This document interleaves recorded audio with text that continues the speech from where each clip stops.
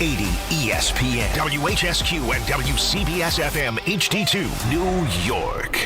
Don. Sometimes fraud gives you movement. It sounded like it moved. Hahn. You heard a squish? And Rosenberg. Shake gently to assure complete activation. Hello. This isn't North Dakota. This is New York. This is Don, Hahn, and Rosenberg. The best threesome I've ever heard. On ESPN New York and streaming live on YouTube. 3 o'clock in the big city. Don, Hahn, and Rosenberg. We've got a full vehicle today taking you up until 7 o'clock. Like you dream. Like you dream. Belly today. That's what I got. A full belly, a full show. Oh, yes. Really just unbelievable stuff from Dario's came in from West Hempstead.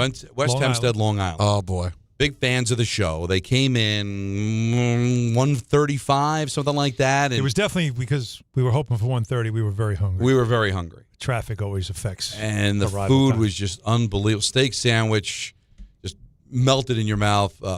Chicken parm, pizzas. Eggplant parm. It was the just donuts, which I'm saving for my coffee a little bit later on in the show. And what I did is I brought it in because I know if I leave it out there, forget it. They'll be like Animals. shrapnel. No, it was that is like one of the best food situations we've had in a very long time. I feel like an absolute slobadoodle-doo. I mean, I'm just a gavone.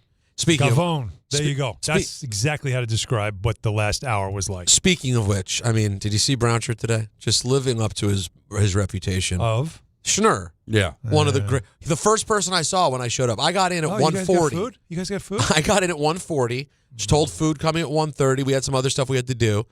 I parked. I get in at 1:40. I look up. The first person I see that flannel shirt just hovering over the kitchen counter here. I know what's going on. Food. So shout out to those guys. Yeah. If you're ever in that area, swing by. They make the donuts like first thing. They're gone in like an hour because they're so Everything's good. homemade. And it's all homemade. Everything. The bread's homemade Delicious. because that's what makes a sandwich is the bread. Yep. And they did a terrific job. So shout out to those guys. They were great. They're big sports fans, big fans of the show. So that was very nice for them to swing by. So if you're in that area, about 12 minutes away from UBS. Yeah. So just about 10 minutes away from Hempstead Turnpike, right out there, West Hempstead. Nassau, was it the name of the street? Was it Nassau Avenue? Nassau Road. No, Nassau Road. So check them out, man. Good stuff, and we're looking forward to going out there when we're in that area and get some lunch, get some dinner. Normally at 4 o'clock is when we have Monica McNutt because it's Wednesday. Sure. And Wednesday is when we talk to basketball with her. Because they're out in Utah on the time difference, she's going to be joining us in just a few minutes. So we're going to have her a little bit earlier on in the show, around 3:15. So mark that. But don't worry, the 4 o'clock hour is still going to have a guest, and it's a pretty significant guest. It's somebody that we've had on the show before. And LIU, going to the dance, Rod Strickland is going to join us in studio. My boy. So we're looking forward to talking to him. My guy. This will be 2 straight interviews with him where he's on site. That's because he's the real deal. Hold on, I'm a little upset about something. Not Rod Strick. Can't wait to see him. Okay. You guys couldn't have waited to take a photo? I mean, I was there like the whole time. You were late. You take the photo the second they walked in? The food was still hot. It was still being displayed. So we wanted the photo. We want the picture. I was going to put in the caption, not pictured, Peter Gavone. Yeah, but instead, couldn't have waited 5 minutes. Though. We didn't know it was 5 minutes. I know. Did you say it'll be 5 minutes? All they did was say, "Let's take a picture." Yeah. This is what happens when you don't show up on time. These are the things that go wrong for you. This is a you problem. This is not a my problem. I mean, usually when guests come, a picture happens at the end. Hey, let's all get together. We wanted to get the food in the picture. If we waited till the end, there would be gnawed boxes in front of them. Is that going to sell? It's a fair point by you. No, it's a fair point. Real thing. Could have put one aside, but now you guys both look great. We have the technology, Peter. We can can superimpose you in. It's too late now. We just got new pictures. Yeah, that's right. Can you superimpose one of the photos I took today into this photo? Yes, we can, because we had a whole photo shoot that apparently was catered, so we do appreciate that. Like you dream about. A lot of things on the table. WBC we're going to get into a little bit later on. Oh, boy. To me, okay, you good? Yeah, it's all that food is it's over in my mind now. Not the fact that the USA might be eliminated, but when your manager doesn't know the rules, we'll get into that. But it really lacks the seriousness. All right, it's almost the equivalent of why didn't you Mike Sullivan, Team USA, in the gold medal game, for whatever reason, you put 2 guys out on the ice in overtime instead of 3. Did you not know the rule? You would be like, no, that would never happen. Well, it's at that level, so we'll talk about that a little bit later on. But since Monica is coming on in mere moments, something happened in Miami last night that has like Monica and Allen kind of going at each other. She sent me a text today. I heard. Did you hear about this? Yeah, I did. We're going to have to discuss. I'm very curious. Can we get? Is it possible to get audio from you on Get Up today, or can you repeat what you said? Everything. No, it's all erased. It's all gone. It's dead. They got it in the file. Every time Allen leaves, they burn whatever he burn did. it. Like the Mark DeRosa interview on MLB Network. Right. They don't want to know that. I can give you the Cliff Notes if you like. Yeah, I saw it, but go ahead. Okay. What I basically said was this was no longer a basketball game. This was a spectacle, because that's what generally happens when we have these high-scoring games. You reach a point of the game where you start to say to yourself, okay, this has gone beyond a 50-point performance. This has gone to now, he could do it. Like, he was at 52 points in the third quarter. It just tells you that this is going off the rails. Now, how did he get there? He had a great first quarter, scored 31 points, Bam Adebayo. He's playing the Wizards, one of the worst defensive teams in the league who aren't trying. And the defense was pathetic. But he got off to a great start. When you get 31 in the first quarter, that's when you start to say, okay, this could be a special night. That is big time. What's the number you think of, like, ho, ho, ho, ho? Anything over 25 in the first? 25 in the first gets you thinking. Well, now you're doing the math. Now you know 50's got to be in play. And then if you stay hot, it could get even higher. Second quarter, by halftime, he was at 43. And now you're like, okay, like, can he keep going? Most teams at halftime would make the adjustment of, hey, Bam's got 40. Let's let somebody else shoot. We're taking him out of the game. Wizards didn't do that. They started fouling him for some reason. Just kept fouling him. And so he went to the line, making free throws. And we're at 52 points in the third quarter, and you're thinking, now something real could happen. The Heat record was 62, LeBron James. He got to that, but there was a lot of time left in the game. They were winning by 28 at one point. That's when you wonder, all right, get the franchise record, get him out of the game, let's keep it moving. The game's over. But they didn't. They left him in. Right. Eric Spoelstra, a little surprised, left him in. So all I said was it stopped being a basketball game and it became a spectacle. Because it became a spectacle of he was fouled so much, then the Heat would foul to so that he could get more shots. They're giving him the ball in every possession, and they purposely missed a free throw so he could get the rebound, meaning the Heat. It became less about, they already knew they were going to win the game. Now it was about, let's see how many points we can get our guy. He was jacking up threes. It was no longer a basketball game. Okay. And so that's all I said. Now, in context, what I said was, so was Wilt's 100-point game. You did say that. You made it very clear. So you said this is how it always is. Don't clutch your pearls and tell me about how this is unethical basketball. Because what Wilt did in Hershey, Pennsylvania in 1962, March 2nd, 1962. There you go. Break it down. Is he was playing against a Knicks team that didn't have any centers. They were all hurt. 6'8" guy was guarding him. 6'8". Come on.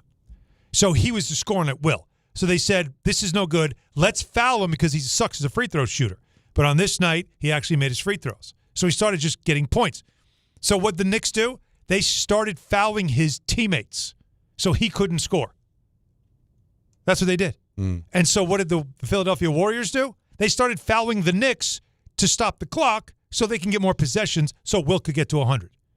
That was all it was about. Yeah. Can he get to 100? And that's what that game was. It was a farce. The problem is there's no video. It was not on television. Right. No one saw it.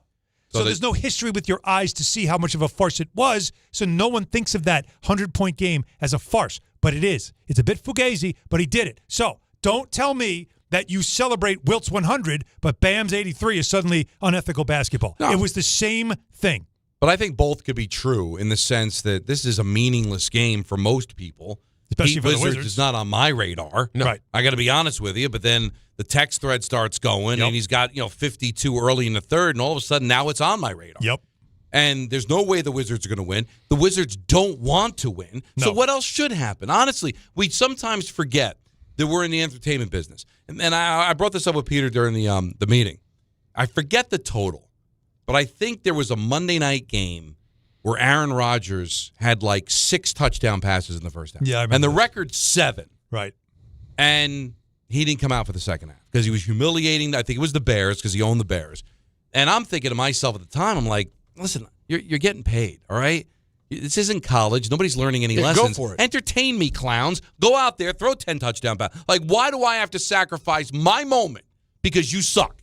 Like, honestly. So Bam's probably thinking, listen, we're winning this game by 50. You're tanking. You don't care.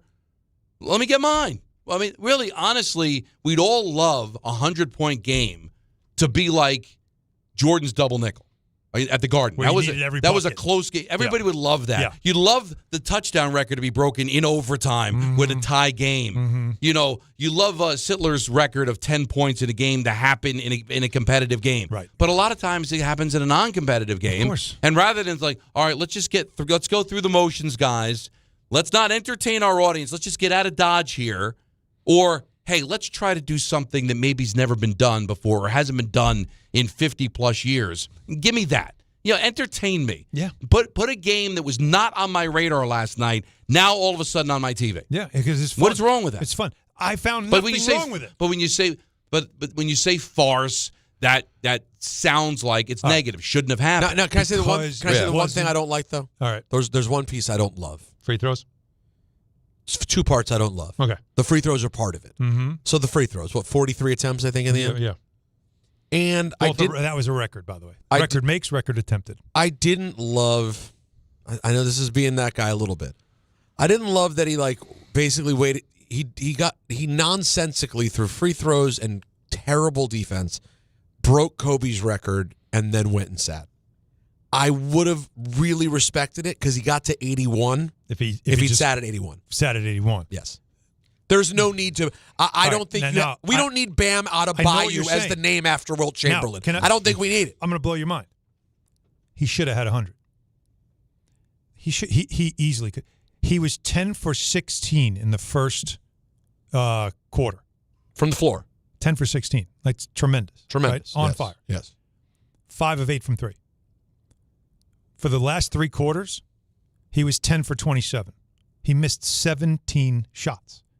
And I'm not saying like he was well defended. So if he was really he was hot to start, but if he was really like on one, he could. That's why the 100 thing, and the point I'm trying to make when I said on Get Up this morning, he really could have gotten 100, is that we're probably going to see 100 in an NBA game. This now, Don's been saying this for years, yes, and I've been pushing back. This now makes me think we're going to see it, and my prediction is maybe before this season ends, we're now going to see someone go for another huge one, like a 65. I wouldn't be surprised because it reminds people that you can do this, and it's fun. And late in the year, the Wizards defense didn't care. They didn't mind being a complete abomination. And all you got to do is be hot. And a three-point shooter. Remember, Bam's not a three-point shooter. So and he hit some. Right. He made 7. Now, he could have made a good three-point shooter. I think it was 7 for 22. That's obviously not great. If it was like a three-point guy, a guy who really can be a three-point shooter, I'm telling you, 100 was on the table. But once the hundo was off the table, wild. Once the 100's off the table, I know this is a lot to ask. I would have respected if he'd sat at 81. Yeah, I understand that. Because there weren't real points at the end. It was nonsense. My pushback is this. What, Kobe's were probably nonsense at the end, too. No. Kobe wouldn't have told. Kobe wouldn't have said you should sit. Kobe would have said, no, keep going. Step on the throat. Get it. He would Take the record. He would have. Kobe would have. So if that's what you're about, and he idolized Kobe, Bam did. That's literally what you do. If you sit there, Kobe's disgusted. No, take the record. It's there. Take it. It's almost patronizing him. Right? When you think about it. I could have broke it, but I didn't because you're Kobe. Yeah. But Kobe was 28 from 46 from the floor. I know. And took, I think, 28 free throws. It was just such a better outing. He was D'd up by Jalen Rose. Like I said, this was not the best shooting night for a guy who scored over 70. Again, Allen outlined it perfectly. The damn 100-point one was Fugazi. No, they're all... So why all of a sudden we paying respect to Kobe when Wilt got 100 and really shouldn't have? So all bets are off anyway. And normally when you get that high a total, it's probably something off the rails. Mm-hmm. But I do sometimes think because you don't want to do that, you don't want to embarrass that. I believe it in grammar school, in high school, and maybe even in college. You don't want to disrespect, humiliate. There's gamesmanship. But I think when you get to the pros and everybody's getting paid, and especially now when the team that's getting killed doesn't care because they've checked out and they're trying to tank, let me get mine, man. David Thompson, when am I ever going to be in this situation again? David Thompson won the scoring championship on the last day of the season. He and George Gervin went head-to-head. George Gervin had the early game. He scored like 60-something. He had the lead. Thompson knew he had to get to 71 to win the scoring title. The game didn't mean anything. So now he shot well, but everybody on the team just knew what this deal was. Get him the ball, let him score. That's all it was. So even though, again, the efficiency was there, what were the ethics of the game? It wasn't. Like, that's why I hate this argument. The whole idea of, that's never been there. Oh, God, it was a terrible display of basketball. No, it was a show.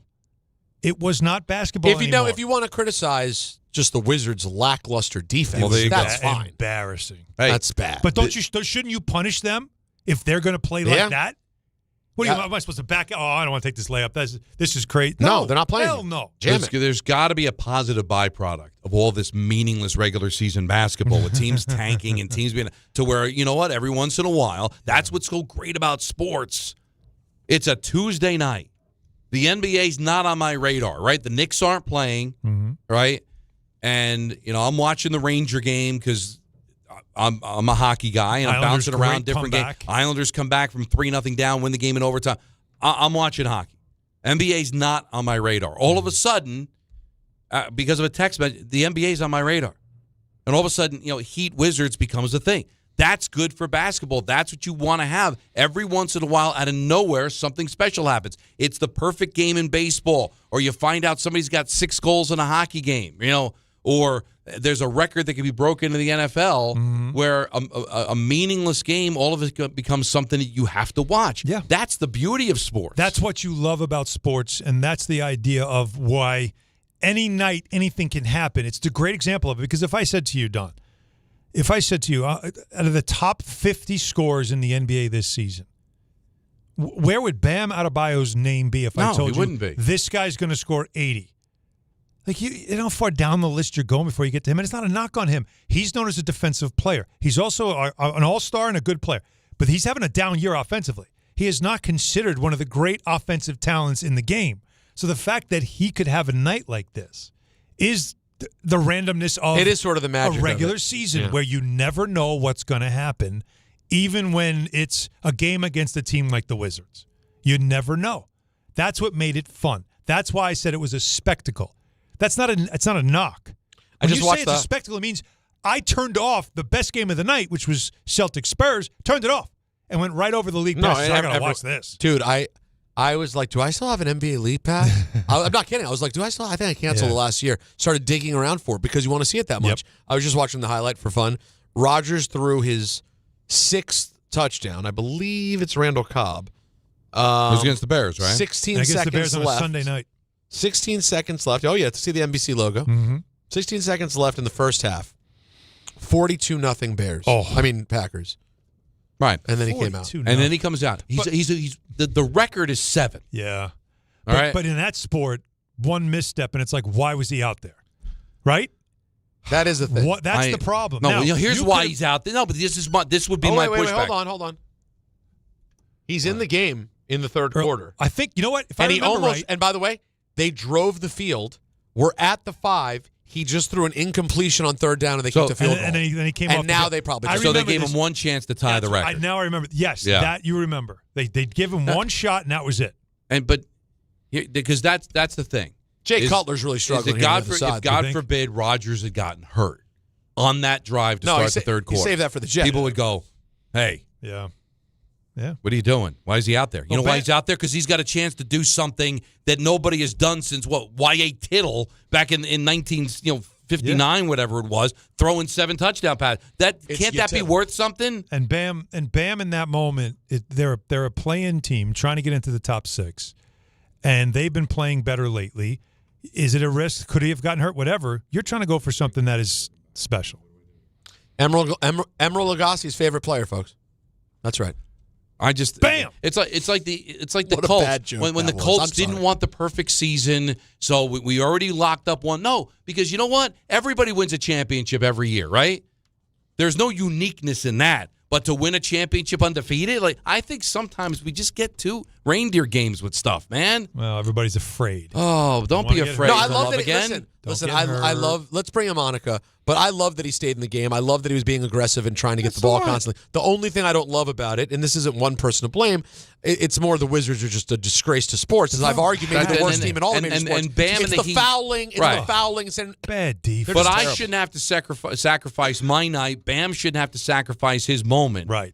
Just because the Wizards can't figure out what they're doing. Go for it. Hi, Monica. Monica McNutt joins us every Wednesday. How are you? I'm good. How are you guys? I'm not good. I'm not good. Monica, I'm not good. Why? I'm not good. The text you sent me, what do you mean, why? You know what you said. You know what you said. I mean, because that was a very grouchy response on your part. Wait a minute. Grouchy? All right, here's the exchange. I said he could have had 100. He was 10 for 6. What I told you guys, 10 for 16, 10 for 27 the rest of the game. He missed 17 shots. He could have had 100. And Monica said, wow, your get off my lawn is very impressive. Wow. She gave me that. So what Get off my what lawn. about Oh, what about man. Alan Hahn gave you get off my lawn today? He could have had 100? That's your response? Like, what in the world? All right, Monica didn't Oh, wake I see up. what Didn't you're get up. saying. She didn't get up this morning to watch me on Get Up like I watch her when she's on Get Up. Clearly. Oh my God, he did. You're right. And I was I with absolutely didn't. Chene. So you had double reason to watch, and you didn't because you didn't see Okay, what sorry. I said. Monica, he keeps track of everybody who watches his every move. It's insane. Because I can on one hand. Yeah, your wife. Stop. That's Nope. funny. Oh, sorry, not your wife. She doesn't even watch. Yeah, that's the hard part. Yeah. But no, you know what? So I hear what you're saying now, Monica. Just the fact that he was like, well, he could have had 100. Am I get off my lawn that I felt like I was super happy. I think it's a really cool thing. I love when these point moments happen. But like, there's a little part of me that wished he finished with 81 and not 83.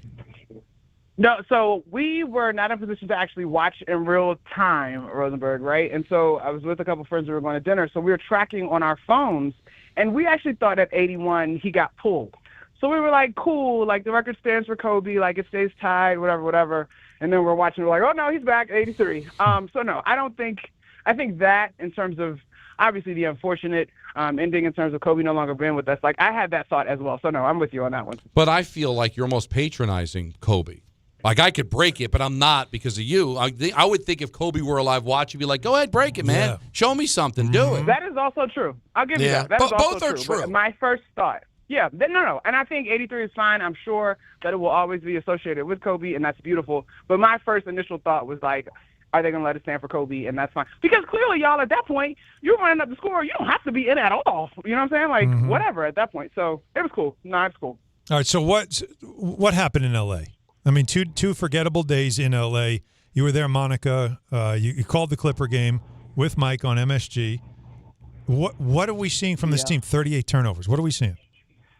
You know, the turnovers, I'm going to chalk that up to a little bit of a lack of focus on their part. But the thing, Hahn, that is really haunting me as we are navigating the rest of this season is, are you guys really that reliant on the three-point line? And I think those two games showed me. Now, granted, there's two things to keep in mind.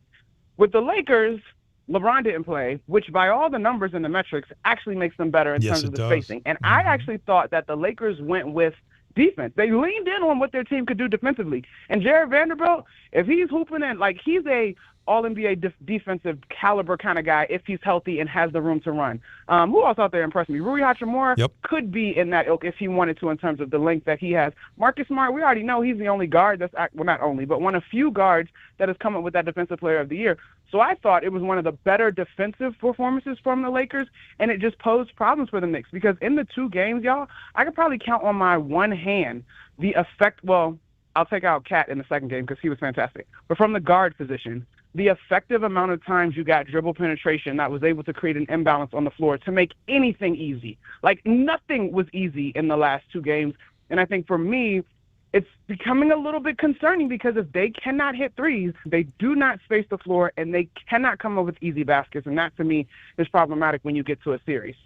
All right, so how do you clean that up when now you're kind of going through the softest part of your schedule? Yeah. So, like, how do I determine what's fool's gold and what's not? Just how they play against the 3 or 4 really good teams they have left on their schedule?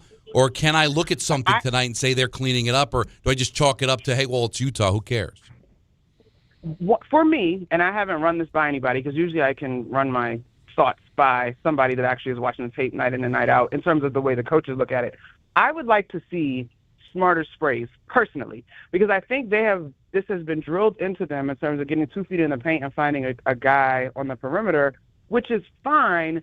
But to me, they have bailed defenses out by not even looking at the rim. And because they don't get any easy baskets, I need a little bit more of a strategy than just to naked spray. Like sometimes if a guy is at the rim, let me see what it looks like. Even if you get blocked and we find out that it's not your strength, but let me see what it looked like. I think OG Anunoby is a guy that has done better of getting to the rim and getting to the free throw line as of late. Landry Shaman a couple times is there, but I don't even think he's looking at the rim. He's so focused on that extra pass back to the perimeter. So to me, in this soft stretch, can y'all get to the rim at all and create some easy baskets? Now, will it be as efficient potentially when it ramps back up in terms of competition?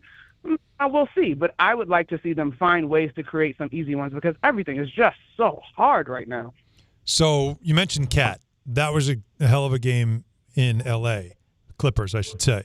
But what I've noticed since the All-Star break is the threes are dropping for him now. He's a high 40% three-point shooter now on the other side of the break. You remember before the break, that was always an issue for him. What are we seeing there? Has he found a rhythm? Has he figured something out? What are you seeing from him? I think he looks really good on that trail three, which I don't know is kind of elusive prior to the All-Star break. I think that trail three has been good to him. And then, frankly, I think he's leaning in terms of, aggressiveness is not just scoring, right? Obviously, he puts up his first 30-point game since, I think the date is actually December 27th, but late December. Right. And he had it going. Keep going to the guy, right? But I just think he said it, and it is continuing to come true that, when this team is able to defend, it's able to loosen up other things. And I think of the two matchups in L.A., those were good for him in terms of his three-point shooting as well, in terms of bigs that didn't necessarily want to leave the rim. You talk to fans all the time. So when you hear a Knicks fan go, I'm not worried about Boston, do you think, good for you, man, you're a good fan? Or do you man, you're delusional, you're kidding yourself? I'm somewhere in the middle. Okay. Yeah, that's the right answer. Somewhere in good. the middle. I'm like, okay, yeah, let's go. I mean, listen, if it was done now, there'd be no point in us going to the postseason, right? So you got to suit up. But do I acknowledge how – I need a vocabulary word. I need to read more books. How unique – that's an appropriate word – last year's experience in Boston was 100%, right? Do I see the sort of deficiencies of this team versus the strengths of what Boston has going on, and it gives me a little bit of pause? Yeah. Now, on the flip side – can I give it to you in the reverse in terms of how the Knicks might be able to exploit them?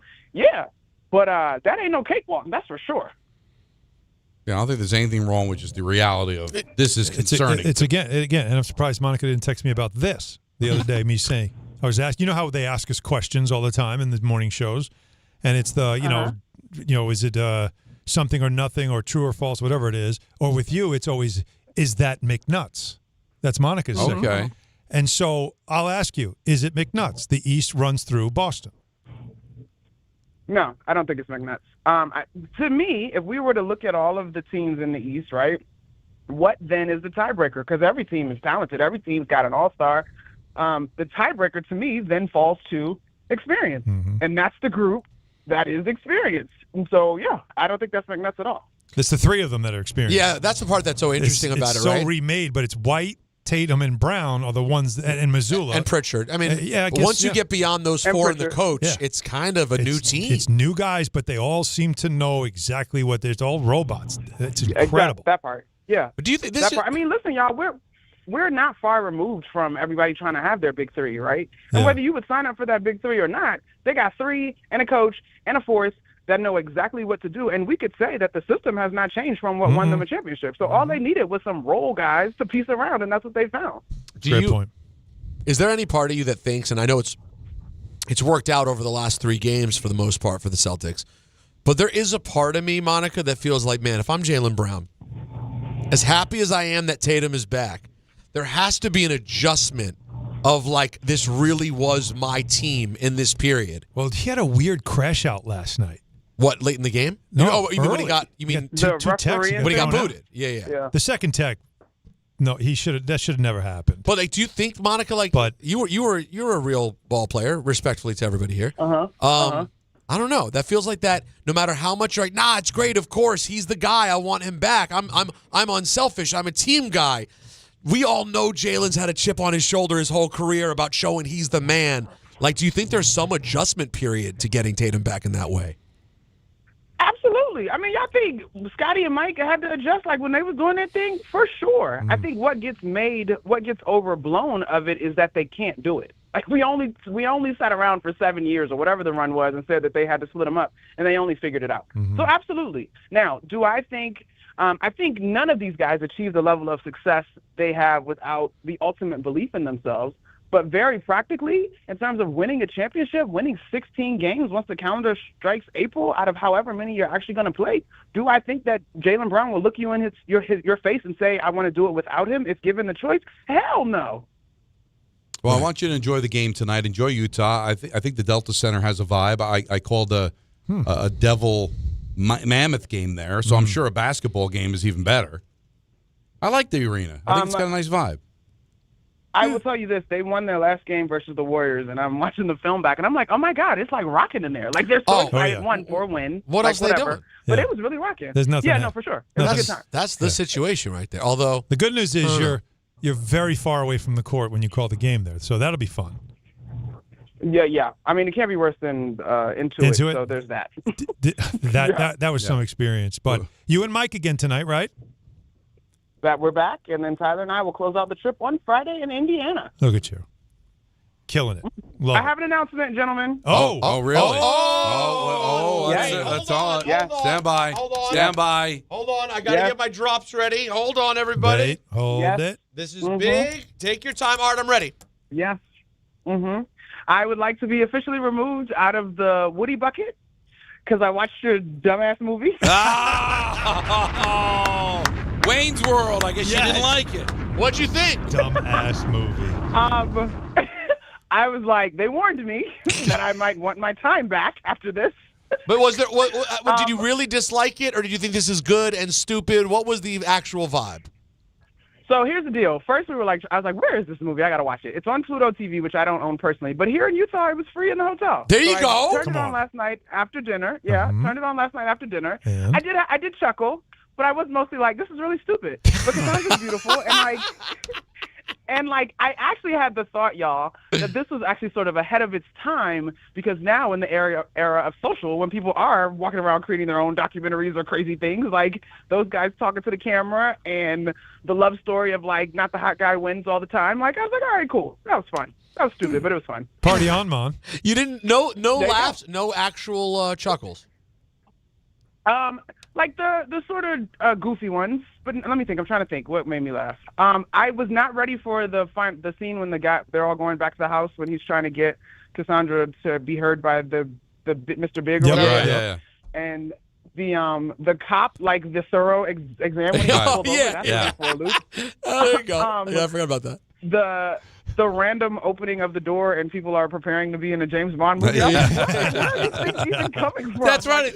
It's stupid, and it's 33 years old. It's I think if you watched it in real time, it would have hit a little different. But wait a minute. I'm glad you did. But Monica makes a great point, though. It's a show that was on like a Cable access, right? Yeah. Which is basically like now. a YouTube show. Correct. It's essentially the same thing. It's very relatable. Yeah, no, it's actually very now in that way. Yeah. Right, that's what I said. I was like, oh, this is actually ahead of its time. Like, I get it. Like, no, Yeah. I'm glad I watched it, so now I can be in on some of the jokes. Will I probably watch it again? Unlikely. Well, guess what? You're now more a part of our show than ever. Oh, absolutely. I mean, this is No. you're moved to the top of the guest list at this point. Yeah, 100%. but it's a great point. If you wonder if it wasn't for Wayne's World, would there have been an Office? Would there have been a Modern Family? Would there be an Abbott Elementary? Yeah. Like, they really opened up the whole idea of, hey, we can break down that wall, and it changed everything, right? Well, I mean, you don't want to look past, the Christopher Guests of it all. You know what I mean? Who were doing mockumentary work before that.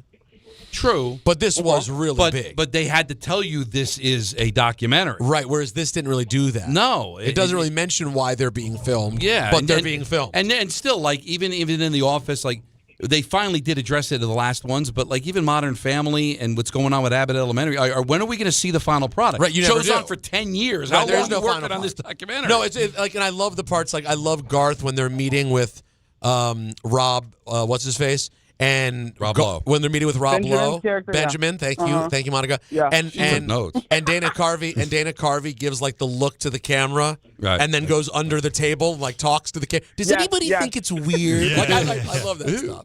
Right. Thank you so much, Right. Monica. You're the best. Thank you. Enjoy the No rest problem, of your day. guys. Thanks for bringing me into the world. All right, talk to y'all soon. Peace. See you, Mom. Purchase local cable access show and exploit it. Well, I feel bad for those guys. You know what my most quotable line is from that movie? So I did an interview yesterday. Will you remind me to tell you this on the other side? We got a break. I'm going to tell you what I'm telling you now on the other side. Okay? Love it. That's a great tease. Don, Hahn, and Rosenberg just getting started here on a Wednesday on ESPN New York. Yeah, and I want to tell you about my good friends at Rings End, everybody, because as I told you, I have a project at my house. I'm very excited about it. We are getting underway. They're actually going to come and get some measurements done. So construction very, very close. You know how exciting that is, that part, right? What's more exciting is that working with Rings End means I'm working with the best. They know their stuff. They work with pro contractors. I trust them because the pros trust them, and obviously you can too. They have an extensive inventory of built-to-last high-end product lines that contractors rely on. They do it right, guys. They don't do it over. Rings End has a full-service lumber yards. They have showrooms with products you can touch, feel, and try so you know exactly what you're getting. And if you can't make it to a store, shop online, ringsend.com. See, they're not a national chain. They have regional expertise with 8 full-service lumber yards in Connecticut and Westchester County and 12 freestanding paint centers. So Rings End is family-owned and operated since 1902. That's 124 years to you and me. Deep Northeast roots, as I mentioned. They know your house, they know your area, they know what you need. And they support local builders and communities. So if you can shop online, do it. ringsend.com. That's ringsend.com. At Uline, they know firsthand the road to success is an uphill climb. Uline started in the family basement, and through hard work is now North America's most trusted shipping and industrial supplier. They get what it means to have the support of reliable, hardworking partners. So they keep 41,000 items ready to ship. Whether your company is still in a basement office or expanding cross-country, Uline will be there on your road to success. Visit uline.com. 25 a month, 5 whole years. Same sweet number in your ears. Check it in a year, check it in 5. This ain't optimum 5, but price is still alive. 25 a month, 5 whole years. Same sweet number in your ears. Get Optimum famously fast fiber internet. Optimum.com/25 for 5. Or call 8884-OPTIMUM. Terms apply. See Optimum.com for details. If you've been injured in an accident that wasn't your fault, then you need a lawyer who knows New York's unique personal injury and workers' compensation laws. At the Parisman Firm, they have decades of experience handling all types of accident cases and a proven track record of delivering huge results. Their team has already recovered nearly $1 billion for injured New Yorkers. From construction to car accidents and slips and falls, they've got you covered. Call the Parisman Firm now at 718-WORKERS, where your case is their cause. Get the justice you deserve today.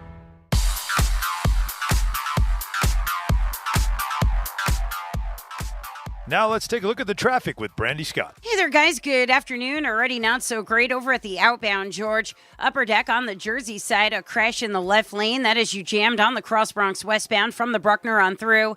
Not much better on the Deegan northbound. Looks like an accident right after the Cross Bronx. Solid delays go back across the Triborough and up onto the Bruckner. Inbound George, stick with the lower deck if you can. We still have some road work on the upper level, about a 15 to 20 minute ride. Outbound Lincoln, your best bet at 10 to 15. Outbound Holland going to cost you 20 to 30. Already packed on the Staten Island Expressway westbound, heading over to the West Shore. Long line of brake lights from the Verrazano on through. After that, no issues at the Goethals Bridge heading into Jersey.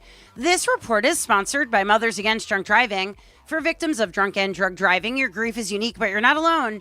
You always have a place at MAD. Visit MAD.org. I'm Brandy Scott on 880 ESPN New York. Monkey Sports, built by players for players, is your one-stop shop for hockey, baseball, lacrosse, and more. Find top-name equipment and expert in-store services like sharpening, break-ins, and relacing. Shop in-store at Monkey Sports in Farmingdale or Woodbridge, or online for all the top brands. Whatever your sports, Monkey Sports gets you game ready fast. Monkey Sports, where athletes shop. Adam Schefter here. It's tournament time, when only the most talented teams survive in advance. And whether you're cutting down the nets or cutting through resumes, one thing's clear. The best teams are built with the best people. If you're hiring, you need ZipRecruiter. Their smart matching technology finds qualified candidates fast. You can add screening questions to get the right applicants and even filter to see who's recently active. Score the best for your team with ZipRecruiter. Try it for free at ZipRecruiter.com/sports. That's ZipRecruiter.com/sports. Smalls here. Life is full of choices, some big, some small. And when you choose an H&R Block Tax Pro, you're choosing the largest network of tax expertise to be in your corner. For when your big ambitions need help with the small details. For when your six figures come from 6 different places. For when your gaming stream becomes your revenue stream. For when your business's year one needs 70 years of tax know-how. At H&R Block, they've seen it all. And they're here to help you make the most out of your money for life outside the box.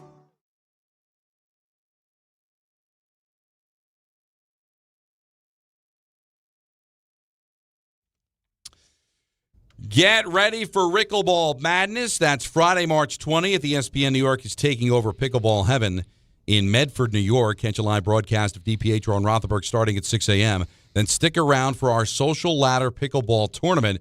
We'll crown our champion, then roll right into a college hoops watch party to cap off the day. Sign up now on the ESPN New York app. Sponsor limited. Rickleball Madness brought to you by Pickleball Heaven, the new standard of indoor pickleball. So it's always great to talk to Monica about the Knicks situation. Mm-hmm.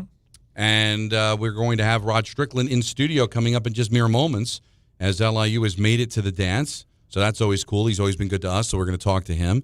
Got a list coming up at 4:30 that you dream about. Yes. Well, is it how will we feel about it? Oh. Really? Oh, yeah. You mean it? Yes. Really? Everybody in? Yes. Equally? I can't say that. Who will be most into it? I'm out. He's looking Maybe. at you. So Well, he'll be into it, but will he be into I might it be as more. us? I might be more into it. Oh, I think everybody's going to love it. man, I'm excited about this. you won't even all right. tell us what the topic No, is. no. All right. All right. No, I don't want to know now. Oh, see, now, don't take it. You know, He doesn't want to know now. All right, get out. You know what? No, I'm You know not what? getting Get out. I don't want to know. You were going to tell. You were about to tell me. No, I was but not you about to didn't tell want you. to tell me. No, I was not even close to telling you. All right. Well, you said okay. If you put a rifle in my mouth, I wouldn't have told you. Really? Because it would have been hard to speak. 'cause I had a rifle that's in it. probably what the problem is. It's hard to it's hard to wouldn't talk with the understand you barrel anyway. in your mouth. I understand. All right. Well, there's been much debate. What you do? About the WBC. What does it mean? Representing your country. Yada, yada, yada. I think it took a major hit last night when Mark DeRosa didn't know that his team still had to win the game to clinch a spot. Now, they could still get in. I'm sure you guys have heard it. Italy's taking on Mexico tonight.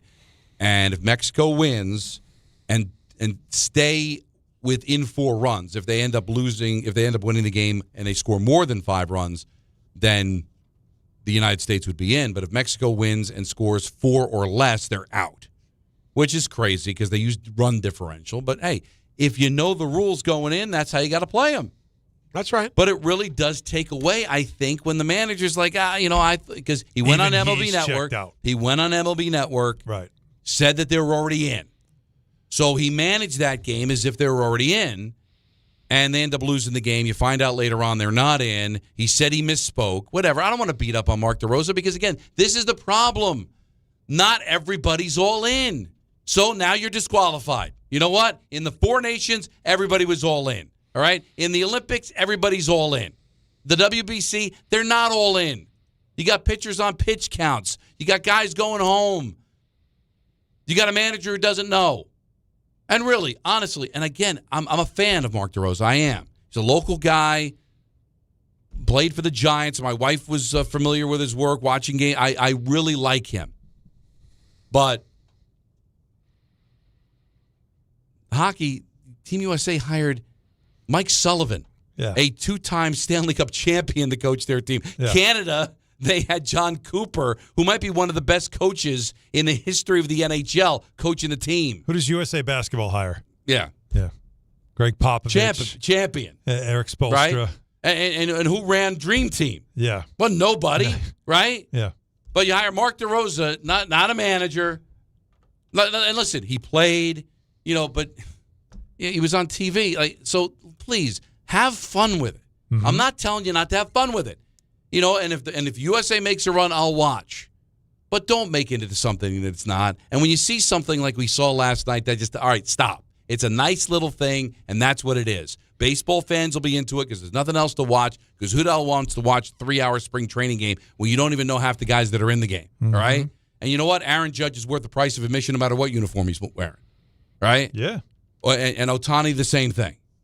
But, please, when you start referring to it as something that has some import, stop.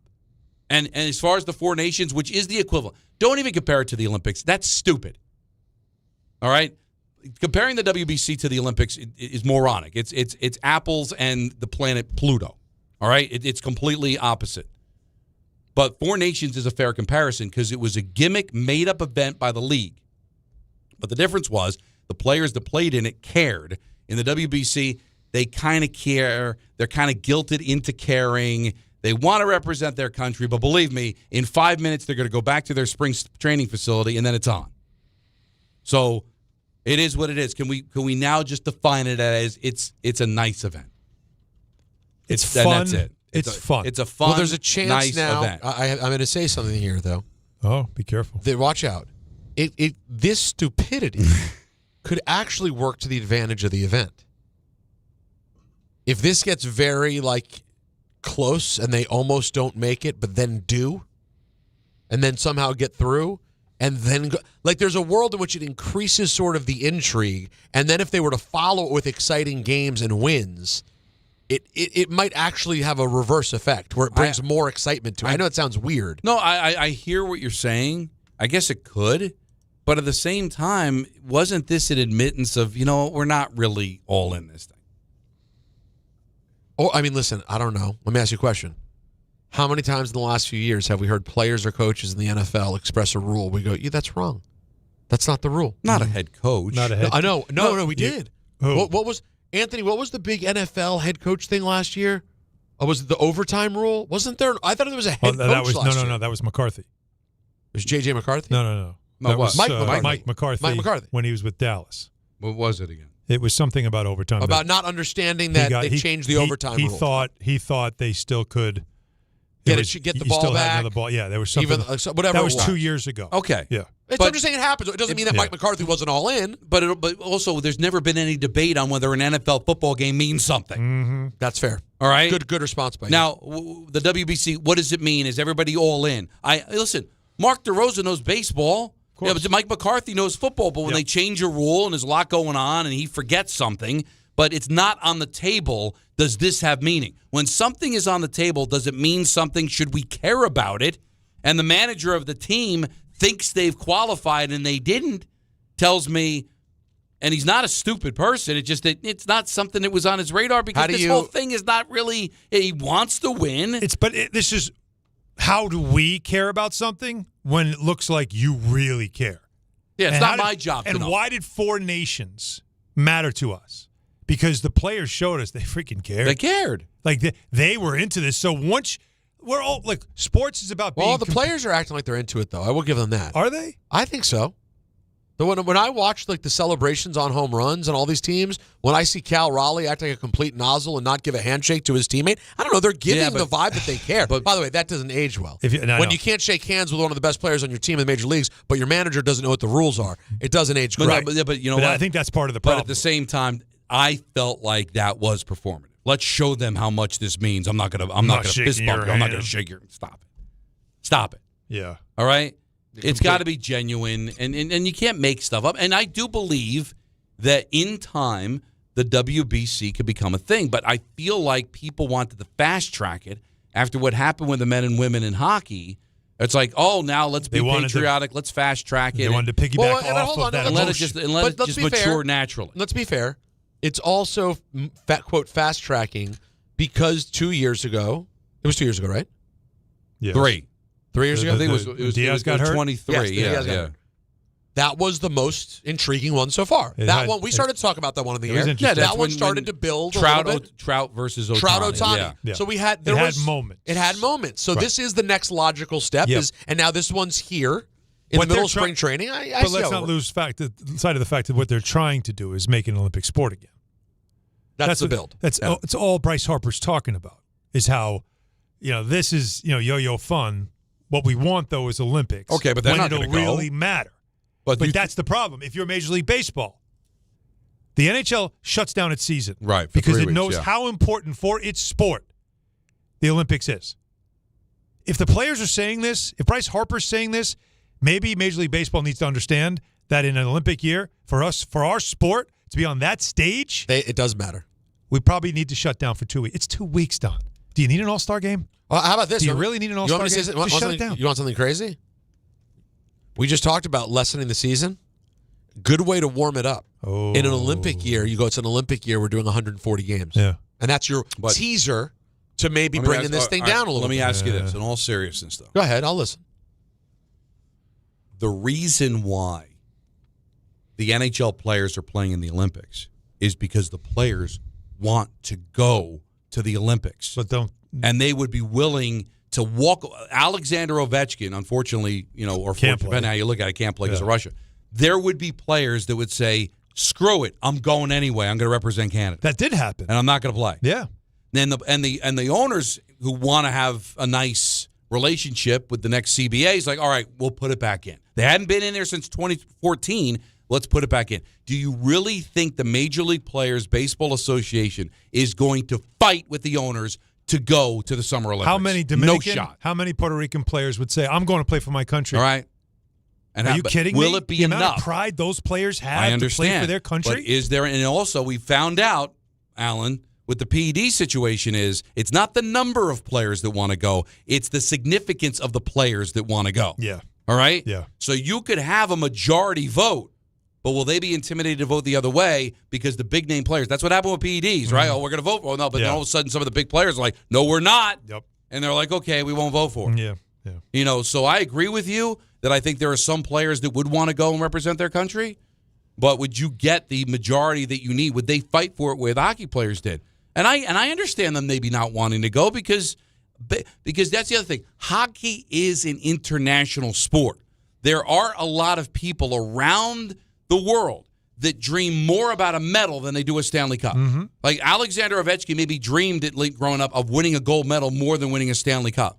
That doesn't happen in Canada, and it doesn't happen in the United States, but you could see certain places in Sweden, in Switzerland. Hey, I dreamed of not playing in the NHL, but I dreamed of winning it. There is nobody, unfortunately, because it hasn't been around long enough, of a kid playing in the backyard hitting the game-winning home run in the championship game of the WBC. Understood. They're thinking about winning a World Series. But if, again, and this, what the NHL was smart in doing is partnering with, of course, the international, what is the hockey one? What is it called? The governing body. Yeah. I always forget what it's called. But like they worked with them. Like that's smart. Major League Baseball should work in conjunction with it and make sure, because this is good for our sport. Our players will want this. And they call it a World Series when we know it's not. We know it's not. But you can turn it into a global sport, which we know they play it in Australia. They play it all around the world, obviously. This is a global sport. Mm-hmm. Take advantage of it. Yeah, Take advantage of a stage like we'll this. see. And by the way, I would ask viewers, I would ask people who are casual baseball fans, would that draw you in the summer to have 2 weeks of that? Now time for the tournament update, which is brought to you by Schweppes. The Big East tournament starts today at MSG. Providence faces Butler at 4, followed by Xavier versus Marquette, and Georgetown taking on DePaul to close out the night. That's the tournament update presented by Schweppes. College Hoops' biggest stage is here. Celebrate Schweppes at ShopRite, 1121 Jerusalem Avenue in Uniondale, and meet former All-Americans Charles Smith and Walter Barry Friday from 11 a.m. to 1 p.m. on Friday, March 13th. Rod Strickland in studio. That's coming up next. Don, Hahn, and Rosenberg, ESPN New York. Become a Yankees Universe Fan Club member today. The Rookie and Explorer packages are now available. All Yankees Universe members receive a membership card, 2 tickets to a 2026 Yankees home game, access to a members-only website, and MLB audio at bat. Plus, Rookie members get an official New York Yankees t-shirt. A portion of all proceeds benefits pediatric cancer research at Memorial Sloan Kettering Cancer Center. Join Yankees Universe today at yankees.com/universe. 187 Cars for Kids. KARS Cars for Kids. Ready to get rid of that old car? Donate it to Cars for Kids. Call 877 Cars for Kids to reach a friendly live agent. Donation is super easy, and your car can be picked up as soon as tomorrow. Call us now or go to carsforkids.org. 1-877 Cars for Kids. Donate your car today. Did you know you can donate real estate too? Texting enrolls you into recurring automated text messages. Consent not required to purchase. Message and data rates may apply. It's crazy to see how much everyone's changed at these reunions. Did you see Brian? He's in better shape than he was 25 years ago. How is that even possible? Yes, he told Tim he started taking Nugenix Total T2. The testosterone booster? Yeah, but he said it's way more than that. It also skyrockets nitric oxide in as little as 3 hours. Tim started taking it right away, and trust me, I've already noticed results. Wow, I might just have to go catch up with Brian. After 40, energy, strength, drive, it all starts going downhill. Feel like your old self again with Total T2. Stronger, leaner, and more energized. Just text ORDER to 369-369 for your complimentary bottle of new Nugenix Total T2, the next generation testosterone and nitric oxide booster. Text now and you'll also get a free bottle of Nugenix Thermo X, our most powerful fat incinerator. That's ORDER to 369-369. ORDER to 369-369. These statements have not been evaluated by the FDA. Product not intended to diagnose, treat, cure, or prevent any disease. I'm Boomer Esiason. My mom died from cancer. She was only 37 years old. She didn't have life insurance, and that was devastating for my family. That's why having life insurance is so important to me. Ethos makes it fast and easy. Get a quote in seconds, apply in minutes, and get same-day coverage. You can get up to $3 million in coverage with no medical exam. Get your free quote at ethos.com/play. That's ethos.com/play. Paid spokesperson. Time spent on application may vary. Online health questions required. Okay, class, let's begin. Psst, love your boots. I just sold a pair like that on eBay. Oh, really? Yeah, it took like 2 seconds to list, and they sold almost immediately. I've been selling everything lately. Some chunky boots, a faux fur coat I never wore, and a vintage chair that was more of an expensive clothing rack. You know, I actually bought these on eBay. Wait, are you Kitty Sell Stuff from Brooklyn? Okay, quiet, please. Find what you love, sell what you don't. eBay. Things people love. Attention New York Verizon mobile customers. Score a massive win with award-winning Fios Home Internet for an incredible $20 a month guaranteed for 3 years. Switch today for savings you can count on. Call 1-800-VERIZON now. For new Fios customers with AutoPay, mobile and home discount enrollment required. 3-year price guarantee applies to the Fios-based monthly rate only. Additional terms apply.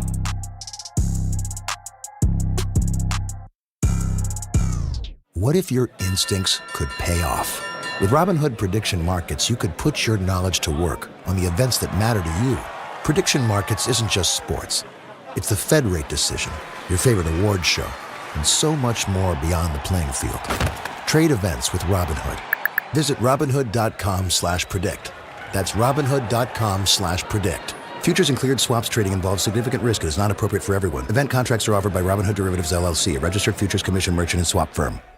FanDuel is giving all customers a profit boost every single day through March 15th. From now till that final 68 is revealed, you're getting daily profit boosts for a chance at boosted winnings on your college basketball bets. Trust me, you don't want to miss a single day. Build the same game parlay for a shot at a bigger payout or try live betting and jump in after tip-off. FanDuel is giving all customers a profit boost every single day through March 15th. From now till that final 68 is revealed, you're getting daily profit boosts for a chance at boosted winnings on your college basketball bets. Best of all, with FanDuel, you get paid instantly when you win. Just visit FanDuel.com/local to get started. 21 plus and physically present in New York. Opt-in required. Bonus issued as non-withdrawable profit boost tokens. Restrictions apply, including any token expiration and max wager amount. See terms at sportsbook.fanduel.com. Front with a gambling problem? Call 1-877-8-HOPE-NY or text HOPE-NY 467-369. Empower. After wanting one for years, Kevin is finally enjoying his new hot tub. This is the life. He worked with Empower to help him get good at money, so now he could be a little bad. Oh, no, not my phone. Oh, Kevin. Kevin's phone may be in hot water, but his finances aren't. Invest well, live a little. Start today at empower.com. This is the story of the one. As a maintenance tech at a university, he knows ordering from multiple suppliers takes time away from keeping their arena up and running. That's why he counts on Grainger to get everything he needs, from lighting and HVAC parts to plumbing supplies, all in one place. And with fast, dependable delivery, he's stocked and ready for the next tip-off. Call 1-800-GRAINGER, click Grainger.com, or just stop by. Grainger, for the ones who get it done. ESPN New York, now streaming live on YouTube. Subscribe today and watch the show. WHSQ and WCBS-FM HD2, New York. Game Time is brought to you by Tullamore Dew Irish Whiskey, because when it's game time, fellas. It's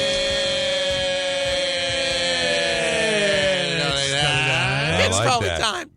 The Knicks are in Utah to take on the Jazz with coverage immediately following Dan Gross on 880 at 8:30. This is the penultimate game of their road trip. They'll finish it up against Indiana. Good word.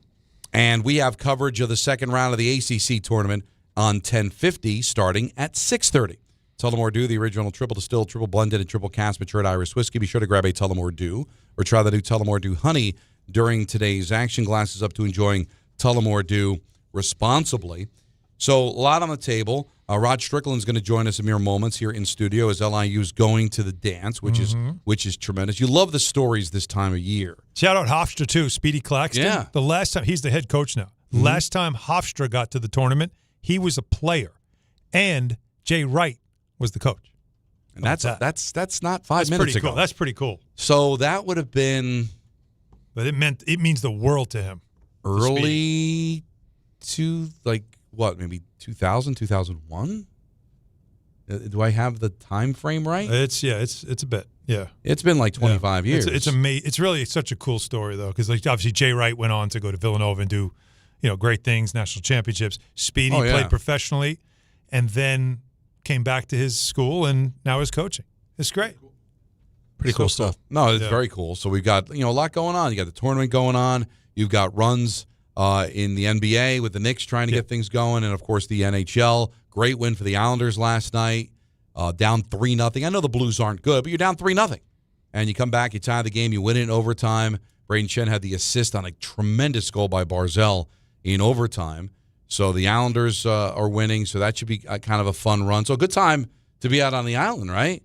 LIU going to the dance. Hofstra's going to the dance. Looks like the Islanders are securing a playoff berth. Newsday sports page is very busy. You would be a very busy man right I would. now. Yeah, not that you're not busy now, but I'm just saying to be different. I do in the type nothing. of way. I'm very, very lazy. You think Alan I don't work hard enough. maybe after his NBA stuff does a little contributing just on the side, just go help out the newspapers in Long Island. You want to give back? Give back? Yeah. You don't think I could get a little something little? No. Just do it for no love. cheese on the taco. No. Just a guest columnist. That's right. Just a little fun, just to support the art. You know what I mean? No, but he wants to get paid. Yeah, I was looking for that. This guy's very wealthy. You kidding me? I don't think it's about wealth. I just think that they would take his work and ask him to abstain from any money. And if he wanted to get paid, they'd say, thanks. We're good. Right. No, that's it. That's how it works these days in newspapers and channels. I think that's how newspapers, radio. Oh, Alan, we'd love to have you. Thank you for coming back. Cool. What's the pay? I'm sorry. What's that? I'm sorry. Pay? How about lunch? Are you buying? And by how about lunch, you mean will you bring lunch? Charity? Yes. St. Anthony's, No Long Island problem. University. It's Not a great. problem. Newsday? Not business. No, I'm just saying. I'm just throwing a dose of reality at you that's probably how it would go down. But I think they would appreciate your work. Waiting on Rod. So while we do, why don't we go to Leary in Bergenfield? You're on ESPN New York. Rod Strickland. Hey, what's up? Oh, got it. Cool. What's up, Larry? What's up, fellas? Thanks for taking my call. I love that you guys are having Strickland on. The LIU team's a great story this year, and I hope they get a play-in game in the first round so they can be competitive and then move on. That'd be really nice. I'd rather them just get right in. Give me a 16 seed. I'm good. Like I don't want to mess with Dayton at all. But that is a good question. Like just getting a chance to maybe win a game. Yeah, I know. That's true. Get a tournament win out of it, right? I guess, but I'd rather it's just more get eyes on your program if you get to play 2 games, especially in that play-in game. But anyway, the thing that I wanted to say was, I'm not a huge NBA guy. I used to be. Just kind of the product isn't as competitive to me, and I think the reassurance that I got was what I saw last night. Because when I saw Adebayo was close to Kobe's number, I was able to tune in, and it just became a foul fest, and they were just giving him the the opportunity to get to the line. And it really hurt me just on the sense of, I wasn't there for Wilt's game. I don't know how that went. I don't know how legit that is, so I have to be fair. But I remember Kobe's game, and the Lakers were down in that game. Kobe earned every single one of those 81 points. And I know everything's subjective to whatever the case is, but I just think that's terrible. I mean, Jalen Rose was upset for 15 years after that happened. And then tonight you got these Warriors, these guys, not the Warriors, the Wizards. Yeah. They were practically helping him it's stupid. Get to the point total. But it was awful. But that's the whole idea. The other team was so pathetic, and that's the Wizards. They were so pathetic. They have two superstars they won't play. It's almost like they deserved it. They deserved it. But that's what you're going to do. But I will say this, that there should be nuance. Okay, then if we had a conversation, the greatest performances in NBA history, even though it's second most points ever scored, maybe it doesn't make your top 5 for that reason, right? And Kobe's you'd look at better. Maybe you'd say, I think Jordan's 55 is more significant because it happened at the Garden. But we do that. Right, we do right. That. So yeah. But I do think that when you have a chance to go for it, why should you have to apologize because of the ineptitude? Would you have stopped? No, I would have said the team I'm playing sucks. No, they're not even trying. Get me off the court. Why not? No. Your opportunities in life to become a part of history are limited. Bam Adebayo is a great player. He will go down in Miami Heat lore. But to go down in NBA lore, I don't know that Bam. This is going to be the most significant thing he ever does in his career. Could be, yeah. Like he's probably not going to. What he does individually. Now he's been on a gold medal winning team, stuff like that. Like, but this, yeah. Was he on a title team with them? No. Went to the finals with them. He went to the finals, right? Yeah. But you don't know if you're going to win a championship. You don't know what's going to happen. Now Rod is walking in momentarily. Good. Don's waiting on Rod. This is why I'm a huge fan, hard, bro. This is why I'm a huge fan of this man, because a lot of time. Now he joined us for our holiday party. He did, and we got him a ride to Long Island from Brooklyn. We got him a ride, and did you at least? But did you get a meal that day? Did you get something to eat? No, they didn't give him food. No. Is the microphone on? Yeah. Turn it on. Yeah. Let's. So he came to your mother's house, and we didn't feed him. Yeah. No. Apparently, we didn't feed him. But how about this? We have him come in today, and I'm expecting he's going to get driven here, as he should. Yeah. And he did. He got driven here. No, he drove himself here. You drove yourself? This is what he does. This is why you have to respect what he did. 4 years ago, when you got to Brooklyn to take over this program, you won 3 games. You don't have to do this. 4 years later, you win 24. It's the most in 15 years. And you got the tournament bid, NEC championship, your coach of the year, and it really is something. And I heard you compare this experience to your professional career, your playing career, your college career, where you were in the tournament every year when you were at DePaul. Mm-hmm. Where do you rank this season, your first experience as a head coach, to your career? Oh, wow. The experience is up there because even me taking this job, it was a leap of faith. Like, I don't think most people, when I left the NBA, would have thought I'd be a coach. Mm-hmm. And I don't even think the coaches who coached me thought I would be a coach. You know what I mean? So, I don't know. It was like taking a challenge, trying to conquer the next thing.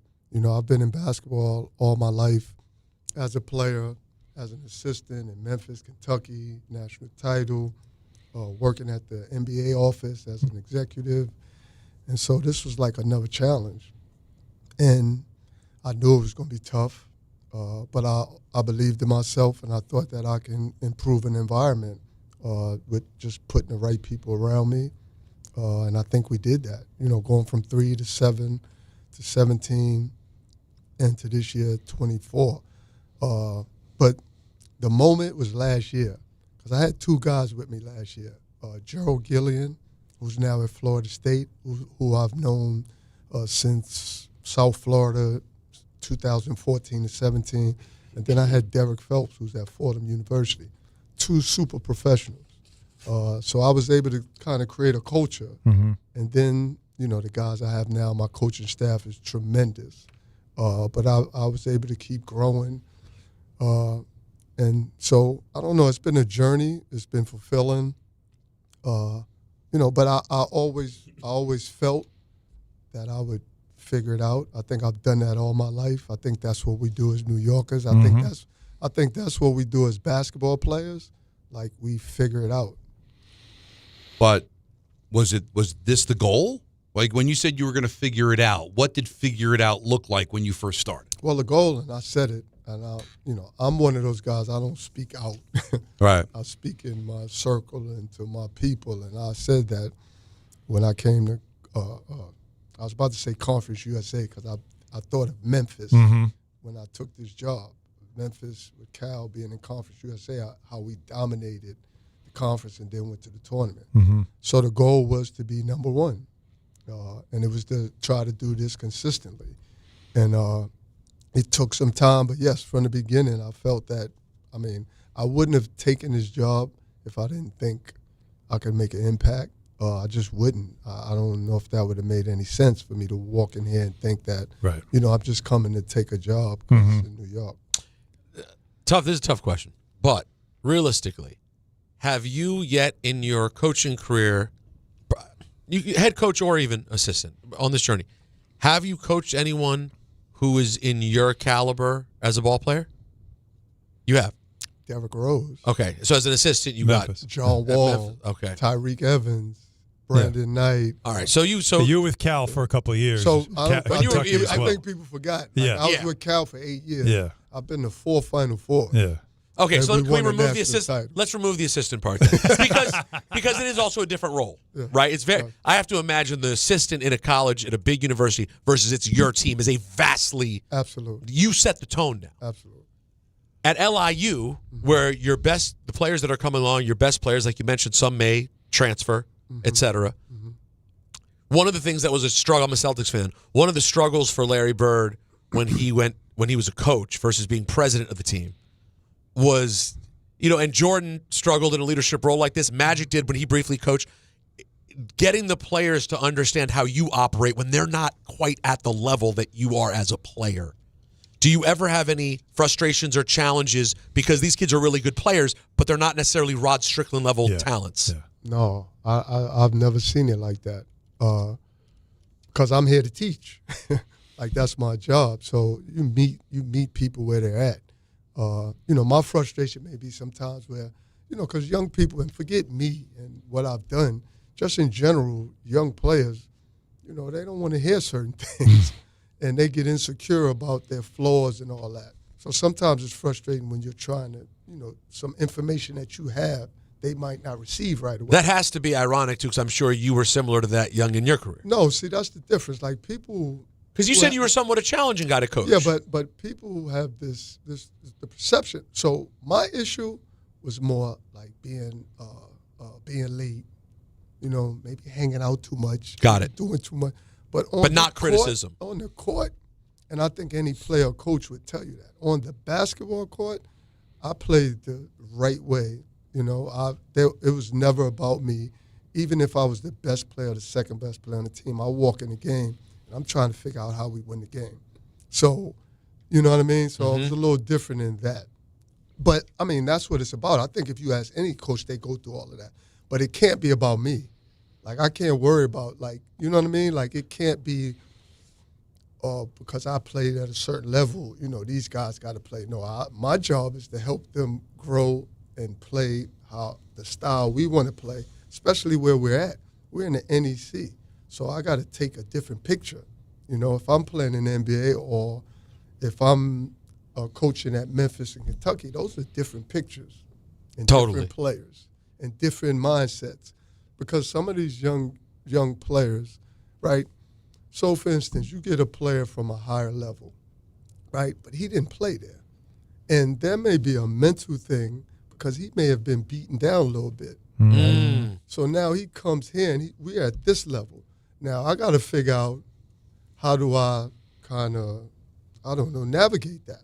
Because there may be a personality that happened because of that situation. Yeah. They were the best player in their high school by a million miles. Then they went to a top-tier D1 school, didn't play, got completely dejected, and now they're at a lower-tier school, and you got to go find that original kid from high school. Yeah. And even they may feel they're better than this. Right. So now I got to figure out that middle ground. Like, what am I because doing you're not here? better than this because You're here. Yeah. But We're in the same room. But you may be a better talent. Right. So let's figure out how we navigate that so that we can make you successful here and we can make me successful. That's fascinating. It's more than just fundamentals and coaching. It's mental. It's the mental approach to the game, which you probably understand because of your experience. And to your point, I've been through some things. Mm-hmm. I've had some battles and so I understand that. Yeah. And so I think I can deal with that better, right? Because I don't take it so personal. I want to try to figure out how, because there's times in the season where, a young person may not be receiving everything. So how do you do that? Do I give up on them, or do I try to figure it out? Because I can be coach and say, I'm sitting you down because you didn't do this. But does that help the big picture? And does that help him? But it's funny, you brought up something that I was thinking, watching over the last couple of years, and it hit me when you won the championship last night. Like, it hit me that moment too. I remembered it. It's the what am I doing here? I'm at a higher level. I shouldn't be. And I looked at you and I thought, what is he doing here? Because I imagine in that gym, which was nice and full this weekend, big time, and loud, fins up, that whole thing, big time. But I wondered, did you look around when that gym was empty and you're playing an actual game thinking, what am I doing here? Never thought that. Because I wouldn't have walked in the door. Like, I and this is me, and I don't know if people understand me. When I walk, I know Rod Strickland, NBA player, but if I walk in a room of men and women, I'm amongst the men and women. I don't see myself. You don't carry yourself above it. Above that, right? I try to stay in this middle ground because I don't applause. That can be fate. Yeah. You up here one day, next minute you down here. So I can't let anything else tell me who I am. So humble. Now, Rod, we normally do not take calls from fans during interviews, but there's somebody that desperately really wants to talk to you. It's Alan in New York. You're on ESPN New York. How are you? You're with Rod Strickland. Alan, how you doing? Rod, what's up, man? It's Alan. What's going on? That's Alan Houston. Oh, wow. What's up, my guy? I know that voice. That's Alan Houston. I didn't catch the voice. What's up, my guy? See, he wasn't supposed to catch the voice, but I appreciate how he came on. But here's the thing, man. First of all, congrats. But the way Rod answered that last question, y'all got to understand, like, all of us who knew Rod before he became a coach, when he was playing, and then he was coaching even at Kentucky as an assistant, sitting there building young men, coaching his sons at basketball camp. Like, that's just who Rod is. And man, I just appreciate you, man. It's been fun watching this journey. And I had we saw it. Like, we saw it. And it doesn't surprise me that y'all are here, man. How you feeling though? How's it feel? Man, it feels great. You know how it is. To say, we've been the number one target all year. We were supposed to win. That's hard to do. The last 10 years in that conference, only 2 teams have done it. So to accomplish it, to what you set out to do, and I'm doing it in a different environment. I had to grow and stretch, and so it's been an incredible growth moment for me. Yeah, It's crazy just walking in the gym. Like, we would go to the gym at LIU and you see the support of the fans. Mm-hmm. You see the energy of the players. It's been great, man. It's been great watching it. And I just can't wait to see what y'all do, man. My God, appreciate you, man. No doubt. Thanks, AH. Yes. Appreciate you checking in. Thank you, man. I appreciate that. Thanks for playing along too. You deserve better than saying that you're just a fan. Yeah. But I wanted to see if we could fool them, and we did, which is pretty cool. Yeah. But thanks, Alan. Appreciate you, man. No doubt, Thanks man. a lot. That's Alan Houston. That's so cool, man. That is great. It just shows the support also that you get from all your Knicks alum. You guys do different things there at the school. But there was something, though, also about the run you've had that was unique, is that you clinched over the weekend. You clinched on Saturday because of the rule. Mercers, who you played in the championship game, they're still going through probation. They're in their second of the 3-year probation when you make the transition to Division I. So when they won the semifinal, you knew, I win this game, we're in. And it took the pressure off the championship game. But there was an importance to last night in winning that game, wasn't there? Yes, it was. And I don't know if it took the pressure off, but it was definitely important because our goal at the beginning was to win the regular season, have home court advantage, win the conference tournament, and then get to the NCAA tournament. And the players we won that game.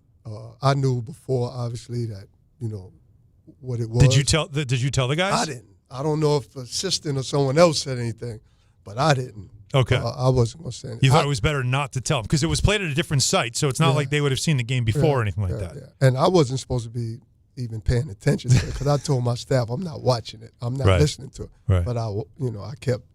Couldn't help it. You'd need to know. I couldn't help it. So once we won, I could tell the players were still locked in because there was a goal. Yeah. Like we've grown as like a whole staff, players, as this season is going on, and I knew we would be ready to play. Now, when you look at who you guys could end up match up with in the tournament, very likely a top 10 team. We're talking about the Blue Bloods. This year is a year where the top 10 is just Duke, Arizona, Michigan, Florida, Houston, UConn, Michigan State, Illinois. These are literally like, respectfully to the kids you coach, and not all of them, like you said, some have come from bigger programs. Some of these kids ain't ever seen talent like this on a night in, night out basis. This is truly the big leagues. What do you, and you've been on the other side of it, being with Cal, you were with the Blue Bloods, right? Have you thought about what you say to these kids to get them ready for this level of competition? I think we keep moving how we've been moving. We had a pretty good non-conference schedule. Who were your guys' toughest matchups this year? Oh, we played Illinois. Okay. We got kicked. Got kicked in the cubes pretty good. Yeah, but we played Notre Dame earlier. But we had was it Ole Miss or Mississippi State? I forgot. But we played them tough. We had State. Georgia and we had Georgia. So we've been in the fire, and that's the good thing about it. And we've played some mid-majors and won some big mid-major games. So we felt it. And obviously, Blue Bloods, it's going to be a tough game, but I always tell the team if we defend, if we rebound 50-50 balls, we're the toughest team, we got a chance to win. And I think we got to live in that. No matter who we're going against, we got to live in who we say we are. And then let's go roll it out, let's have fun, and let's play. Does it ever cross your mind, this is like fanboy stuff that I doubt when you get to your level you think about, but I can't help but think about it. When you get a matchup, if you guys are a 15 or 16, whatever you are, do you ever think about that in a situation like that? Here you are, right? I believe 60th birthday around the corner, right? Coming up somewhat soon. A very spry, young-looking 60. But that, like, in a moment like that, if you were to somehow ever win a game like that, it might be the greatest accomplishment and feeling of your entire lifetime coming to you at nearly 60 years old. Does that ever cross your mind? Well, when you walk in there, you're thinking about doing that. Like, that's the only way you can walk in there. I want my players, my staff, everyone. Like, when you walk in the game, you're walking in the win. And again, we've touched some of the, if you want to call it, big fellas. Like, we played, we felt that. Now, I understand the tournament, the energy. It hits different, right? It's different. It's like the playoffs, NBA, everything is heightened. Speed is up. And I'm sure the players could feel some of that, but that's a part of it. So we got to live in that. I threw up before every game when I played in the NBA until I was a non-starter in my last 5 years. Come on. Like Willie Beeman. Jawan Howard played with me for 3 teams, and he would just tell the coach, keep going. As soon as the coach on the board, I'm in the front of everybody. I go to bat. That's wild. For all my career. Did you ever like talk through why that might be a thing? It's just straight nerve. You were that excited and passionate every night. I don't know what it was. You were on the Bullets, right? Yeah. Did you watch last night? You could take the night off. Yeah, we're not. You're wrong. They didn't care. But that's crazy. They did that. But so what I'm saying and what I always feel is like you gotta go to that. Like if that anxiousness, nervousness, you gotta feel that and you gotta let that, like that's a part of you. So let's do it. Let's throw it up. Let's get it out of us and let's go. He kind of mentioned it about what Bam did last night? Would you have taken it? That many points, knowing just that this going. team doesn't care, and or you would just take the points and not worry about it? I would. You have to. What's your high game in the NBA, by the way? 36 or 38. Okay, so you never had a 50. I'm like closing because I think you're going for it, right? Yeah. Well, I mean, if you're in that situation, you're going for it. I didn't see the game, so I don't know how to really talk about it. But it was. It ended up being a joke. The only thing, the 43 free throws is I know. baffling. No, it's bad. 40. Especially coming from the era I'm from. Sure. You're going to get banged and things happen and you got to figure it out. So 43 free throws. You said your career high was 36 or 38. He had 36 at the line, bro. No. 36 freebies. By the way, 37. 37. Oh, it was Sherrod's career high? With Washington. Yeah. Yeah. Made 2 threes. Yeah. Well, different ball. That's it. He was working. So if he you took 4, so you were jacking him up. Yeah, this is 97. Who were they playing? Who do they play? I don't have an opponent. This is just career averages. So if you were playing a team that was tanking, I can pull the game up, and then it was expected you just hoisting threes, you probably would have had 60. It was an overtime win over the Nets at the old Continental Airlines Arena. I'm sure it was a packed house when the Bullets and the Nets got together for that concert. Hey, watch yourself. Sorry, you remember what was the date? Even funnier. I might have been watching on WDCA Channel 20. Even 20,000 were in the building. Really? Tony Brothers officiated that game. Okay. He's still working. What was the date? It was, let's see, this would be March 22nd, close, 98. Wow. But think about it. In this version of the NBA, Strick would be the kind of guy who would randomly throw up a 50 spot. Like you're the kind of player you were in this league, you're having nights of 50. Like that court spread. Yep. Yeah. I might have 50 and 20 assists. Right.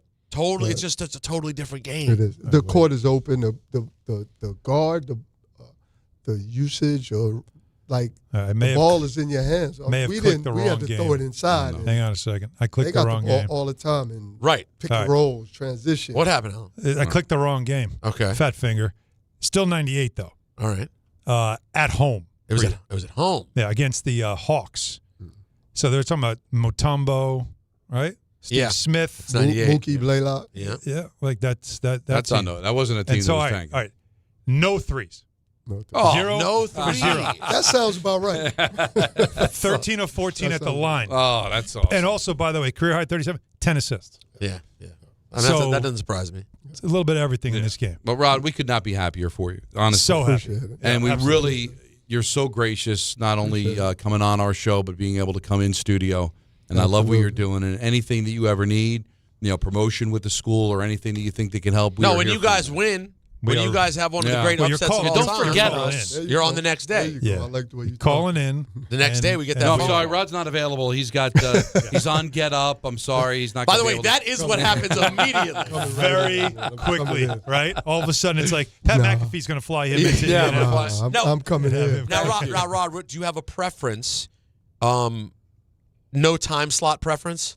Like you'd want to play at noon on a Thursday, one of those quiet games. Like I feel like sometimes you can catch a high seed kind of flat when you play one of those weird 2 o'clock. It doesn't matter to you. Doesn't matter.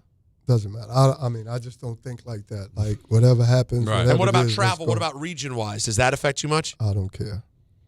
How hyped? You still got to play basketball. And how hyped are these kids right now? Oh, they're excited, super excited. One of the guys, Greg Gordon, Mr. Personality, he's in my office. He was dynamite last night. He's in my office. He got the trophy, puts his feet on my desk. Oh. He's taking these pictures. I'm like, it's crazy. He's living it. Well, it was what does it mean? And I don't mean in the attention point. I mean everything else for the program.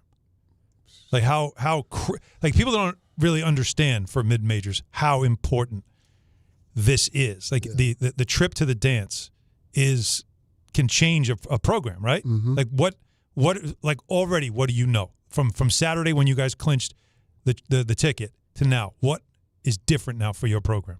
Well, I mean, people know about it. Yeah. Like that's the first thing, and I think that's. I mean, the more eyes you have, the more you can show who you are. So I think it's great for recruiting. Yeah, I want to play for that guy kind of thing. Yeah, I think it's great. I think the style we play, I think, is appealing. Mm-hmm. New York City. But I just think now we have eyes and people see what we're doing, how we're progressing. So now, those conversations about let's, come on here to New York and let's do something special, because that's really what I say when I'm recruiting. Like, we have the ability, we can do something special right here in New York City. Mm-hmm. And get attention for it. At this level. Yeah. Fins up. Yep, fins up. Good luck. We're rooting for you. Good luck, man. Thank you. That is Rod Strickland. Really appreciate it. Give us a couple of minutes. Even more than that. Oh, this is the song. Oh, you got the fins up anthem? Yeah, we got the song, baby. Here we go. We've got a list. It's coming up next. Don, Hahn, and Rosenberg, ESPN New York. Life is motion, but for Jaime, debilitating pain in both hips brought everything, including family time, to a halt. Every doctor told me the same thing. They would do one hip at a time. At White Plains Hospital, Dr. Jacob Totka's unique expertise provided an alternate approach by replacing both of Jaime's hips on the same day. In just 2 hours, I got 2 new hips, and I went home that day. White Plains Hospital, among the best hospitals anywhere that just so happens to be here. A member of the Montefiore Health System.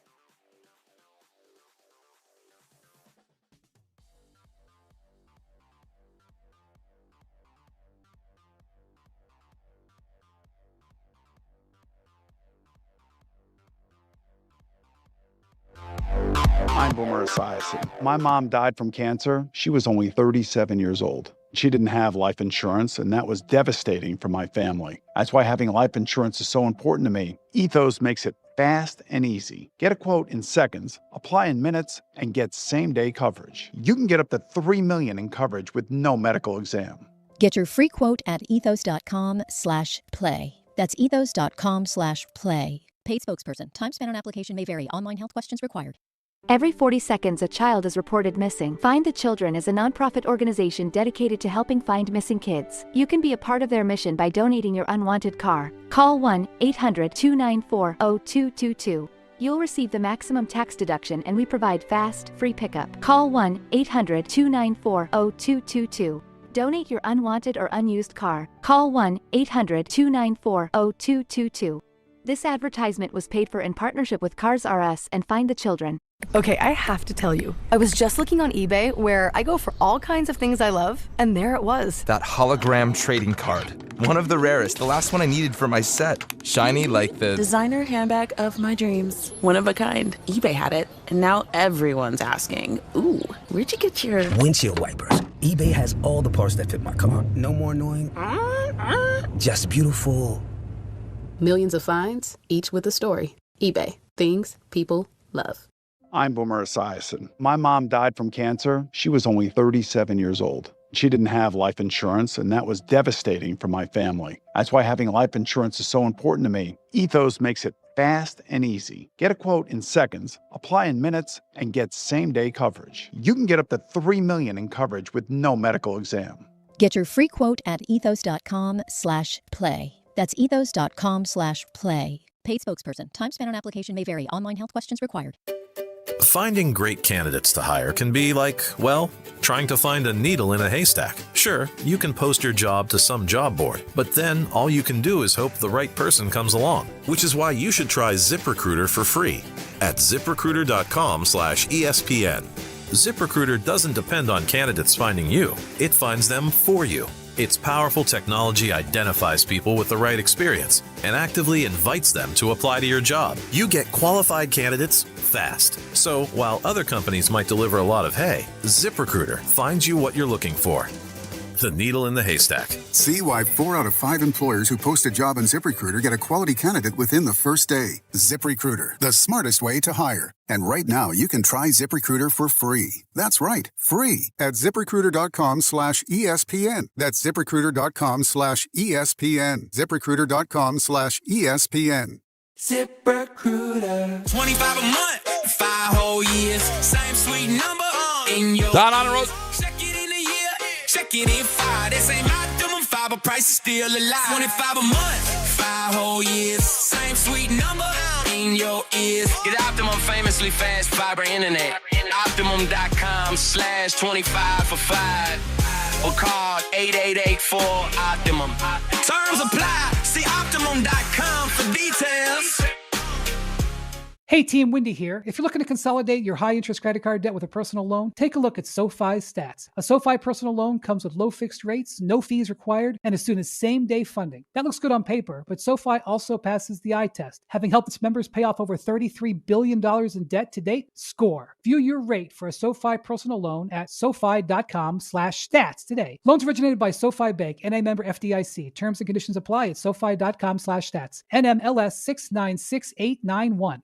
Evan Cohen here. In life, as in sports, the pros make it look easy. That's why pro golfers like Jason Day, Ben Griffin, and Patton Kazire trust the pros in lawn care. True Green. They have the experience and expertise to give you a lawn worthy of the PGA Tour. And since True Green does the work for you, you get more free time, or more tee times. So stop stressing over your lawn and start loving it. Sign up now at TrueGreen.com because nobody makes it easier to get a golf course quality lawn than True Green, the official lawn care treatment provider of the PGA Tour. You just made the list, buddy. This is The List with Don, Hahn, and Rosenberg. Well, you know I like to be topical with these lists, right? Well, you try. Like something that's in the air. Well, you know what? I had pizza. Top 5. Wait for it. Father-son songs. Oh, he went back to the old list. The old... we got any drops from it? Are we really going to do this? You bet. Know what you said. That's the second Monica drop in 2 weeks. Yeah, did what you said. She does have a wicked laugh. Yeah, right? she's... Yeah. So here we go. Top 5. Well, obviously we got to put Father and Son Cat Stevens on there. Yeah, Father if and not, Son. you're a bona fide moron. And the list is over. Everybody, thanks for playing. Yeah, I think the quote is that I'm out of my depth. I trust you on this. I have it at number 2. 2? But I don't want to get back into it. But don't. Just this the is acoustic-y feel. This is gonna make you cry. Oh, you know. Listen, I believe you. It's not time to make a change. Relax. Well, the person we got to sell is the guy to my right. He doesn't feel this song at all. You know why? I hear his voice, and there's an actor. His voice is just—it's like the same as this actor. And Settle down. Okay. If you want, you can marry. Look at me. I am old, but I am happy. It's a lot. There's a lot there. By the way, you have to hear the whole song, and then Cat goes up with it too. How am I? And the strum gets bigger. It's an amazing song. But Cat's voice is particular. You know, he's British, but sounds like has a weird sounding. No, he's got a very, very unique voice. That's Yusuf to you and me. Yes, it is. So I've number 2 though, Doug. Yeah. So which means something came down the pike that you didn't think of that day. Oh no, I think I might have mentioned it that day. I know his number 1. He mentioned it. Oh, he did. Go ahead. He doesn't remember. Well, it's also cat related. It's cat related. Yes, a different cat. It's in the instead of the title. Name of the singer, it's in the title. Cat in the Cradle. Cat's in the cradle and the silver spoon. Now the reason this is number 1. Openly weep. He never got there.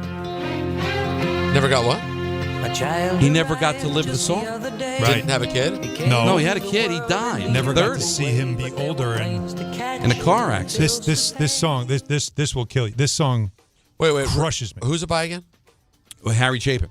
Harry Chapin. And Harry Chapin, the great Harry Chapin, really got the world hunger thing going. His son has picked it up. So he did have a son. I don't know how old his son was when he died. But the whole song, in case you've never heard it, and it gets overplayed. I get it. No, but if you listen to the words, he's talking about, He's going to be like me. My child arrived just the other day. I'm reading it. This is my first time. I don't know the lyrics. I know the song, but I don't know the lyrics. Go ahead. My child arrived just the other day. He came to the world in the unusual way.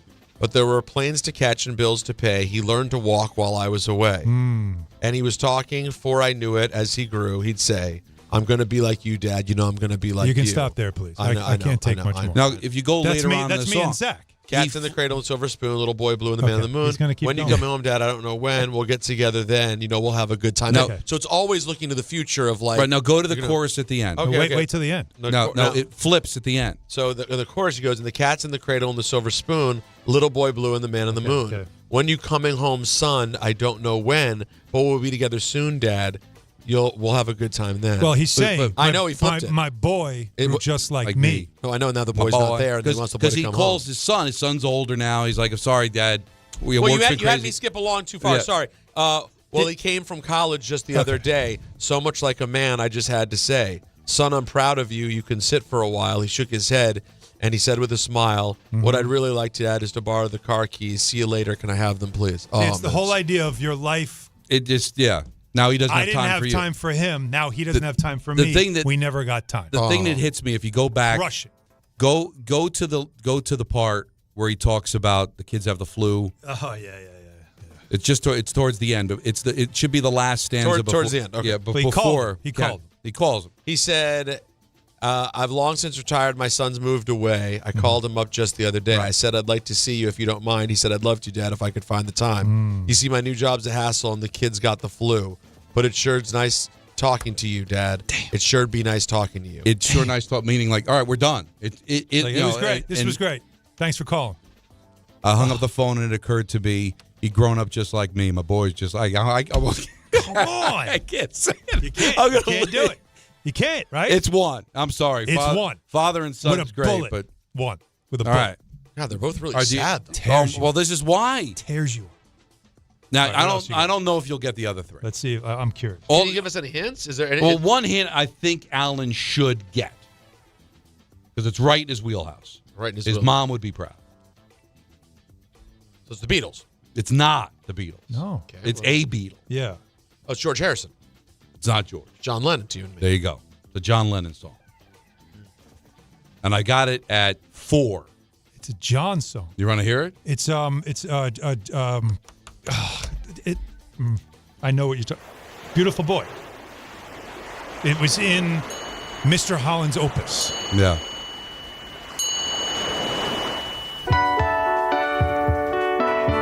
The Beautiful Boy. I got it 4. So the actor in Mr. Holland's Opus was Richard Dreyfuss. Richard Dreyfuss. He does this at the end, and his son, who is deaf, signs it because it was the same type of story. He was so busy trying to write his opus, he and his son never connected, and that was the connector. Yeah. But he realized his son actually could feel music. So a beautiful moment. I've got that at 4. Beautiful. I don't boy. think you're going to. Did you say Wonderful. Mr. Holland's Opus, by the way? Do you think that's a strange pull? That's an incredible. Not for us. A great movie. For us, it's not a strange pull. But for others I out think there, for the audience, they're like, why aren't they playing it? If no one's seen it, they should. It's a great movie. All right, Very you're not moving. going to get the other two, but I feel strongly about it. Okay. All right. This is number 3. Oh, Leader of the Band. The Leader of the Band by Dan Fogelberg. Dan Fogelberg. This is great. My parents had a lot of Dan Fogelberg tapes, and yet I don't know his music like that. This might be my favorite. Old Lang Syne is also very good. That's very good too. Yeah. You can get just the beginning, and then you'll pick up on it. An only child alone and wild, a cabinet maker's son. He's singing about his dad. Yeah. His hands were meant for different work, and his heart was known to none. He just talks about how he let him go and become a musician. You should try to the end of the embrace song. his catalog. Right? The Fogelberg? Yeah. No, the end of the song, right? And Papa, right? Like that gets you. If you pay attention to the words, by the end of the song, you're done. Kleenex. Yeah, that's very emotional. This is great. Now, this one, I took a little bit of a flyer. But if you punch up the lyrics, okay. But it's the song is kind of cornpone. Okay. Because it's from the 70s. But if you listen to the lyrics, you're going to feel a little bit. Wow. It is corn pop. It is. This is Shag Rug, baby. There he sits with a pen and a yellow pad. I'm interested. What a handsome lad. I'm very interested. Who is this? That's my boy. Bobby Goldsboro. Oh, wow. That's my boy. Listen. BRLFQ spells mom and dad. Well, that ain't too bad, 'cause that's my boy. It's my boy. What does that mean? Well, you can have your TV and your nightclubs. And you can have your drive-in picture show. This is one of those songs. This is. I'll stay here with my little man near. We'll listen to the radio. Biding my time and watching Scotty grow. Scotty. It's complete cute. corn pone, but I also get how it works. I get how it hits for you. It's fun. Yeah. But it also hits you in a little emo Well, spot. because Good. Yeah. BRLFQ spells mom because he doesn't know how to spell. He can't spell. Making a castle out of building blocks and a cardboard box. That's my boy. Mickey Mouse says it's 13 o'clock. Well, that's quite a shock. That's my boy. It's cool. I was crying to get Don's about to cry again. Oh my God, he's about to cry I again. love it. No, but this is what music does, man. That's it right there, buddy. Wow. When I played the other day, when I played Ebro and Laura, the Heartland song, I almost started crying. I was talking to Ebro about it. And, you know, Ebro's a father of 2 daughters, so we were.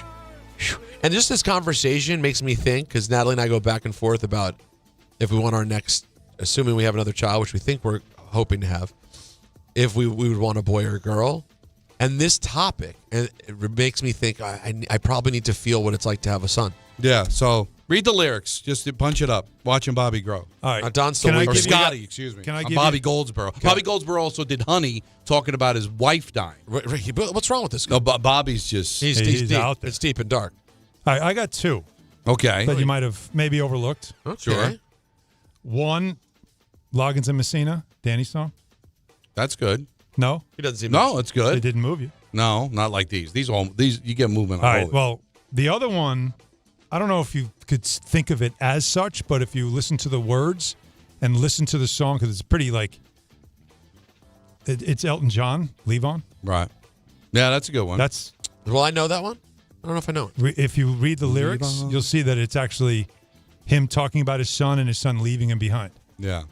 I would throw in not wanting to be part of the family business. And this is you know it is a father-son song, but very subtle and very sweet. St. Judy's Comet by Paul Simon. Okay. Yeah. That's a very good song, too. Yes, it is. And it's all about, you know, it's all about his singing to his son. Yeah. That's what it was based on. And the other one that I was going to put in that I thought about that's actually a negative father-son song is Father of Mine by Everclear. Oh, that's a terrible song, but it's just talking about his dad leaving. Yes. Yes. So and then I didn't want to go there. I wanted and of course, to keep Father it peppy. Figure by George Michael. What do you mean? But I know, but I know. I don't think. No, it's a zaddy song. That's more about zaddy than the father. No, you know what I mean? It's a little. Well, I could it's be your George father. was telling us before he told us. That's what I'm saying. You know, like you got daddy issues, I'm here for you. That's correct. I'm daddy. As people forget, like in the late '80s, George was telling us More like, we who's didn't your want to dad? hear. Well, but remember And in the then he video. told. But in the video, he ended up putting a woman in the video. Well, he didn't do that. Or the MTV label, did or that. the label, or whoever. Or the That's record why company said, you know later what? on, he We're sang not a ready song yet. about what he did for the boys on MTV. It's like this is what they wanted. So it's not what I was. hopefully you enjoyed. Number 5, watching Scotty grow, Bobby Goldsboro. Feel bad for the YouTube crowd because they couldn't hear it, but at least we read some of the lyrics. No, they heard everything. Good. You know what? Good. You're not going to make money off of this YouTube, but that's fine. Good. Yes. Good. I don't know if we'll ever say yes to not making money. All right. But you do you. Beautiful Boy by John Lennon. Excellent. I have it 4. Excellent. Number 3, Leader of the Band by Dan Fogelberg. Number 2, Father and Son, Cat Stevens, which got it all going on Friday. Yeah. And then Cats in the Cradle by Harry Chapin I have as number 1. You know what I'm going to do, Don? I'm gonna YouTube chat loves this list, by the way. I am making a play. They love it. Are they suggesting others? I haven't seen a bad review yet. Are you joking or serious? No, I'm very much joking. Nobody liked it. Oh, God. Well, you know, tell Wait, me wait, wait, Why what would they you like? do Wait, that? all right, if they don't like the list because they don't have kids and they're 18 relate. and the tissue box is empty, I don't know what to tell you. All right? But if you have a problem with these songs, then I've got a problem with you. Yeah. But if you've got a problem with the list, I'm cool look because what you did. I'm sure there was a certain age for me. Like, really? Look what you did. Or Didn't you not see Friday? I have. Hold on. I have a couple of things I need to get to. real quick. You've got time. Yeah, can we just take it to the bottom of the hour? Is that what That's we're the doing? idea, We're yeah. going by Yeah, it. yeah, Sure. Or top. Or top, whatever you say. So, number one, Beautiful Boy also was made into is the name of a 2018 Steve Carell movie. You ever seen it? Yes. Beautiful movie. And very sad. And very sad. Very painful and Hard hard to movie watch. to get through, but about his son being a drug addict. That's right. And they couldn't do anything about it. Painful. Rips you to painful. shreds. Yes, it does. And then speaking of... Isn't Casey Affleck in that? I believe that's so. I think he is the beautiful boy. Yeah. Yeah. Now, back to something I teased earlier and never paid off, but it sort of relates full circle because I'm making fun of Don for nearly crying twice during his list from talking about songs. Right. But yesterday I did an interview with my friend, Jeff Rosenthal, who does a podcast called Two Jews and Three Black Dudes Watch the Movies. All right, that's a long name. Very, very long. They go 2J3BD. And it's them, Jeff and Eric and the Locks, Jadakiss, Chic, Rich, and Styles, and they all watch. I know him as Judicus. Judicus, as you know them. You could be hearing from that. That actually is what you could call the podcast. That's a great point. Just you could cut it all down. You could be hearing from that on Monday. They break down movies, and they do it. They have a newsletter, and so yesterday, Jeff, my friend, interviewed me about my favorite movies. Okay. And there's two things I want to say. One is he asked me what's like my most quotable movie, and I was saying it's very funny because I find that when I try to think of what movies I quote, I can't remember because it's built into my DNA. Right. It's like the quote becomes like a part habit of who and you you forget are. the so, movie so itself. it came up earlier. We were trying Wayne's World. Mm-hmm. I remembered one of the quotes that's built into my life, but that I don't ever think about if you were to ask me. When they go see Rob Lowe's apartment, and he's talking about how great the place is, and he goes, I'm going to move into a place just like this as soon as I move out of my mom's house. I always think about that whenever I see like a nice house. I don't know why. Same thing with the mono line. I once thought I had mono. It turns out I was just really bored. Yes, I feel the same way about that. But I also almost cried during the interview because I was talking about, they were asking about my favorite movies, and I said that on the serious side of things, I named comedies and stuff. American Beauty is one of my favorite movies. Really? Now, yeah. Now, it's made a little tough these days by the star of the film becoming Kevin Spacey, completely despicable character. The stories that I've read about him, personal what he anecdotes became, are off. I mean, nightmare. And he was making one of the great streaming, the American, what was it, the president thing? You know, the big president. What the hell was House of Cards? That was unreal. It was so good. Unreal. And then I was like, nope, no more. And then not only that, he was so crazy that he then tried to fight back against the accusations by playing that character in weird videos. Yeah. It was totally mad. Remove that part. Okay. I love that film. It was like one of the first movies that when I was of an age to start finding movies deep, because I was like 19 when it came out, 20. The floating I bag. was like, all of it hit me. But it still, to me, resonates. And the part of me, are you guys in on the movie or no? Yeah. You're in on it. Mm-hmm. The end of the movie, you remember he's discovered like how much he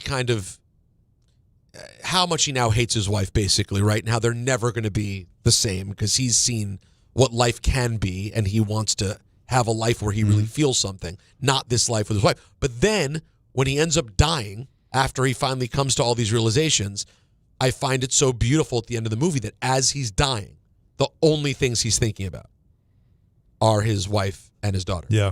In spite of everything that's happened with him and his wife, they've completely distanced. But the flashbacks as he's dying, it's just his wife and his daughter. The happy moments that he forgot about, that got buried in his misery. Because of all the other things. I can get choked up talking about it right now. It's wild. I watched that movie and Sixth Sense. Oh, boy. In the same night. No. For the first time ever? How did you... Wait, you went... Hold on. Wow. You went bang, bang on American Beauty and Sixth Sense? Yeah. Wow. Which one hit you harder? Sixth Sense, just because I was just so shocked by the end. Just blew your mind. Which seems ridiculous now, but at the time. No, you know the great story. I've told you before, but I'm going to tell you again because it's that good. You guys know that I saw Sixth Sense with my brother. I'd already seen it in the theater. It had been out forever. My brother is generally a really smart person. Smarter than me, I believe. More well-read. He's a really smart guy. We watched the movie. They get to the final stretch of the movie. And, I'm excited because he doesn't know what's going to happen, but I do. Mm-hmm. And I'm like watching him as he's like... And at the end of the movie, they explain it all. The last minute of the movie is them showing every piece to you. They go, hey, morons. Yeah, right. They take your head and they put it right in the screen. Here, look. And I'm watching them do the thing, and I'm like so excited because I think this movie's so brilliant. And I look at my brother as the movie goes black and ends, and he just goes like this. Nothing. puts his hand over his head, going, I missed it. What happened? I went, they just explained it. He must have had something on his mind. Or he had to. Or as high as a kite. That could be part of it, too. They laid it out. They showed you all the scenes. This list, by the way, is inspiring me, Don. Because I have the car here. I had to get up this morning. I'm going to drive home. I'm going to make a playlist of these songs and see if I can get home without crying, without breaking and down. I want you to give. But I'm adding one song that we also. Okay. All right. Luther Vandross. Oh, Dance with My Father. A lot of people in the chat. Try to get through that. I don't understand though. Why is it Dance with My Father? Because it's his mother. He wanted to see them dance together. So it was a song about his mother missing his father. His father's gone now, and he sees his mother lonely, and they used to dance together, and it made him happy to see them dance. Put that together. So that's the problem. After I lost my dad, that song, holy crap. But so they're having a problem with that I did this list, or they have a problem with the songs on the list? I think there was some not your selection specifically. They're saying, how come you didn't include X? Right, sure. Which is what we've had lists before. But you made it sound like this was an unpopular list. I think the best lists are the ones where there's debate. I create drama on this show. But very good at it. I understand. I told you I was swinging for the fences with Bobby Goldsboro. I'm telling you, read the lyrics, and you have a young son. It's adorable, and it'll bring something out. You know how I am. It's going to be on my list. The top three, I'm not moving. Now, the Cats in the Cradle. If you have a problem with Cats in the Cradle number 1, you're not human. You're a bot. No, listen. I've got 9 songs on this list. You're 5, and then 4 that. How about this? I think I'm going to respond to Don's list with a list. Perhaps next week if Don gives me the floor, or maybe on a different day. You're going to list his list? No, I'm going to come back and respond because Don wanted to play that out. Now I'm going to come back to Don with top 5 emotional hip-hop songs. Okay. I like that. And also, nobody appreciated the irony that I went there after what happened on Friday. I went there after what happened on Friday. How you living? What? I loved it. I enjoyed the list. So there's that. All right, we got 2 big hours to go. We haven't even gotten to 5 o'clock yet. Well, and how about this, Don? We haven't gotten to 5 o'clock, but FanDuel's giving all customers a profit boost every single day through March 15th.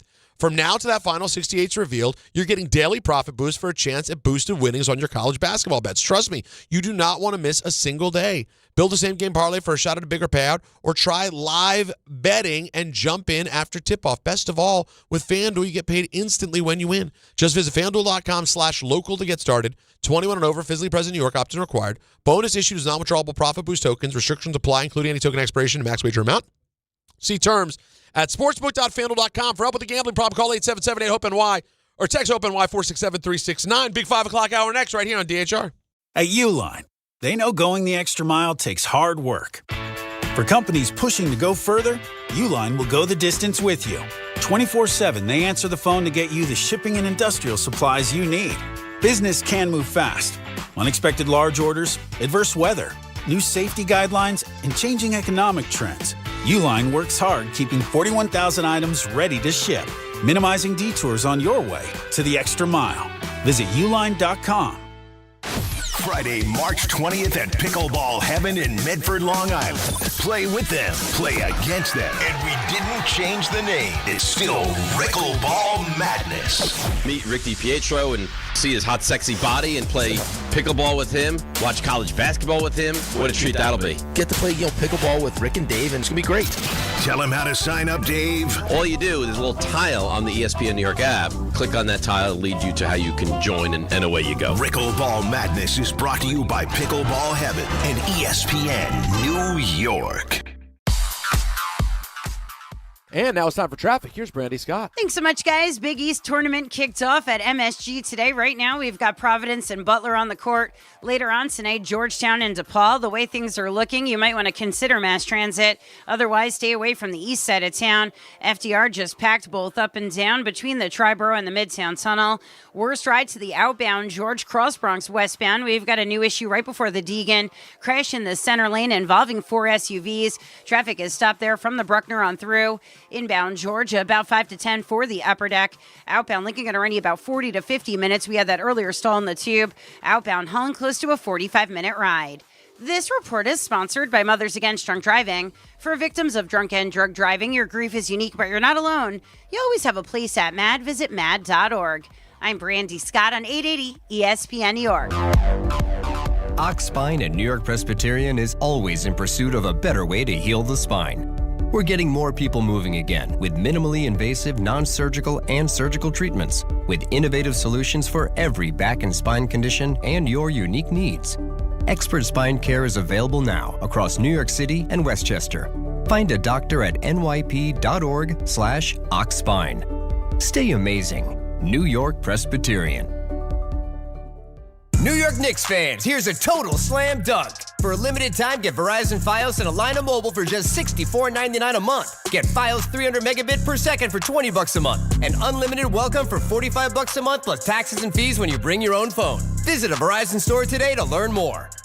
For new Fios internet and mobile customers, discounts applied over 36 months. Mobile and home discount enrollment required. Plan prices require auto pay. Additional terms apply. For welcome unlimited 5G and 4G LTE may be temporarily slower than other traffic in times of congestion. Want consistent color for every job? Milo's Pro Rewards members get a 20% paint discount on future purchases after paint annual qualifying spend reaches $3,000. Plus, order eligible in-stock paint and paint supplies by 2 p.m. for free same-day delivery by 8 p.m. Improving is easy at Lowe's. Excludes spray paint and mist-ins. More exclusions, terms, and conditions apply. Subject to change. Details at Lowes.com/terms. Same-day delivery valid in select zip codes. Subject to driver availability. Details at Lowes.com/same-day delivery. Empower. Ellie here is getting the sleeve she's always dreamed of. She worked with Empower and planned for her next move, so she got good at money. Now she can be a little bad. Oh, by the way, you spelled journey wrong. No worries. She can afford the cover-up, too. Ooh, check out my tat. It says, invest well, live a little. Start today at Empower.com.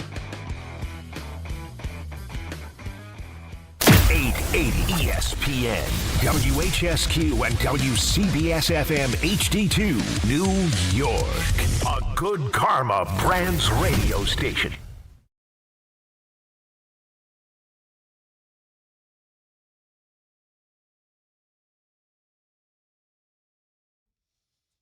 Ah.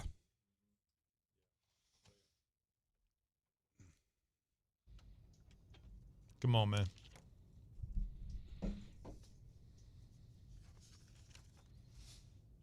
Not as known a song, I think, as the ones that I listed. I'm not sure if it ever hit. All the songs that I had were top 40 songs. Other ones, Tears in Heaven, you can go there. Although looking at the lyrics, Tears in Heaven, though, you wouldn't necessarily know, unless you knew what it was about. But everybody the other knew. One is, the That's other the one, thing that right? everybody knew. Everybody knew. So- And the other one is "All of My Love" by Led Zeppelin, which is about his son that died. Oh, that's right. Yes. But the ones that I had, clearly just listening to the song, you don't have to know. You're going to pick up the vibe. Yeah. But listen, there's Totally the great get thing it. about the list is you're talking about music. There's thousands of songs, Can't and get these it are wrong. my 5. Can't get it wrong. You can have your 5. That's why I was a little defensive when you don't get defensive. Anthony You said that, Never. it's not popular on the. Anthony's a little troublemaker. Let's be honest. He's very good. Lives for it. He's getting better and better as a producer. That's a result. Now, Yeah, give me you have your top 5 tearjerker hip-hop songs. Yeah. I don't. I Okay. need to make it. Oh, I thought you had it there. I thought you were going to do it during the break. Then you can't take it seriously. No, Peter said he wants to make it the list next week. Yeah, I was saying make it a real list, or even on a different day. It could even be like a Friday. Well, this Friday we're at the we're out. That's exact time to do it. I know, because what are we doing? But yeah, I mean, they know maybe Friday I do it. Yeah, but the problem is you got to be able to. We'll hear it in our headphones. We can have it played back to us because we'll of course. But you got to come out to Moynihan Hall and hang out with us, guys. It's a Friday for God's sake. The Big East tournament's going on. Come by and say hello. I got to tell you, if you don't mind me going public, that guy Thursday needs a little juice. So why don't you do it tomorrow at 4:30? Whoa! What do you think? Is that wrong? You mean you're over that guy right now? Is what you're saying? You want to that guy break? Let's be honest. How many times are we like, we got one guy? Well, the problem with that guy is, what do you think? The problem with that guy is it's that guy and talk about it are very similar. Very similar. Sort of. Yeah. But just this one, I'm not saying we give up on that guy Thursday. I'm just saying we have momentum. You're saying we it could happened take today, a bit of a break. Turn it around tomorrow. Put it in hiatus. Here's the hardest part. So I'm gonna yes, but here's the problem. The what we'll need then is Friday. You to respond. Are you what way do you listen to things besides Sirius? Are you like a Pandora, or like a Amazon? YouTube. You're just YouTube. So I would have to make you a YouTube music list. Yeah. You have YouTube Music? Yeah. I don't have YouTube. No, I shouldn't say that. I punch it up. And you pay for YouTube, so you don't have ads. No, I have YouTube. No. I have ads. He's literally just searching the songs. If there's a song, I look up the You're video. thinking way too hard here. All right. Sorry. I mean, I'm literally creating a playlist right now. On YouTube of these songs. No, on Amazon. Oh, on Amazon. You're an Amazon guy. I'm an Amazon Music guy. Wow. But I have Amazon, so does that mean I have Amazon Music or no? Is that separate? I don't know. You have Amazon Music. All right. You probably do. My Amazon Prime is up any day. I'm very excited. Natalie, in her constant quest to get rid of our when we have two things that we're both paying for, she was very proudly canceled my Amazon Prime so we can stop both paying for Amazon Prime. But I'm going to make you, here's the deal. So tomorrow I'll do the list. Some of the songs Alan will, of course, have thoughts on, but you won't. And you won't fully be able to until you actually sit and listen to the song. But then you have to give me the list ahead of time. We don't like that. No. So I'm saying you respond to it the next day. Okay. So tomorrow I reveal the list, and you'll hear a few seconds of it. And you then we can bring it up on Friday. But then Friday you could say, hey, I listened to it. This one hit or this one didn't. It's just too hard. Like when we want Alan to truly appreciate father and son, when you just hear the beginning 10 seconds, it's very hard to really Which is why get into. I'm putting it in. And then and by the way, if we ever do, maybe Alan responds to, hold on, next week. Hold on. Alan could turn around with father-daughter songs, of which we know there are a lot, but man. Can we do that when we're doing the show from home? Yeah, you need because you need a just turn the camera off. I would need to turn the camera off. Listen, I was losing it just reading those lyrics, man. I mean, listen, we get to a certain age now, and you start to have kids. Hey, listen. Dude, by the way, this is just a super personal thing, but this is what we do on the show. I don't know why I have to introduce it. Okay. So a good friend of mine, whose name I won't say because this is obviously a private thing, but it's just on my mind, so I figured I'd share it. We're already being morose. My friend's father passed away in the saddest terms the other day, man. I was like so blown away by it. His dad, he's not an old guy. Okay. Late 60s, 70, doing just fine. Yep. He fell at home and injured his ankle. Okay. And I really think I sprained my ankle. Like it's in bad shape. Mm-hmm. Calls my friend and his wife, his daughter-in-law, and my friend obviously says to his dad, like, all right, well, you got to go to the doctor, and he's like, yeah, I'm going to go to the doctor and get checked out. It's it seems like a pretty serious ankle thing. Okay. So that happens, and then 24 hours pass, and he's calling his dad and just cannot get a hold of his dad. His parents, I guess, are not together. Yeah, they're not together. 24 hours pass. He cannot get a hold of his dad. And he has to call the police. And they go into the house, and I guess his dad attempted to walk on the bad leg, and in doing so fell and hit his head and died. That's impossible, man. That's terrible. Not old. Like, we're not talking about someone who's 85 years old. Like, it's just... Life is freaking crazy. Meanwhile, I have another friend who a couple of months ago, his dad gets rushed to the hospital because he's been a secret, basically, alcoholic, treating his body like complete garbage. His body's in complete shutdown. He goes to the hospital, and thank God it worked out, but just listen to the irony. The doctors are basically like, you've destroyed and poisoned your entire body, but they brought him back from the brink, changed his diet. He stopped drinking. Yeah, and he's still with us. Meanwhile, totally healthy guy, falls down, bangs his head, boom, he's gone. It just tells you that when it's time to go, it's time to go. Isn't that insane? It's insane, but that's the only the only conclusion you can jump to is that. Yeah. Now, the other big story today. I don't know if what I did was a big story, but it's the other big story. But Bam Adebayo. Well, no. Well, I wasn't referring to your news. Oh, sorry. I'm just saying we've talked about other stories. Sure, we have. All right, and I know the list is all anybody can think about right now. Right. Is that Steve Tisch is out, it looks like, as owner of the New York Giants. Well, so how far down the road are we with this? Because this is there's just so much to talk about here. Is this like, how close do we think they are? No, it apparently, the way it goes is that Adam Schefter tweeted out, Giants co-owners Steve Laurie and Jonathan Tisch are requesting to transfer their stakes in the team to their children's trust, according to an NFL memo obtained by Seth Wickersham and Jordan Raanan. So, and then Jordan has followed up saying, following the transaction, the sellers, meaning those 3 Tisches, will no longer have any interest in the club. Now, this is what we had talked about. Like, is it fair for the kids to lose out on their share of the team because their dad's a degenerate? And this is how you get around it. But what I find interesting about it is getting ahead of it, and I don't know who to compliment here. I guess we could say maybe John Mara, greased the skids for this. Of like, you can't own the team anymore, man. You got to do something here. Either sell or transfer the funds to your kids. You can't be involved anymore. And doing it before we find out more stuff. Or the fact that it's being transferred into a trust is protecting it because there will be more stuff. Yeah. There could be a lawsuit, and the kids are thinking, I don't want all the money to be taken away here. But whatever it is, guys, it's one of 2 things, and I'd love to get your opinion on this. Is this getting out in front of what might be more information about what Steve did in relation to Epstein? Or is this, hey, what little we do know about it is still disgusting, knowing a guy that was a known sexual deviant, right? Mm-hmm. Sexual predator for 5 years. You had a relationship with him. An email 5 years after the fact, and that he's supplying you adult women, professionals or non-professionals. Mm-hmm. To me, from a reputation standpoint, not a legal standpoint, but from a reputation standpoint, that would be enough for me if I'm John Mara to say, Steve, you're out. So I think it's more that than believing more might come out. Or do you think it's just, hey, we could have rode this, we could have made it work, but we're afraid something more is going to come out here, and let's get out in front of it? What do you think is the odds-on favorite of those 2? Well, it's an obvious thing that you do when the league looks at you and says, don't get us involved. Because if we get involved, then, of course, as you know, investigations, more information comes out. This has to go away. We don't want to have – because the next time someone says, hey, one of your owners is on this list, and we can say he's not an owner anymore, right? Right. And that technically is true.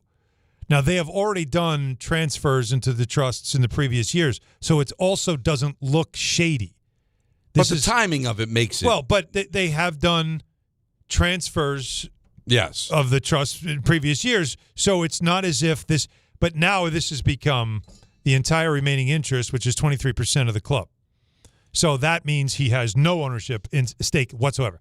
Right. Steve Tisch is no longer considered an owner of the Giants. That's right. So with that said, now the NFL can go, he's not an owner. He's no longer an owner.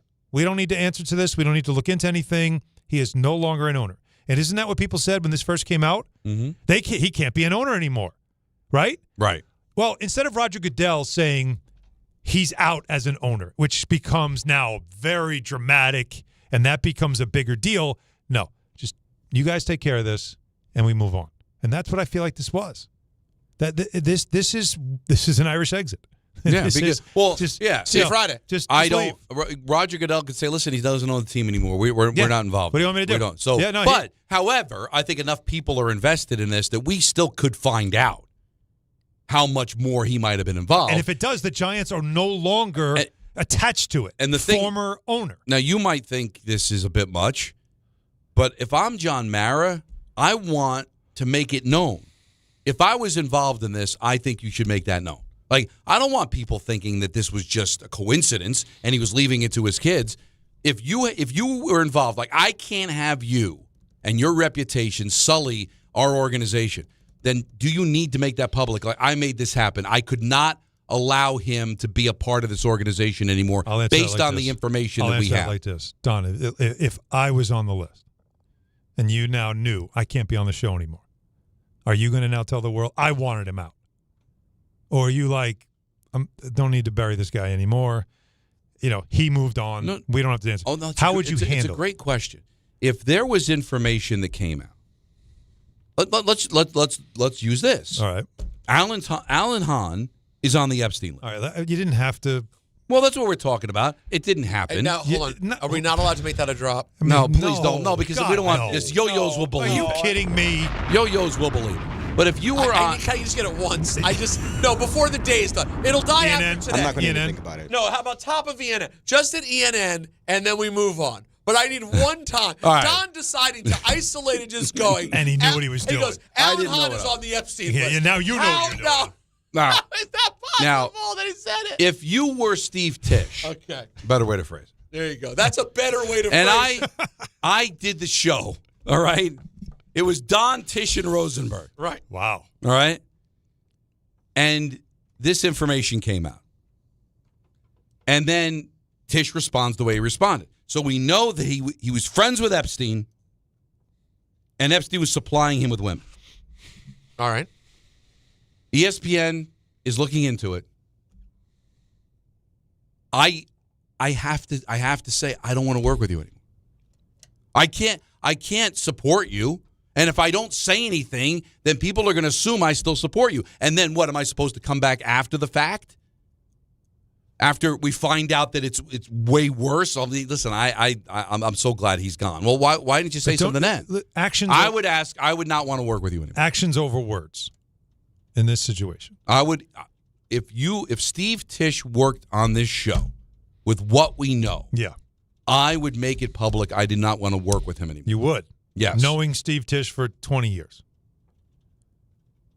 Having success with him. Well, that all the more reason. Really? Well, So- because if I don't you think you just again? Are you trying to draw more attention to it? Let me Here's the read you thing. what Roger Goodell All right, said. all right, This is February 2nd when it all came out, right? When his name came out, and we on that show that day were like, well, you got to do something, right? You have to react. Goodell was asked about it, and he said, we're going to look at all the facts. We're going to look to the context of those and try to understand it. Look at how that falls under the policy. Let's get the facts first. He said, I don't even know the status. I know that all the documents, blah, blah, blah. He goes, but we have to look at all the facts. Then he answered at the very end, that's why we have a personal conduct policy and why we will look into the facts.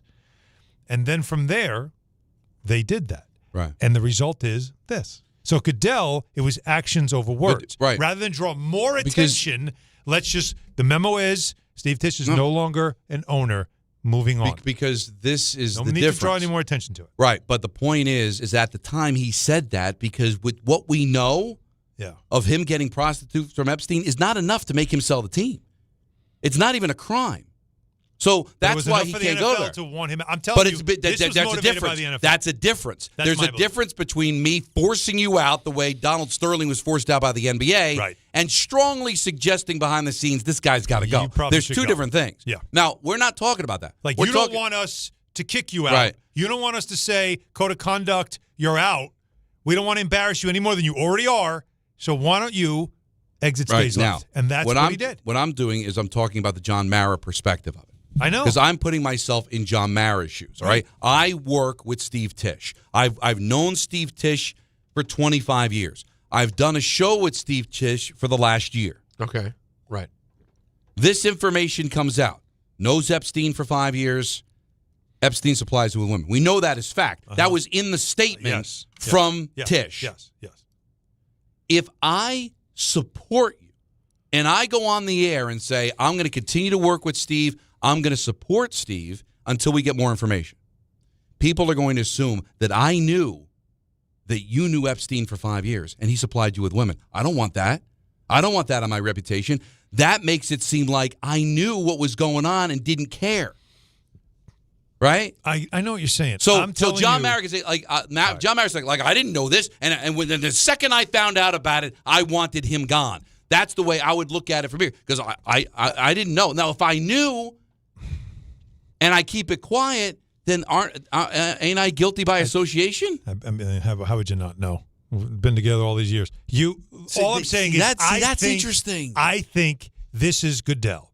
I think this is the NFL saying you need to go, but we don't want to embarrass you any more than you already are. No question. Let's just find a way out of this thing quietly. And why would you pick the middle of free agency when all the news is about everything else? But I want to. But if I'm John Mara, I would want to get out in front and say just what you said. We needed to get him out. As soon as I saw that he had a relationship with Epstein, we were working to try to get rid of him. It's 6 weeks later, Don. Because you just said it.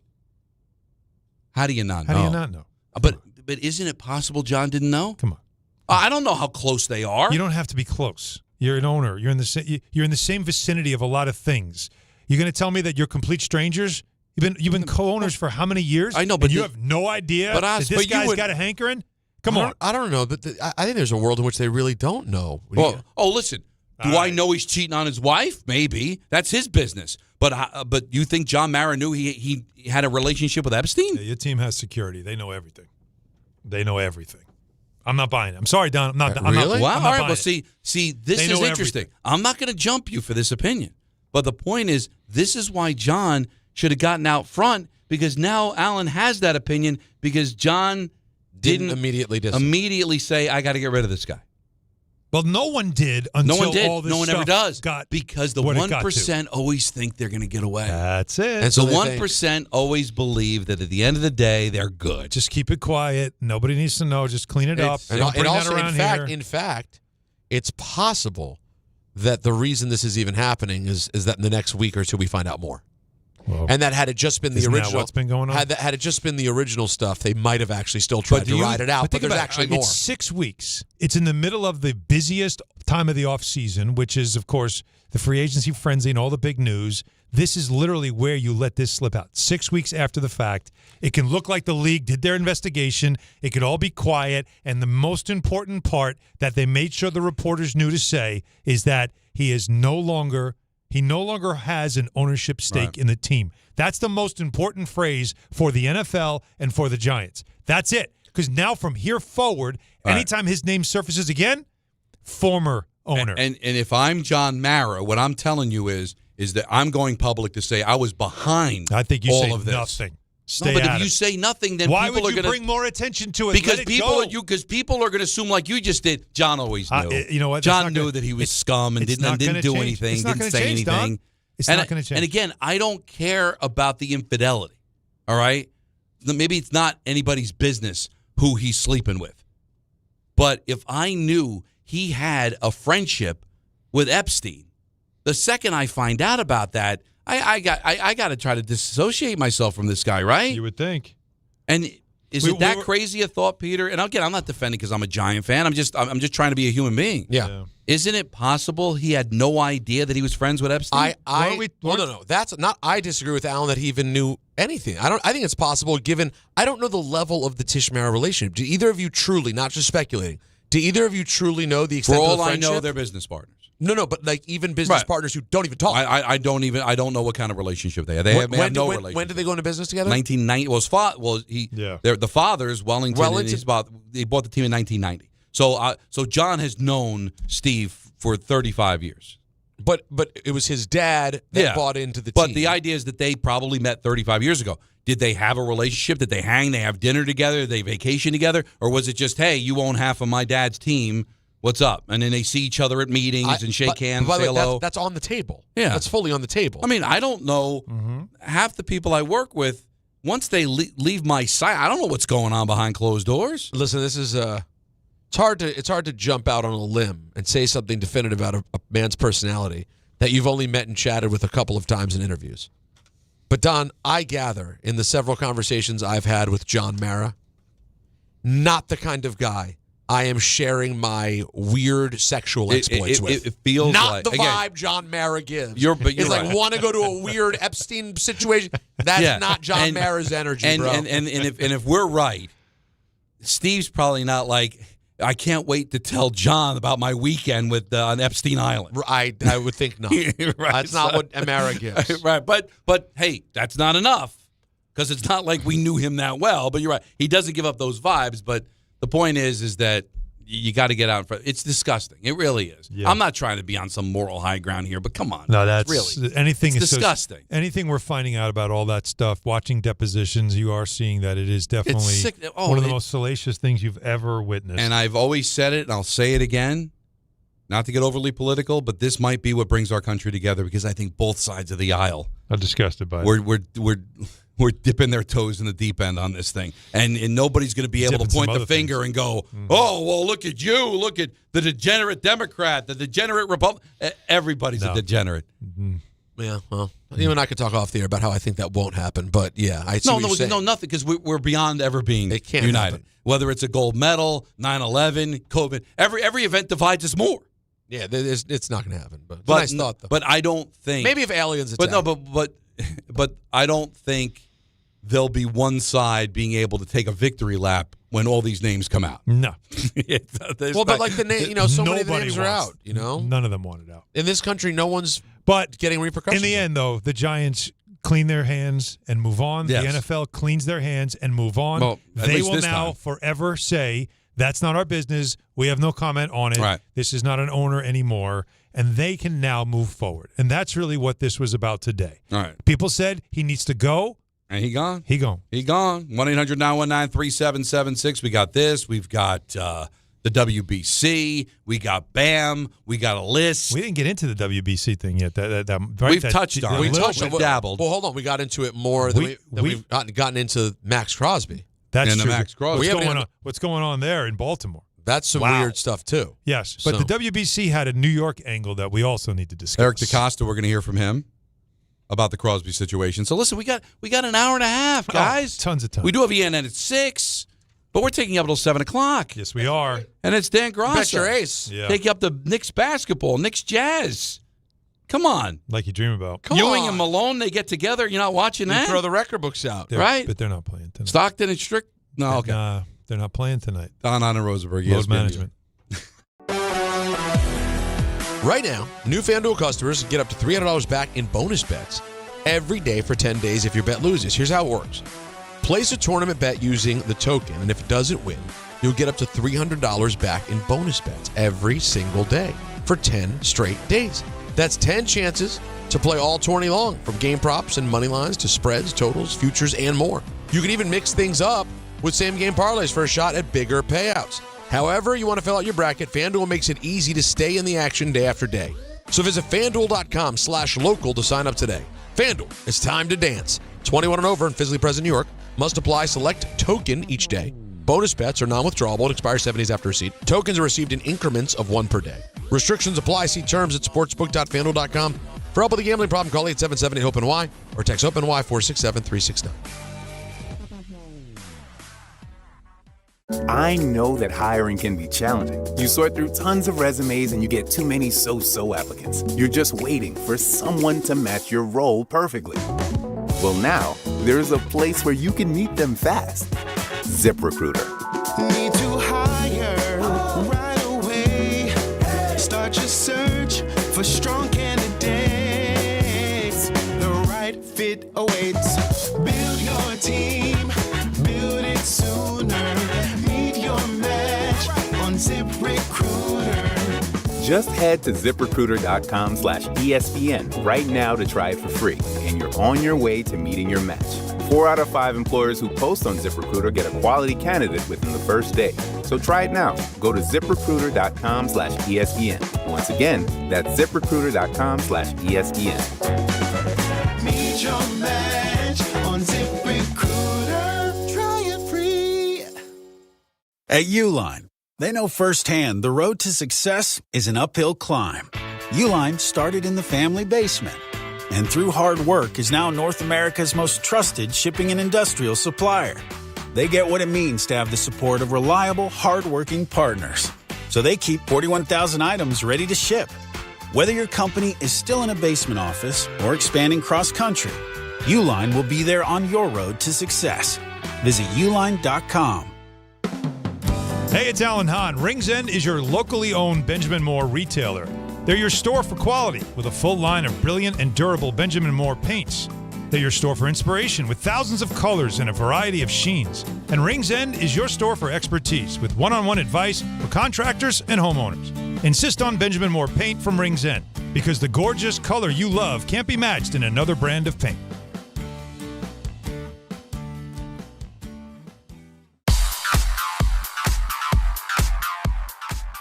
And now let's take a look at the traffic with Brandy Scott. Thanks so much, guys. We're going to start off in Westchester County. Rough ride on 287 westbound, heading over to the Rockland-bound Tappan Zee Bridge. Crash right after the Sprainbrook and Elmsford. You're jammed there from 22 in White Plains. Slow crawl on the Hutch, both up and down. Heading over to the Drawbridge. It was in the open position, just went back down. Packed ride on both sides in the Bronx. Worst of it's the outbound George Cross Bronx westbound. They just picked up that crash by the Deegan involving a bunch of SUVs. Still jammed there from the Bruckner on through. Inbound Inbound, George looking good for both the upper and lower decks. Outbound Lincoln, about a 30 to 40-minute ride. Outbound Hahn, run you 45+. This report is sponsored by the New York City Department of Transportation. Speeding ruins lives. Drivers, watch out for pedestrians and cyclists and slow your turns to less than 5 miles an hour. I'm Brandy Scott on 880 ESPN New York. At City Harvest, we believe no New Yorker has to go hungry. With your help, we're on the road 365 days a year, rescuing over 77 million pounds of nutritious food and delivering it free to millions of New Yorkers, transforming surplus food into sustenance, sustainability, and smiles, rallying thousands of New Yorkers to power a network of nourishment across our city. One day, one meal, and one New Yorker at a time. That's how we feed good. Donate at cityharvest.org. Presented by Robinhood. He crosses, spins, pulls up. With Robinhood Prediction Markets, buy or sell your predictions all game long. No house odds, just you versus the market. Put your sports IQ to work. Trade every shot, block, steal, run, and moment that shifts the game. With Robinhood Prediction Markets, trade every play. Visit Robinhood.com/predict to start trading. Futures and cleared swaps trading involves significant risk and is not appropriate for everyone. Event contracts are offered by Robinhood Derivatives LLC, a registered futures commission merchant and swap firm. This is the story of the one. As a procurement manager for a hospital system, she keeps every facility in her network stocked and ready. That's why she counts on Grainger to be her single source for thousands of products, from disinfectants to lighting, air filters, and more. And with fast, dependable delivery, Grainger helps her keep every facility stocked, safe, and running smoothly. Call 1-800-GRAINGER, click Grainger.com, or just stop by. Grainger, for the ones who get it done. Every 40 seconds, a child is reported missing. Find the Children is a nonprofit organization dedicated to helping find missing kids. You can be a part of their mission by donating your unwanted car. Call 1-800-294-0222. You'll receive the maximum tax deduction, and we provide fast, free pickup. Call 1-800-294-0222. Donate your unwanted or unused car. Call 1-800-294-0222. This advertisement was paid for in partnership with Cars R Us and Find the Children.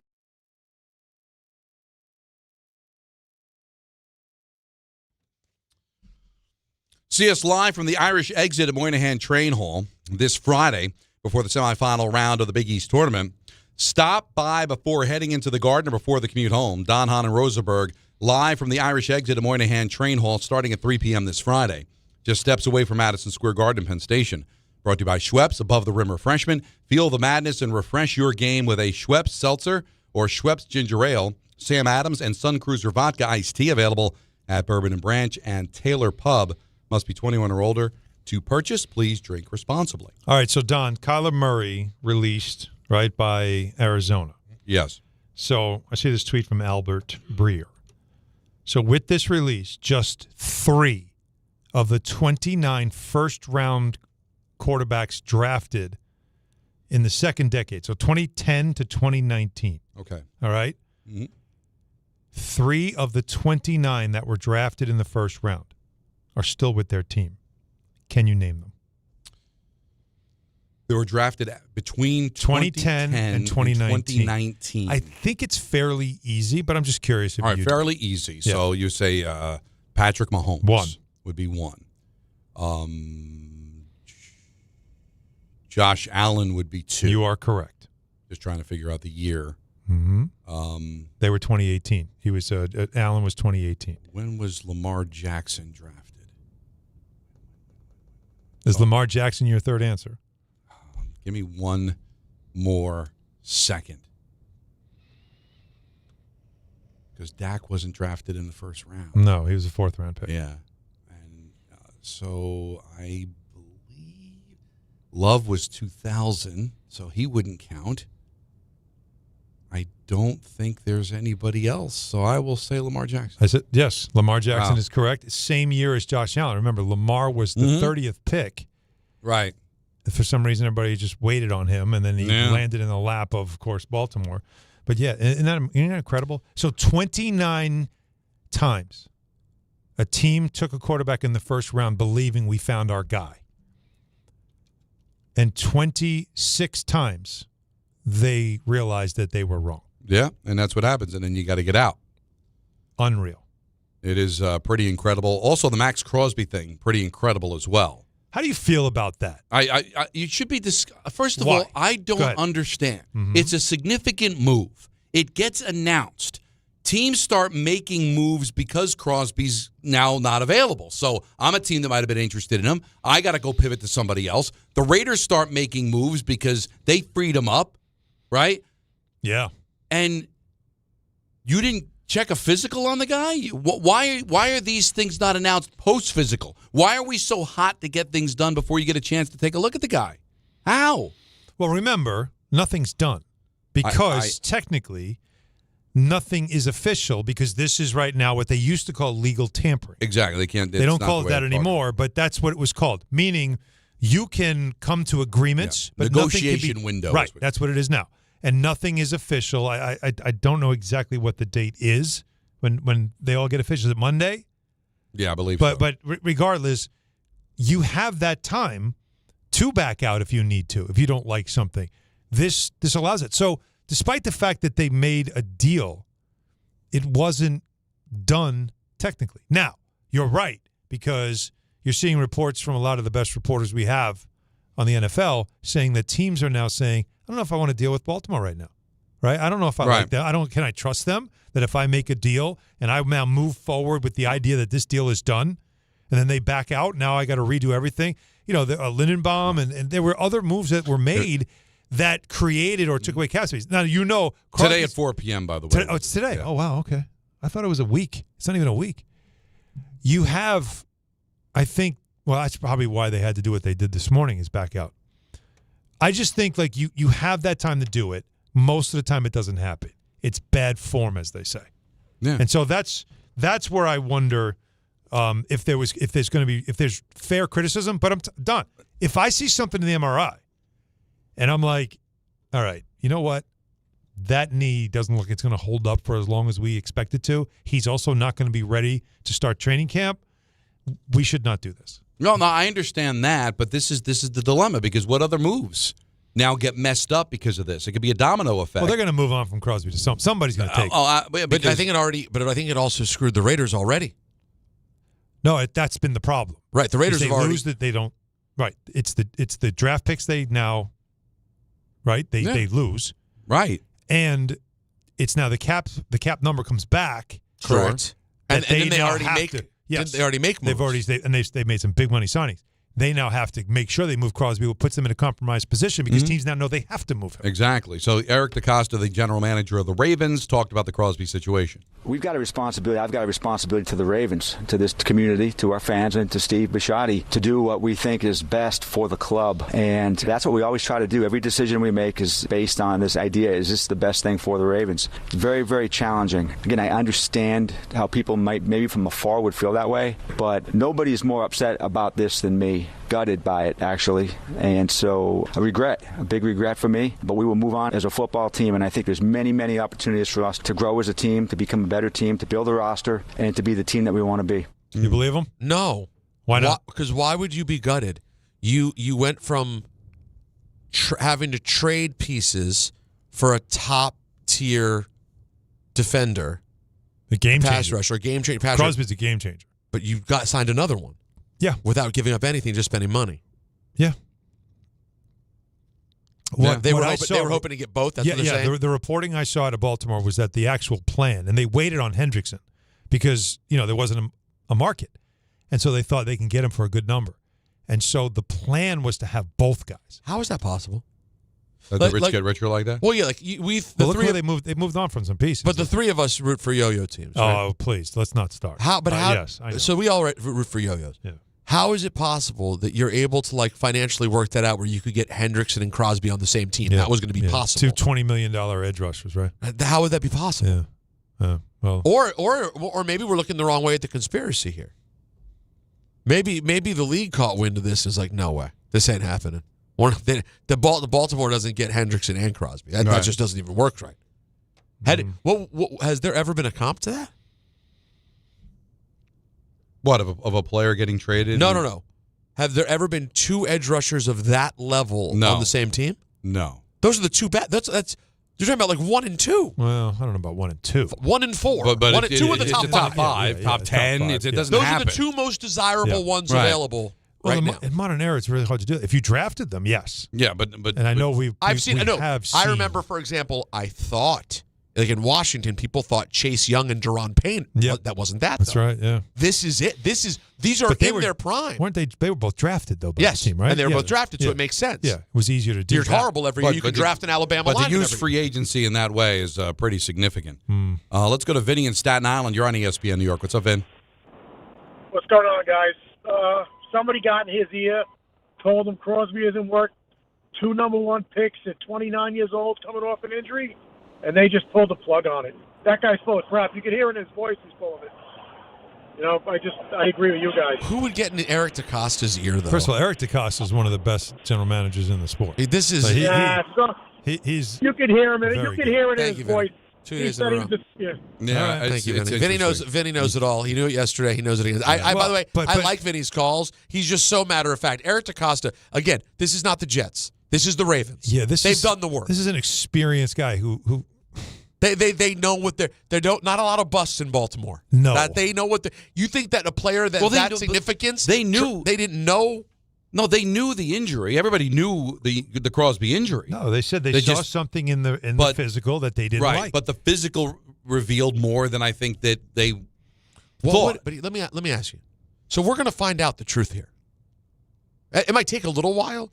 You're telling me that you saw something in Maxx Crosby's physical that is so detrimental that, like, you think there's a good chance he's going to fall off a cliff, essentially, is what you're saying. In time. Right, he, but how long? He almost has no meniscus left in his knee. That's basically what the scuttlebutt is. How much? Well, I mean, that varies on people's pain threshold. And that's exactly right. But, have you seen Maxx Crosby? He doesn't even meniscus. It definitely looks like he doesn't. The same thing happened with Correa. Everybody knew his injury. Right. Everybody knew his injury. The Mets looked at it and said, it's not going to last the years of this contract. What was that? So they nixed it. That was his foot? His foot.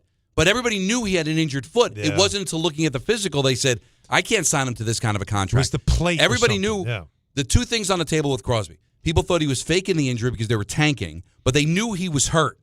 So now they look at it and go, okay, we'll be good for a couple of years, but then this contract's not going to age well. So I think it really just came down to they looked at the physicals, and it just didn't work out. Let's quickly go to Eric on Long Island. You're on ESPN New York. What's up, Eric? Thank you very much for taking my call, and I want to preface it by saying that I enjoy your show immensely. It's far superior to your competition on the other station, but I do have to take exception to your discussion of the Tisch matter, and I know you've moved on, so you can just file it away if you'd like, but I really do need to correct some misimpressions because it's almost insulting to your audience, Don, when you say that it's not even a crime. If Steve Tisch had sex with an underage minor, that's a crime. No, but that's not what. No, Eric. Yes, no, they're specifically saying he didn't. I am talking about the information that we know. We know that he had a relationship. All right, all I'm saying, but I want to get it right because if we found out that he was a pedophile, it's a different story. Yep. What I'm saying, we know, the facts but you that don't have it right. Eric, you don't have it Eric, right. You don't listen have to all me. the facts. Eric, I know that, but here's what we do know. We do know. What do we know? What? He had a relationship with Epstein. We know that because he emailed him 5 years after it was known that he was a sex offender. That we know. Fact. All right? Not a criminal act. Not anything that can get him suspended or forced into the team. Eric, you got to listen, man. You got an issue. You got an issue. You don't listen. Listen to me. We know that you're going to go because you're too ignorant to understand how to have a conversation with somebody. And if it means you go back to Carton, go have fun. I'm trying to have a conversation with you and you won't listen. Here's what we know. Know means information that is in my brain and is fact. That the email sent to Epstein was 5 years after it was common knowledge that he was a sex offender. Fact. Other fact is that he was having relations with adult women through Epstein. How do we know that? Because he issued a statement saying they were talking about adult women. The reason he issued the statement about adult women was he's defending himself against being a pedophile. So we know that Epstein supplied him with adult women and that he had a relationship with Epstein. That we know as fact. That, to me, is all we can go by. That is not enough to be arrested. It's not enough to force him to sell the team. It's not enough to suspend him. But it's enough for me to say I'm grossed out by it. I hope he sells the team. And also, everything else is speculation. If he said, "Oh, Epstein supplied me with 13-year-olds in the email," goodbye. The NFL would have a lawsuit, and he's done. That's not what we know. Just because you're in the Epstein file and just because you had a relationship with Epstein does not mean that you're a pedophile. It means it's in the conversation and it's something worth investigating. But in a court of law, it would get thrown out in 2 seconds that just because you had a relationship with Epstein automatically makes you a pedophile. And also, what Don was trying to say to Eric, who cannot listen. Can't listen. It doesn't have the ability to. Is also that information doesn't preclude Tisch from having any sort of relationship with underage women. We don't know that. But Don's trying to say, based on the information we know we have that's been provided. Also, Eric, and this is what's frustrating about calls sometimes, do you not hear us? All three of us are saying we're good on Tisch. Yeah. The Giants should move on. We're all on the same page. And all I mean, no one wants him here. Here's all that I get upset about. I don't mind disagreeing with people. And I just allow me to give some back and forth. You're talking over me. You're not listening to a word I'm saying. And if you listened to what I said, you wouldn't even have made the phone call because your point was something that was not said. No one said that. Now, and also, there's one other thing that's, I think, I've talked about this a lot on my other show, and people really struggle with this. You have to understand when looking at the endless amount of Epstein files and things that are there, you have to understand what Epstein's role was, what he was trying to be. Epstein's entire existence was meant to ensnare people. That's what he did for a living. Got paid money by people to be a honeypot, find perverts, drag them in, and bring them down. He did so by being a pervert himself, throwing these parties, finding women, doing these gross things. However, he communicated with tons of people who didn't do anything. And if you read the emails, he's trying to ensnare them in the emails. And some of them go, "Oh, you know what? I'm good. I'm busy that day." I'm not going to do it because who wants to have their names mentioned? I've read many people, sports people, owners, their assistants say, "Sorry, they're not available to meet." And they move on. But he's trying to ensnare people. That doesn't mean no one did anything bad, but it also means you can't look at it. There might have been because an email exists, it means they did something. That's literally what he did. Guilty by association. That's what he did for a living. There is some interesting news coming down the pike. We'll have it next. Yeah. Don Hahn and Rosenberg. Get some drops ready on ESPN. What? Here are your latest snow conditions for the Central Mountains. Sponsor your job on Indeed. Get matched with quality candidates with Indeed-sponsored jobs. Visit Indeed.com/hire now and sponsor your job today. We're coming off a tremendous stretch of spring skiing. The softer snow, the lighter clothing. Our snow country crew is out there in Vermont and New Hampshire. Things are changing with the cooler temperatures, though. We need that to make the season last in the Catskills. At Hunter and Bel Air, they're both on 55 trails. Wyndham on 44 slopes. Dealing with wet weather Wednesday, then Thursday's a cool one. By the weekend, we're skiing well-groomed snow on a fast, firm base with a return to winter-type temperatures. Gore Mountain, 30 miles of trails in the Adirondacks, and Whiteface with 20 miles. Ski Butternut and Jiminy up to 14 miles in the Berkshires. Stratton and Killington both at or near 100% in Vermont, and groomed trails will be the way to go later this week. You don't just ski or ride, you dominate. At Killington, we fuel your adventure. Be the beast. Ski and ride Killington. 25 a month, 5 whole years. Same sweet number in your ears. Check it in a year, check it in 5. This ain't optimum 5, but price is still alive. 25 a month, 5 whole years. Same sweet number in your ears. Get Optimum famously fast fiber internet. Optimum.com/25 for 5. Or call 8884-OPTIMUM. Terms apply. See Optimum.com for details. You know that Big Bargain detergent jug is 80% water, right? It doesn't clean as well. 80% water? I thought I was getting a better deal because it's so big. If you want a better clean, Tide Pods are only 12% water. The rest is pure, concentrated cleaning ingredients. Oh, let me make an announcement. Attention shoppers, if you want a real deal, try Tide Pods. Stop paying for watered-down detergents. Pay for clean. If it's gotta be clean, it's gotta be Tide Pods. Water content based on the leading bargain liquid detergent. Veterans and active duty service members, when your call to service ends, your mission doesn't have to. Go from GI to IT in just a few months at My Computer Career. Prepare for a high-demand career in cybersecurity, protecting people, systems, and institutions from real cyber threats. Cyber warriors are needed now. Will you answer the call? Go to mycomputercareer.edu/CWP to learn more. That's mycomputercareer.edu/CWP, an elite CompTIA certification partner. VA education benefits are available to those who qualify.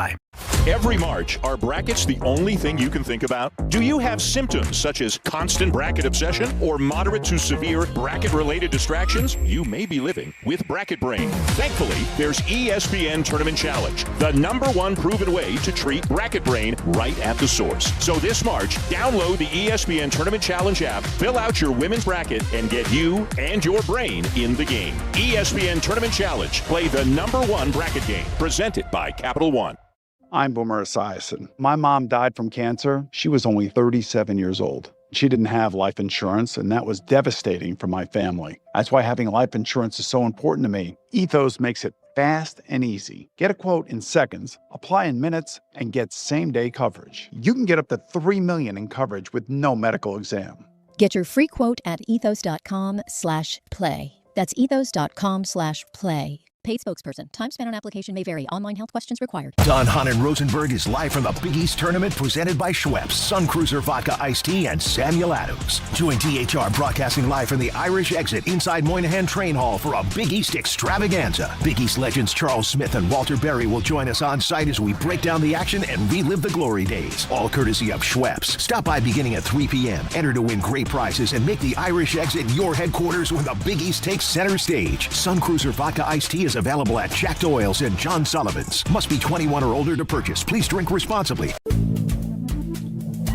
Good Karma Brands is proud to be an equal opportunity employer, providing equal employment, development, and advancement opportunities to all teammates and applicants. To learn more about careers with us, please send an email to talentacquisition@goodkarmabrands.com. That's talentacquisition@goodkarmabrands.com.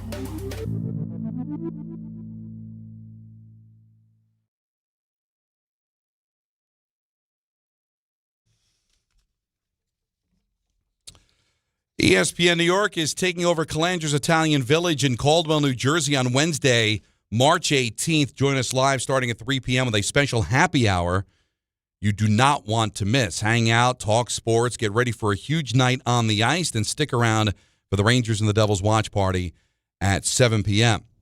Big screens, great food, unbeatable atmosphere, and the best fans in hockey all under one roof. Reservations are recommended. To book your table, call 973-226-8889. That's 973-226-8889. See Don, Hahn, and Rosenberg live at Calandra's Italian Village in Caldwell, New Jersey, Wednesday, March 18th, starting at 3 p.m. So we're going to be out and about. Yep. Friday, we're going to be at Moynihan Hall for the Big East. The following Wednesday, we're going to be out and about at Calandra's Bakery. So we'd love to be able to see all the fans. It's always a lot of fun to talk sports with you. Mike Garafolo with a tweet, guys. New Giants head coach John Harbaugh. We all respect him, right? Excited that he's the coach of the New York Giants. Well, he is eager to work with Evan Neal, I'm told. Sees untapped potential. He, along with his coaching staff, can try to unearth. The 7th overall pick in 2022 is back to Big Blue. Boo his ass! How you feel, Don? Boo his sorry ass! Cut his fat ass! Now, don't stop booing him! Boo him! If I have faith in John Harbaugh, boo his ass! That was such a... And if John Harbaugh, who knows a lot more football than I do, cut his fat ass, can see potential in Evan Neal, boo his sorry ass! Who am I? It just keeps going. Who am I to say he's wrong? I guess no one. Now, listen, he did not play well. He did not live up to being the 7th overall pick in the draft. But I was talking about his response to the fans who booed him. Yeah. What do you call them? burger flippers, hot dog flippers. He deserved every bit of heat that I threw at him. Don't stop booing him. I'd say it's an even split. My rant reactions, it's between Evan Neal and Ed Kramer. And if we were doing a top 40, it's Evan Neal with a bullet. Jose Reyes is up there. But again, time heals all wounds. And now that Evan Neal is going to stay. Was that the thumbs down? Ed Kramer! No. No. You don't know the origin of Jose Reyes? The Reyes was not thumbs down. No, because that was no. Lindor. That was Lindor. No. Yeah. No, what was Reyes was about when someone called and compared. We know. Oh. Yeah. Reyes' incident that he was accused of domestic assault. Yeah. To someone said, "Well, we don't know when we're cheering for the veterans whether they've ever, when there are veterans at a game, if they get cheered, we don't know whether or not they've ever committed domestic violence." Theoretically. Yeah, I even threw something. Don completely lost it. He said, but in the case of Reyes, we know. Yeah, so that's what happened. If you're wondering. But again, I'm not happy to see Evan Neal back. He's been a bust. Well, but if the coach that we all love thinks I see something in him, didn't they move him to guard? God, Wasn't he better at guard? They moved him to the bench. They moved him as inactive. I don't remember. The point is, as a Giant fan, I don't root to be right for my rant.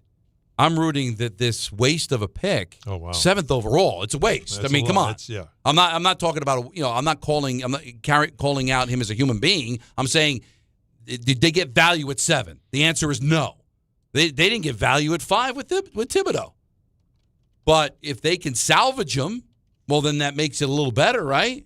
He's still here. Chance to maybe become good. Turn him into something useful. So that's all I'm saying. So who could you have gotten? Oh, dear God. Did we do this? Tell me. No, if we didn't. Oh, you ready? God, let them hurt me. Drake London. Okay. Pretty good. Sure. Charles Cross. Mm-hmm. Believe he's got a ring. Right. Garrett Wilson. Chris Olave. Jameis Williams. Jordan Davis. Kyle Hamilton. Well, you could really use a quality safety, couldn't you? Listen, you could have some of the people that you could have mentioned could have been cut and still be better picks. No. These are all players that. No, I know. I'm just saying that the ground on the board. The bar is very low. Okay, he has not worked out. But if John Harbaugh can save him, then I'm all for it. Now the question is, can he? And his staff. We'll see. But if you were excited that John Harbaugh decided to come to the Giants, then you have to be excited about anything he tries to do and it being working. You're saying trust him. That's all I'm saying. Well, first of all, you didn't sign him to a $28 million a year. He's on a 1 year. That's it. Probably approve it. Show me. It's a show me contract. It's let's see what we can do with you and figure it out. Let's see if we can get you right. Yeah. This is coach of the year level stuff. Yeah, this is it. If he gets him right, if the Giants go 0-17 and Evan Neal's a Pro Bowler, John Harbaugh is a candidate for coach of the year. We've got a big hour that is going to be led off. Our leadoff guy. He's not Jose Reyes. 6 already. It's ENN. Wow.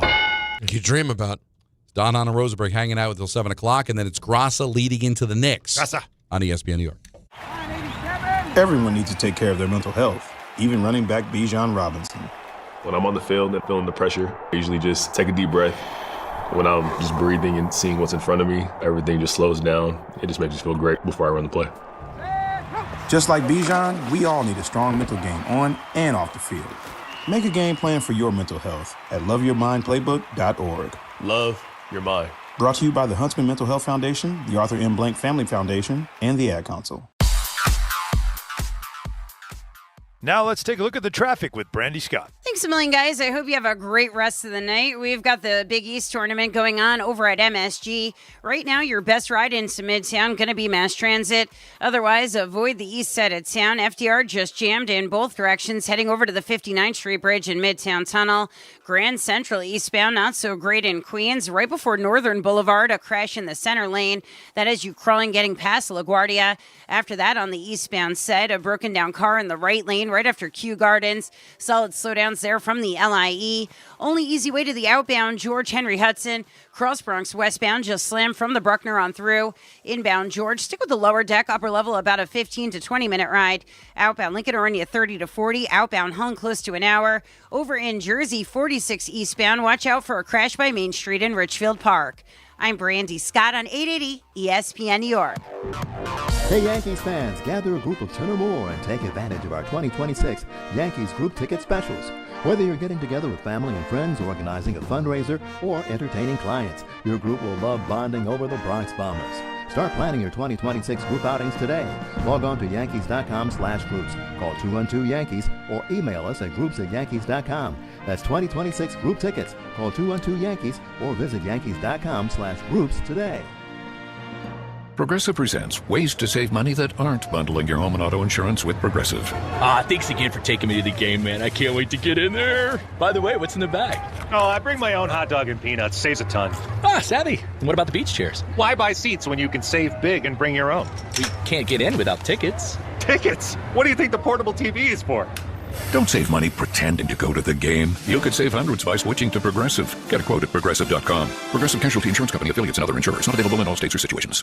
A SoFi personal loan is here to help you achieve something once thought impossible: overcoming high-interest credit card debt. Walk the tightrope of your finances with one low, fixed-rate monthly payment, no fees required, and as soon as the same-day funding. That's right. Pull off your own debt-defying stunt with a SoFi personal loan. Visit SoFi.com/trick to learn more. Loans originated by SoFi Bank, N.A., member FDIC. Terms and conditions apply. NMLS 696891.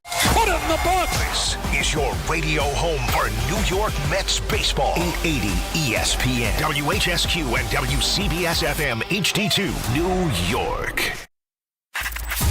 This is an ENN special report. Now reporting... The very handsome Jewish man, Peter Rosenberg. We should talk some sports. Do what you want. It's ENN.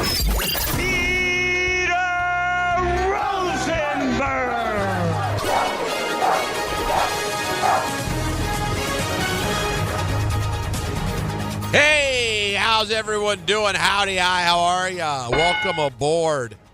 It's time for ENN. Ray-Ro. You ever watch YouTube?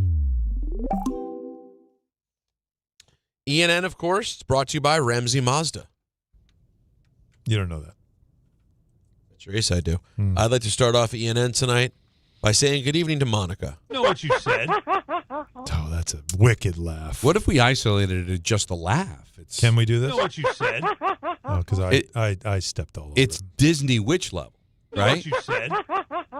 What if you picked it up after Alan's voice? Is there still enough ha-ha-ha-ha-has? Let's try to count the ha-ha-has. Hold on. You know what you said? Oh, there's a lot there. That's 5 or 6 ha's. Yeah, you could. It's only 2 ha's while I'm talking. Yeah, I think you could. It might be choppy, but you could do it. I believe in you. Let's be careful. She's a friend of the show. Good evening, Don. How you living? What? Clean day? Really? No way. See? That's good. That's very good. Let me hear it again. That's I very think good. it's better than with Al. It's less ha's, but it's better. Way better. It's too late for March Madness. I know. We got to wait till next year for that. Yeah. Would that have made it, you think, if that was last Wednesday, Anthony? I don't think so. Interesting. You don't. You guys don't know the power of the nether region. Dan, dan, dan, dan, dan, dan, dan. Good evening to Don. No, hip-hop's not metal. Do you know how much hip-hop has surpassed metal? It doesn't work. That drop Yeah. is DNR's favorite drop now. From the whole thing? But they play it every day. In what context? At least 4 or 'Cause 5 he's times a singing. day, where Dave or Rick will go, can I just hear Don singing over yelling again? And No, they'll hip-hop's play it. not metal. Do you know how much hip-hop has surpassed metal? It's just out of nowhere. It was Ebro's favorite part of the whole thing, too. I was trying to make the because Ebro made the point. He goes, at that point, you should have known Don wasn't being like seriously angry at you. He's singing. He's now having fun. Well, that's what they took from the morning show. It's like Don's moved on from the argument, and Peter is still punching at air. They don't know you well enough, though. I know you better than both of them to know that Don could be doing both. Having fun and still knowing it's an effective measurement in the argument. Again, because I black out during these things. Like, right, he doesn't know what I was happened. never saying, like, when you said metal's not hip-hop, I don't get that. Well, 2 things. I'll explain very clearly. Number one, I disagreed with your assertion. This won't be a problem. Because you said. All right, Alan, let's go. You said in the argument about hip hop, you also tried to make it better by saying, well, metal doesn't go there either. I said, first of all, I disagree with that. I didn't agree with you. And then also in saying metal's not hip hop, I meant they're just like so vastly different in genres. In that moment, I was talking about success. But hip hop success has had nothing to do with it. different space. But overall, I was just saying that just the acoustic guitar and that voice. It's him. Alan, it's him. I can't. I got to get the last word. Alan, he can't. Alan. Okay. It's him, isn't it? Okay. Alan's him, isn't it? It's who is it? It's both he is. No, who is it? It's both he is. No, see, this is what I don't like, it's though. Both Why, when parents break up the fight, do they always say it's both kids? Because it is. Who did it right now? It's Who did it right now? It's the both of you. It wasn't me. You know why? I think it was me. I put the drop on the page. Hang on. No. Here's why. Because you're right. He had to get the last word. And what are you doing? Trying to get the last word. There you go. It's both of you. Let's move on. No, it's not fair. And to myself, I was finger not pencil. I was finger not pencil. Finger not pencil is a good one. I was finger not pencil. Bet you were. Really depends on what the conversation is. I'm sorry? About the finger and pencil? Yeah. Like, what who really wants to be the pencil? Let me say good evening to Bam Adebayo, who scored 83 points. You know, to have this moment and share it with all of them, it's a pretty emotional moment. Like I said, I wish I could relive it twice. It's a special moment. It's Wilt, me, then Kobe, which sounds crazy. It's a great line. I wish I could live it twice. The best moments of your life, don't you wish you could live it twice?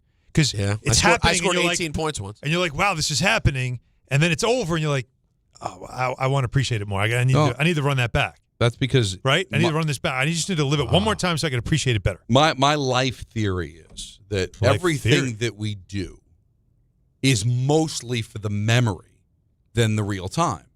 Because when you do something great in real time, it goes by so fast, and usually you don't know how great it is until you're done with it. And then it's how you remember it and how you relive it that really takes through the rest of your life. Yeah. But the actual moment, that's what he's talking about. It's like, imagine playing that game again, knowing at the end of the day you're scoring 83 points. And as much as it might be fugazi in certain Puritans' eyes, he's still not wrong. It's Wilt, Bam, and Kobe. Crazy. And he's at least appreciating the company. That's not. No, you're allowed to do that. I hate, but I also like. What? Well, it's a really cool moment, and he seems like a lovely guy. He really is. He's a very, very, very popular guy in the league. And you can't find anybody that says I don't like that. No, dude. he seems awesome. They really like. He's and him and dude. Asia Wilson are cute. That's There's a lot going on. How about her being there? No, it was the first time, isn't it? First time what? Was it like her first time at a game or something with him? No, not first time at the podium. First time at the podium. He made her come to the podium, but he had reached his 10,000th, I think, career point, and she wasn't there for it. 10,000th. Yeah, it was a struggle. Yeah, it was a struggle. I don't want to hear that again. I do. It was a struggle. 10,000th. 10,000th. Can we just got it was like we cable. We're not allowed speech impediments on this show. Is there some? We don't like each other. What do you call? Don't say that. 10,000th. What do you? We like to just point out everything we do weakness. wrong. Every weakness possible. And you know what, though? I will say this. I hold back the most on this show for pointing out weaknesses. You don't? No. When someone messes up? The most. When someone messes up, you don't point it out? Yeah. The most. I beg the most. I beg you, don't hold back on me. If I say something wrong, I'm never going to. There's times I'm like, I just feel bad. I don't want to hold. Stop. You know what? I don't want to do it. Do you know what this is? Don't want to do it. See, do you see? I'm too good a person. No, but that makes him. There you go. He's the worst one here. Yeah, he is. Because then he makes him it the sound. Because he's like, no, you're dumber than me. I just don't call it out because I'm better than you. But that makes me a nice guy. What is the technology you use to cut this, Jacob? What do they call it? What do they call the We don't have it anymore. What do you mean we don't have it? He's doing something. What is the technology you use to cut this? What do you Going back on the YouTube stream and rolling it into a computer. Is that whatever really all all you can do? That's what we do now. Yo, that is so boot. That is crazy. Do that at home. Or wait until the segment's over. Oh, but if you want to get it live, you have to go back on the YouTube and get it. Or dead roll it from somewhere else, yeah. Did you get 10,000th yet? We're working on it. Well, I didn't want to go that deep in the weeds. I just wanted. Is there a chance? You asked. Well, the reason I asked is I'm wondering, is there a chance we could overuse it and break it? I'd hope not. Because we're overdoing it. No. No, I mean, it was a literal slip of the tongue. No, it was an impediment. It was bad. I have that. I have an impediment. Listen, at least it wasn't and you Southern. called me out for it, so I appreciate it. I feel what's better the now. part? It's reminding me of the part of Cable Guy. What's the part in Cable Guy? You when he said goes, it. You said it the other day. I have a no, but there's a part when what does Jim Carrey do when he talks about having a speech impediment? Okay. Oh, and he tries to fight through it, and he goes, "What's the part?" You know what I'm talking about? Yes, I do, He and I can't think about it. fights through the speech impediment. It's so awkward. Yeah, but I Please can't. figure it out. No. No. So I was going to say the part that I don't like is as cool as it is. He just him between Wilt and Kobe is just absurd. Oh no, it's one of these like, things is not like the other. It's just absurd. Yes, of course it is. It's crazy. But don't you think that he realizes that? That's why I said it, and he's right. But I also wish he wasn't. I can't believe I'm in that company. And but you are. And I wish he. And I just wish he wasn't. Like 77 would have been cool. By next week we won't talk about it. Nobody's going to go. Remember that night Bam had 80? No one. It's not 100. See, you just nailed it's it. Kobe. Kobe's 81 was special. Like that's different. David Thompson's 70, like that was different because there was something about it. This is one of those wacky nights in the NBA. I still say, I know, Don, you've said it. Number one, he could have, statistically, he could have gotten to 100. The pace, the amount of shots, it was there. He did not shoot the ball well in the second half. But there is going to be a player. I never thought this before. You know the unbreakable records in sports? 100 is on the table. It's on the table. It can be broken. There's no question. No, it's going to happen. And like Luka, somebody like that, Anthony Edwards, someone's going to just detonate one night. Man, and it's going to happen. He was stroking from the line, too. Well, okay. Yeah. No, come on. See that, Don. You want to talk about we're trying no, too that's hard, too far. man. See that's one that's just like, come on. You know when someone says that. There's many choices of words he could have used. He's stroking. Listen, clean slate. These are all top 64 for 2020. Jake and I spent years with Bart. Okay, we know when but Bart's a child. Do it on purpose. No, that stroking from the line. He was. Nobody says that. He had the stroke. No. They don't say stroke. This guy's Billy Squire all of a sudden. No one says stroke. No. Stop. Nobody. Of course they do. Nobody. Stroke is a phrase in basketball. That's not true. Yeah. Don, am I wrong? No, it's golf. That too. But basketball? Yeah, yes. No. No, it is. I'm telling you, it is. No, I'm not saying they don't use it, but there's so many other words to describe. But he was in stroking. the last 10 years, if you used it, someone went, Ayo. Ayo. Well, he's stroking it. And here's Allen. He had reached his 10,000th, I think, career point. And she was there for 10,000th. I feel dirty. He had reached his 10,000th, I think, career point. I don't want to hear that again. I have battled this for many years. No, I amazingly became a broadcaster despite the fact that I have this. He just had to avoid saying 10,000. He's pulling the Bo Jackson card. And so what? He's overcome this. You know what? Disability. I appreciate it because this only makes me stronger. Makes him stronger. It makes him even greater. So I need this. So thank you for that. Yeah, it's Bo Jackson. It's Biden and it's Hahn. Well, those are the three people. Wow, what a hero! I didn't know that. I do my best. He's all he had to do. His mom said it was like the water boy, and his mom was like, "You just avoid saying 10,000, and you're going to be just fine." All right, the foosball. Alan, Don, I'll give you $5,000. $5,000. Okay. Who's the Wizards head coach? He's.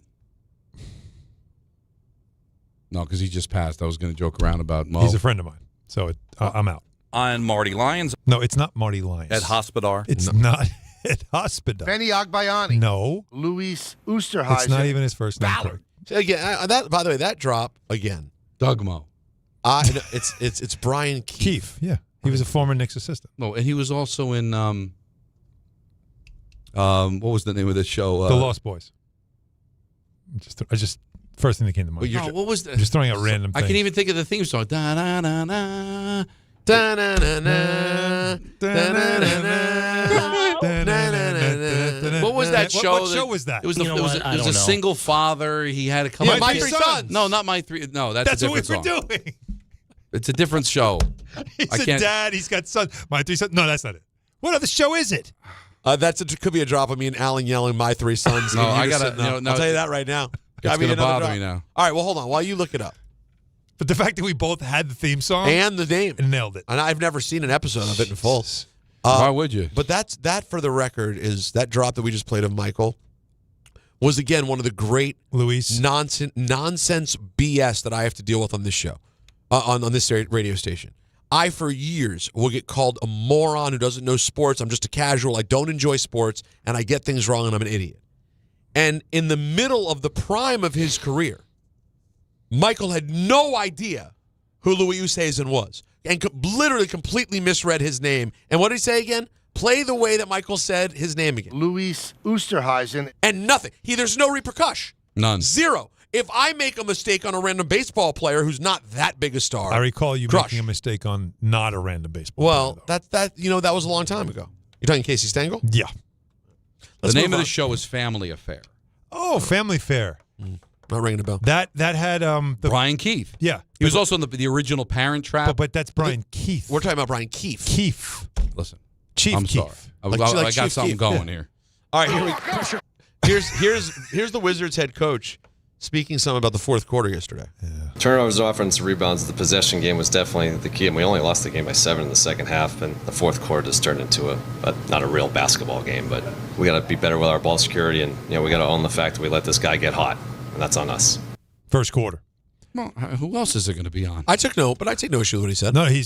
First of all, it wasn't a real game. First of all, he as far as a coach, rock solid human being. Like seriously, he's not messing around. That he was probably looking at his team like, man, do we look exactly like what we are right now? And it was embarrassing.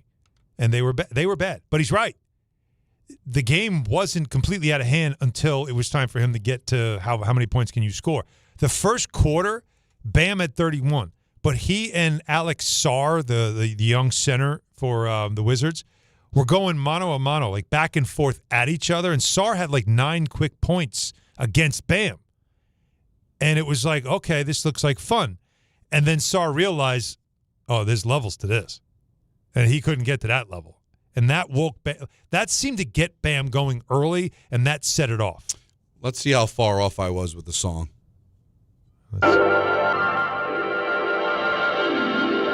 So far, not good. Kind of the same. Oh, no, this but this is Family Affair. I know. This was. You don't know the show? I know the show. Okay. They had the. It was like a bunch of kids. Wasn't there a butler? Yes. Mr. French. Yes. Okay. See, did you ever stay homesick from school? Oh my God! Like this was the best. 66. This is way before I was born. But I watched these shows, Reruns. Peter, when I would be homesick from school. No, this is all would be on TV. So you don't remember that Family Not Affair? at all. Not even a little Bewitched. bit. A current affair. As a kid, forget it. Well, that wasn't during school. A current affair. No, 7 o'clock after school. 7:30 actually. 7:30. Because the last sort of sitcom would air on Fox at 7. Oh, the last rerun, right? Yeah. And then 7:30 to compete with Entertainment Tonight and those shows. They would do that. Fox show. went current affair. Yeah. Sounded all serious. Yo, people are nuts, man. I'm looking at a video right now. Oh no. Of earlier today, I believe. Okay. People are strange. A man jumped into a still frozen pond in Central Park to rescue one of the park's coyotes after it fell into the ice. Is he okay? He made it out. The coyote? How about the coyote? Both. God bless. It was 60-something degrees today. But it's still frozen. You It know how can't cold be that water frozen. is? No, I'm looking at it. There's holes in it, but it's frozen. What? We had 70-degree weather for three straight days. I'm going to show you something. It can't possibly I don't know be if today. I don't know if I still have it. How could it still be frozen? There is a really nice pond. Yeah. Pool in a pond. Pond's good for you. On the campus of Ramapo College. And so this is Tuesday. So it was like almost 80. Yeah, it was very warm in New Jersey. And I'll show you the picture of the pond. It's half frozen.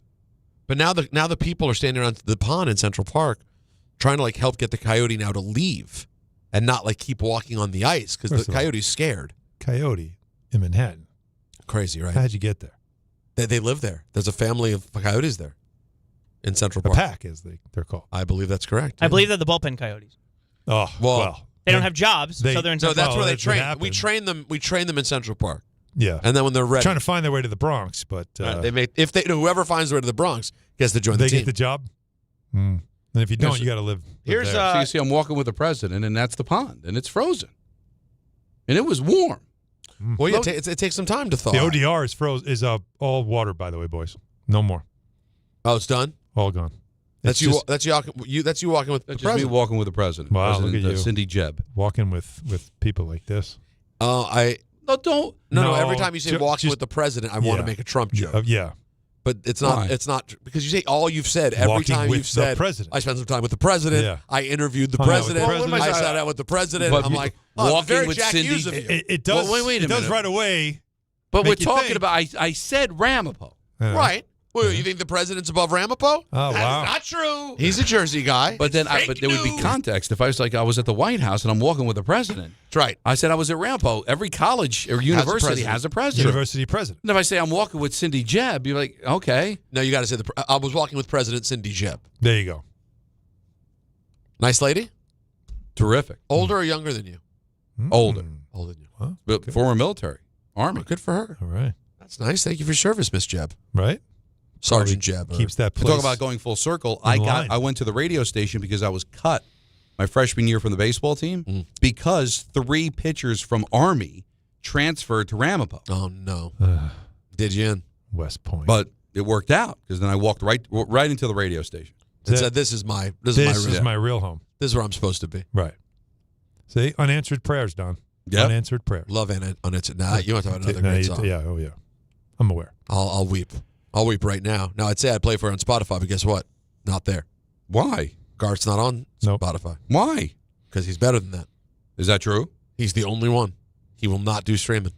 He's good. He's all set. He's You trying remember when Garth? Remember when Garth? he still Brooks, wants Capitol Records to be. Remember in when business. Garth? That's right. Remember when Garth Brooks was the biggest, basically the biggest artist in the world for a minute. Yep. Not named like Michael Jackson or Mariah Carey. Yeah. And then changed his name and went under a complete. Yeah, what was that name? I got to try. Hold on. No, don't you look think you yet. can do it? Yeah, You think you can do it? I think if I reached it, what did I pull deep? Remember when I pulled David Faustino the other day? Yes, That you was did. a good one. And that's when and I did Fay Ray. Remember? Yes. That was the original King Kong. Yes. Garth Brooks. I think you're gonna get it. Garth Brooks' pseudonym was. But it was beyond that. He actually performed. Well, He had different hair. Yeah. And to everyone out there listening, this was a real moment in time. At the biggest point of his career. You won't believe if you don't know the story and you looked it up. You won't believe it. Yeah, he just made up a new character. I didn't know the story. Till right now? I didn't know this. no clue. You never heard this either? No. No. New I know character. Garth Brooks. I know. And he wore his hair was like straight and parted. It was so creepy. Can you give me a hint and I'll get the rest I of haven't it? found it yet. Oh, I have it. You have it? no. Can you A give hint? it? Can you do a hint? Jake? Can we do a hint? Is there a first letter? Give the initials. CG. I had a hunch it was C, but it's not Clint. It's not No. Curtis. Nope. Chris Gaines. Wow. How about that? How about that, folks? Oh my God! It's I like need to take a break. Where'd you find that honestly, one? You all it's right? like these polls have I'm out. placenta He's on shot. them. Look at him. Somebody get Yeah. him coffee and cruller. I'm saying these polls have Wayne's World. See, it's built in. these polls have placenta on them. It's like he's giving birth to it. Like he just he dragged it right out of his body. It's like strange pull. Chris Gaines. It happened. It was a That moment is so in time. That's great. fist bump. There you go. That's very good. Couldn't be That more was proud of it. really All right, good. Couldn't we have be more not proud got. of We have me. not That gotten was this. terrific. Hey, sports. We have not. We'll go back. We'll go back to after ENN. We can go back to a little bit more on the Crosby and Hendrickson fiasco. But it What about did. Stills and Nash? It did. It did dawn on Anthony earlier that when you think about it, Maxx Crosby now represents half of this drop. Former Raven. Replied. Or current Raven. Actually. Oh, like the game doesn't need him. Sorry, he's a Charger now. He's a Charger. Oh, no, he's a Ram. He was a current Raven, then Yeah. a former Raven. Former Raven. All in the course of a day. And who knows? Maybe he'll end up on the Chargers or the Rams And- now. You don't know. You don't know How about the Eagles? what the Eagles do. That's a team that people are wondering. But it doesn't fit our drop thing. No, Yeah, it it won't work. doesn't. It won't work But I'm just saying that's for both of you. I'm sure you wouldn't enjoy that much. No. Because they're all about right now. Oh, his meniscus will be shot in 2 years? That's fine. We just want to win next year. I'm hearing great things about what my commies are doing. By the way, Oh? yeah. The tight end from Tennessee, Chiga Okonkwo. Sure. Yeah. Oh, Anthony, Jacob, you guys are fantasy guys. You know Okonkwo? no. I do not. I hear he's great. I hear he's great, but he's in Tennessee. I hear good things. I've heard good things. And we got Nick Cross. We're making like all these moves that I just like not super familiar with. I'm sorry, yeah, the tight end? Yes. Yes, he's fantasy-wise, he's good. He's solid. He's and to be solid in Tennessee is like that may make you double the player a normal man is. All right, so back to the NFL. We're already doing the NFL. Yeah. They're considering, how about this? Get ready, folks. Adding a game the day before smells like a Wednesday night? Thanksgiving Eve. Oh, and how about this? They may add it to the schedule as early as this season, which would mean a Thanksgiving game on Wednesday, a pre-Thanksgiving game on Wednesday, November 25th. Taking it all. I would just like to say, as Gavone, greedy, filthy pig as this is, I want all the things. Can I just say, though, of all the add-ons they've done, I love this one. I don't hate it. Because you're sitting around the night before preparing. It's a great night for a game. No. Why? No. I don't go out anymore. Wednesday night before Thanksgiving. What, do you party and go to the bars? Well, that's when you were in college. When you were young, yeah. Most kids come back, and that's the first thing you do. For sure. One of the biggest party night of the year. Buds and yes. But this is a big NBA night. Oh, well, and it's a big NHL night, too. And it's a big NHL. And I know because neither team plays on Thanksgiving. I will neither say leagues. this. Keep your Thanksgiving. Give us Thanksgiving. What do you do? I will say, again, especially with 3 games of Thanksgiving, and now you also have the Black Friday game. Friday now. So you're going to have 5 games before that Sunday, plus the Monday. I mean, there's going to be no games on Sunday. 5, yeah. Sunday's going to be a light day. So that's 6 games, and we're already going to be in the bye season. So there's going to be how many games are going to be on Sunday? That's going to be one of those where there's 1 4-25 game or something. But to Alan's point, not that anything is bigger than the NFL or even compete with the NFL. Agreed. But if for some reason you get a Fugazi game, and you could because of injury, whatever, or teams that were predicted to be good and aren't, and you got a full slate of NHL, you got a full slate of NBA, and that's a great night for the younger crowd to go out because that's like a Friday, Saturday night. Everybody goes out. When I was in college, man, that's what you always that could affect it where I would not be surprised if of those 5 games, that's the least rated. And if they stick it on some app, which they're probably going to do, no question, that is going to be the least watch of the 5. That's your Peacock game. Yeah, would you say Amazon's would be the Black Wednesday? Friday? They would make Peacock. I think the Wednesday could do better than the Black Friday. Why? Or as well. Nobody's home.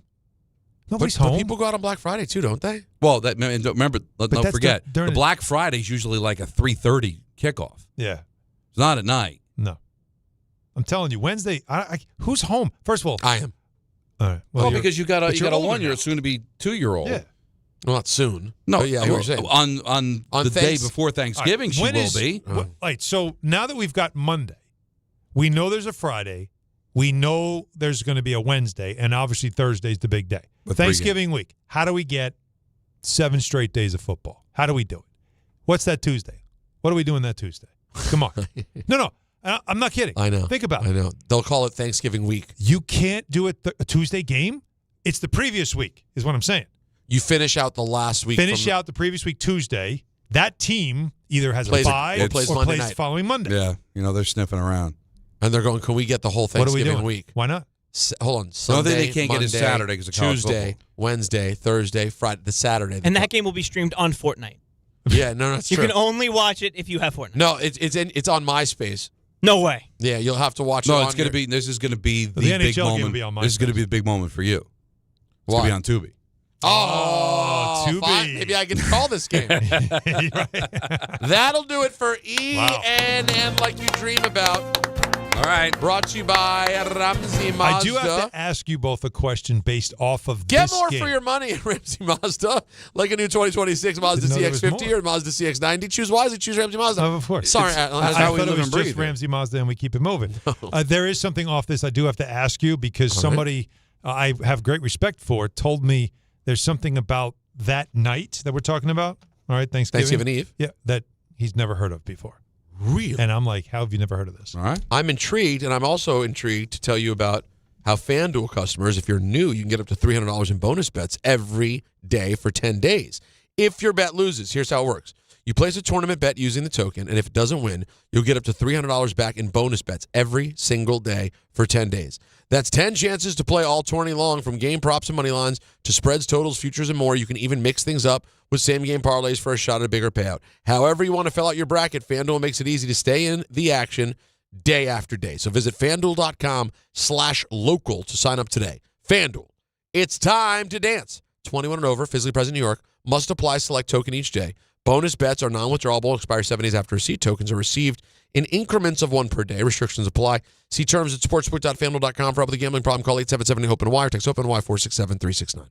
25 a month, 5 whole years. Don Hahn and Rosenberg. Number in your ears. Check it in a year, check it in 5. This ain't optimum 5, but price is still alive. 25 a month, 5 whole years. Same sweet number in your ears. Get Optimum famously fast fiber internet. Optimum.com/25 for 5. Or call 8884-OPTIMUM. Terms apply. See Optimum.com for details.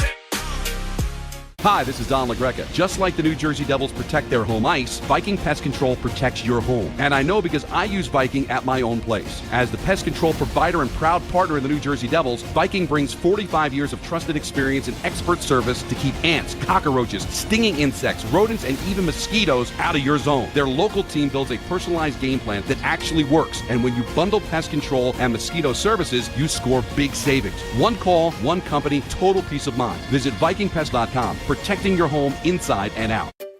Finding great candidates to hire can be like, well, trying to find a needle in a haystack. Sure, you can post your job to some job board, but then all you can do is hope the right person comes along, which is why you should try ZipRecruiter for free at ZipRecruiter.com/ESPN.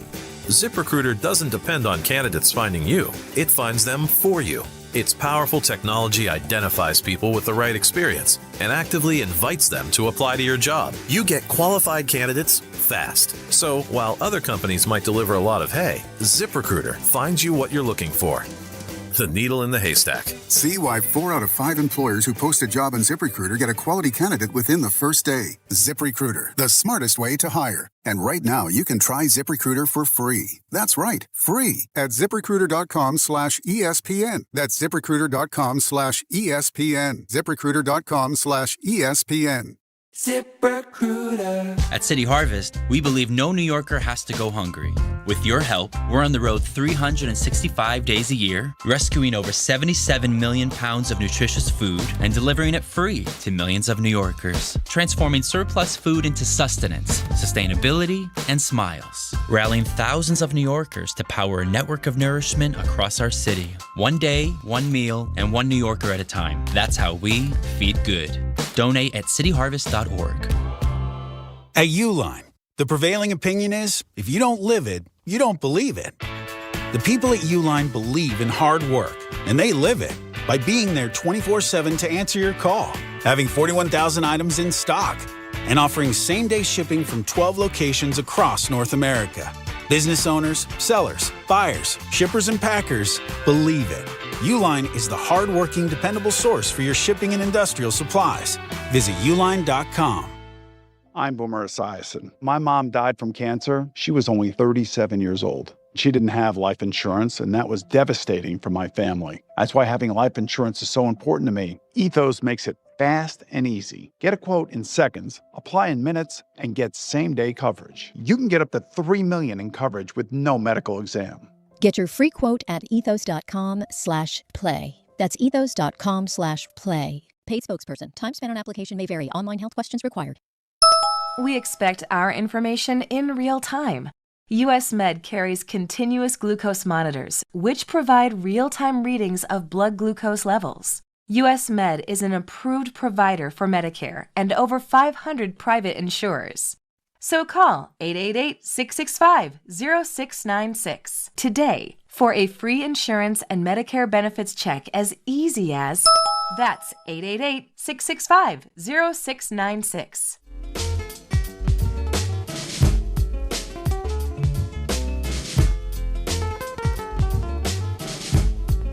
Get ready, New York soccer fans. New York City FC is back at Yankee Stadium for a massive showdown against Inter Miami on Sunday, March 22nd, with kickoff set for 1 p.m. You don't want to miss this huge matchup. Be there when the boys in blue take the field against Miami. For your chance to be there in person, enter now at ESPNNewYork.com or through the ESPN New York app. Tickets are available now at Ticketmaster.com/NYCFC. So you were saying before we went to break. Real quick, too.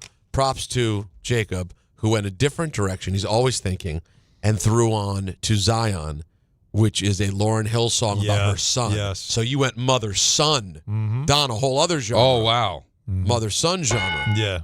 And then there's mother-daughter. That one doesn't hit the same. Well, you're not a mother. Exactly. But that one does hit. Sometimes. I don't know a ton of He's them. a mother trucker. Wow. It hits from the other way. You're right. From the son perspective, but yeah. No, you're not a mother is what you're saying. I'll make this quick because it's silly, but I didn't know, or maybe I was starting to wonder if I was either using an aged or regional reference when I said Thanksgiving Eve. And Dominique Foxworth, who's on, he's one of our NFL analysts. Sure. He's on Get Up this morning. We were talking in the green room, and the tweet came up from Shefty, and we were all just making that same reaction of, wow, they're taking over the whole week. And I said, Thanksgiving Eve, man, that's a big night. And he said, there's no such thing as Thanksgiving Eve. How is that a thing? I was like, no, it is a thing. And he told me it's not. What did he, at all? Yeah, he said never heard of it before. Couldn't understand what it's about. Hold on. Nobody ever. There's only Christmas Eve. There's New Year's Eve. There is no Thanksgiving Who was this? Eve. Who said this? Dominique Foxworth. Did you say to him, you never went and hung out with high school friends back at home? And he said, I played football. I never went home for Thanksgiving because we were playing. But he's being that guy. No, he's not. He was very honest. He wasn't I know. trying Sometimes to be snarky. you honestly are that guy. He just was like, why are we making this a thing? Thanksgiving Eve is not a thing. I'm like, yeah, it is. It's always, the eve of your wedding, the eve of the big game. Eve suggests it's the day before. So what are you going to call? So you're going to go all clutter. The day before Thanksgiving. The eve of Thanksgiving. Everybody knows what you're talking about. Let me push this further. How old are Foxworth? We're about the same age. How old are his oldest kids? I don't. Do I don't know him that well. Do we know if he has at least teenage kids? No, he has younger kids. Not teenage. Because he actually, I think, is much younger than me now that I'm thinking about it. Yeah, he may be in his late 40s, something like that. He might be in your range, yeah. But depending on the age of his kids, if it hasn't been real to you when you were a kid, it's going to become real to you when your kids are all around in the house. I the felt night like it was before such a common reference to make that I felt. You know how sometimes you're in these places and you say something and people look at you strange. You're like, wait, am I wrong? Like is this something that's from my hood that nobody else knows? Well, also it's a New York thing. In New York, I think it's a New there York are thing. Club parties that night. But, it's a big party But forget night. about the parties. So we all agree there is such Thanksgiving Eve is a thing for sure. 100%. But even if it's not a thing, how else would you refer to the day before something? He didn't grow up there. The day before something is always the eve. The eve of destruction. Everything the day before is suggested as eve. If I say the eve of Thanksgiving, it's not to the level of New Year's Eve or Christmas Eve. It's not necessarily a holiday, even though younger kids go out because everybody's got off on Thanksgiving. It's just, how else would you refer to it? Isn't it awkward to say the day before Thanksgiving game? No, eve of Thanksgiving Day. Everybody knows what you're talking about. Okay. I think he's being that guy. I think it's saying it as Thanksgiving Eve, like you say Christmas Eve or New Year's Eve. I think his curiosity was, nobody calls it that. And I'm like, I thought everybody did call it that. So I wanted to check, but because Peter said Thanksgiving Eve before we went to break, I'm like, all right, this is not going to be a worthwhile conversation. No, it's listen. I guess I could Sometimes see a world. you check yourself and you wonder, like, am I? No, I hear you. And by the way, that nobody else I'm not gets? going to go as hard as Don. I could see a world where which you never went home for it. Right. Maybe you just don't identify with what it is. Yeah. But now I truly appreciate it too because when my parents come to town, they get there Wednesday. It's nice because you're hanging out the day before the holiday. It's a fun. It's a good vibe because you got home and you just shut it down. Let's just say for some reason. And it was a good night out. That the NBA decided that we're going to have an outdoor game like they do with the Winter Classic. Yeah. All right. Like what they did in college the one year. We're actually going to have an NBA game on a what do you call those ships with the planes land on? Oh, the aircraft carrier. We're going to have an aircraft carrier game, and we're going to have it on the eve of the Super Bowl. The Saturday night before the Super Bowl, We're going to make a big deal out of it, have a big NBA game on an aircraft carrier, and we're going to call it's going to be on the eve of the Super Bowl. When everybody go, that's not a thing. Eve of the Super Bowl's not a thing. Super Bowl Eve? No, it's Super Bowl. It's the day before the Super Bowl. You don't even have to say the Saturday before the Super Bowl or the day before the Super Bowl Eve. You'll know exactly what we're talking about. Mm-hmm. And it's not a thing, but you understand. It's called language. Eve suggests what you're trying to get. There are some people who think of it as Christmas Eve as the Eve, and so they're trying to comp it, and they don't think of it as the literal meaning of the word. But you just put something though in my brain that I think is also worth throwing out. Okay. Because the NBA, no, I like this because the NBA did this when the Super Bowl was in New York. They scheduled the game at the Garden with the Heatles, when LeBron and all them were there. Oh yeah. And they came in to play the Knicks, and that ticket was one of the hardest tickets to get because you knew the whole world was in this market for the Super Bowl. Well, that's why. So the NBA now, is it weird if the NBA thought we're going to piggyback every Super Bowl, and so wherever the Super Bowl is, even like. Wherever it is, there aren't any cities that it's in that the NBA doesn't have a team, right?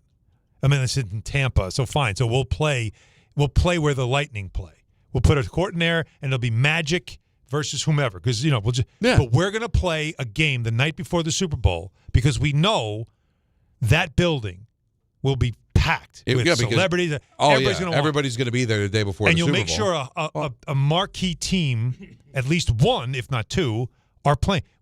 Would that be embarrassing? Like, look at the NBA trying to go on the coattails? Or would that be a great idea? That would be a great idea. To ride on the coattails of a Super Bowl that everybody's involved in. All the celebrities would be in town. Everybody's there. And maybe, just maybe, some of the commercial stuff connects. And what you do. Would that be weird? You make it like late afternoon so that everybody that goes to the game can still go to the parties. Because that'll be a problem if you do it like 8 o'clock at night. A lot might not go because that's what the big Super Bowl parties are. You make it like at 4. Well, when it's on the West Coast, that's easy to do. Oh, that's easy to do. But if it's on the East Coast, you make sure that if it's in Miami or if it's in Tampa, just do it at 4:30, so that when the game ends, you go right to the parties. Listen, the NHL pretty much did it when the Super Bowl was here with the outdoor games at Yankee Stadium. Yep. They had a game on Wednesday, game on Saturday. Yeah, it was all part of that very busy week. Because they figured everybody's here. It's something to do. Because listen, there's some cities where there's not that much going on, right? And they have parties and stuff, but you could just incorporate that. Like you said, anybody at the Super Bowl, all these former players would go to that game if it was a sexy game. Well, you have to make it that, but you already know ahead of time, don't you? Like, we know where the Super Bowl is going to be. Yes, this year it's going to be in L.A. Yeah, so you just make sure. So we're going to have a game that's going to have like superstars in it, and everybody's going to want to go see it. And we're going to steal a little bit from the weekend. Feels like everybody's scared of them. You put Lakers Celtics as the Super Bowl Eve game on a Saturday in L.A. Super Bowl Eve? That's not a thing. There's no Eve of Super Bowl. What are you, moron? Super Bowl Eve? There's moron again. Sorry. That guy, right? I mean, but that you can figure it out. That's not a thing. But seriously, but it's a good point. I played football. Yeah, because there's never been football players never party. He's not that guy. He's not. No, but I'm just saying, football players they weren't known to party, right? They wouldn't understand such. I watched Varsity Blues. They're stealing cop cars. I watched Varsity Blues. That was a documentary. That wasn't based on a true story. That's right. But I just, when you said that, that's when I thought, why doesn't the NBA do this? Why not? Why not? Think don't even apologize for it. Why would you have to apologize for it? It makes sense. Yeah. You got all these celebrities, all these people in that given city, many eyeballs giving on that them game. something to do. Yeah. Makes perfect sense to me.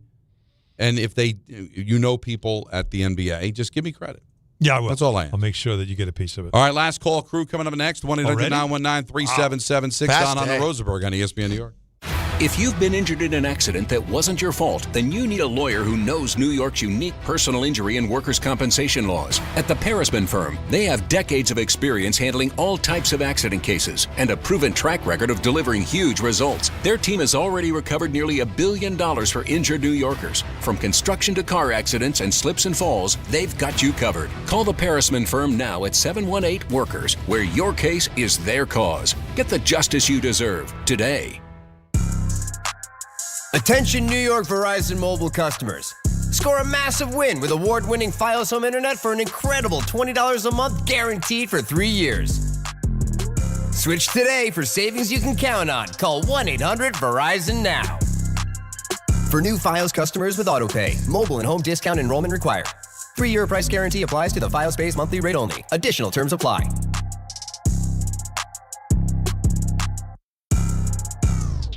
One in every 6 men is likely to be diagnosed with prostate cancer in his lifetime. That's why New York Presbyterian wants to remind men over 50 to book a prostate cancer screening. A simple blood test is all it takes. It could save your life. Screenings are available across New York City and Westchester at locations near you. Schedule your annual prostate cancer screening today at nyp.org/cancer screening. Stay amazing. New York Presbyterian. Monkey Sports, built by players for players, is your one-stop shop for hockey, baseball, lacrosse, and more. Find top-name equipment and expert in-store services like sharpening, break-ins, and relacing. Shop in-store at Monkey Sports in Farmingdale or Woodbridge, or online for all the top brands. Whatever your sports, Monkey Sports gets you game ready fast. Monkey Sports, where athletes shop. What if your instincts could pay off? With Robinhood Prediction Markets, you could put your knowledge to work on the events that matter to you. Prediction Markets isn't just sports. It's the Fed rate decision, your favorite awards show, and so much more beyond the playing field. Trade events with Robinhood. Visit Robinhood.com/predict. That's Robinhood.com/predict. Futures and cleared swaps trading involves significant risk and is not appropriate for everyone. Event contracts are offered by Robinhood Derivatives LLC, a registered futures commission merchant and swap firm. Hey, it's Alan Hahn. Rings End is your locally owned Benjamin Moore retailer. They're your store for quality with a full line of brilliant and durable Benjamin Moore paints. They're your store for inspiration with thousands of colors and a variety of sheens. And Rings End is your store for expertise with one-on-one advice for contractors and homeowners. Insist on Benjamin Moore paint from Rings End because the gorgeous color you love can't be matched in another brand of paint.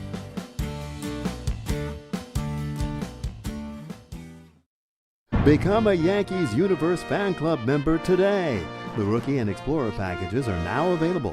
All Yankees Universe members receive a membership card, 2 tickets to a 2026 Yankees home game, access to a members-only website, and MLB audio at bat. Plus, Rookie members get an official New York Yankees t-shirt. A portion of all proceeds benefits pediatric cancer research at Memorial Sloan Kettering Cancer Center. Join Yankees Universe today at yankees.com/universe. Join ESPN New York for a huge rivalry night at the Calandras Italian Village in Caldwell, New Jersey. Play-by-play voice of the Devils, Don LaGreca. Put a pitchfork in this one! And the Don, Hahn, and Rosenberg show are taking over for a special live broadcast and Devils vs. Rangers watch party on Wednesday, March 18th. Join the guys starting at 3 p.m. for a special happy hour and broadcast. Then stick around for the 7 p.m. puck drop with big screens, great food, and the best fans in hockey all under one roof. Reservations are recommended. Brought to you by Calandras Italian Village. This is a special notice to U.S. taxpayers owing $10,000 or more to the IRS. Tax Relief Advocates is urgently notifying taxpayers that tax relief initiatives are now available that may significantly reduce or eliminate what you owe. If you're afraid of an IRS lien, levy, or wage garnishment, don't lose hope. You can now take advantage of these current relief programs to end all collections, reduce the amount you owe, and resolve your tax problem. Even if you have years of unfiled tax returns or are already in a payment plan, you may still qualify for significant relief. Struggling taxpayers can now get relief they need during these hard economic times. A hotline has been established by Tax Relief Advocates for you to call and see what you qualify for. They are A+ rated with the BBB and have over 1,000 5-star reviews. Don't wait. Call 800-575-9087, 800-575-9087. That's 800-575-9087. Or simply visit TRA.com. Prizes, flyaways, even cash money. You want it? We've got it. Find a list of all contests and official rules by visiting ESPNNewYorkContests.com. That's ESPNNewYorkContests.com.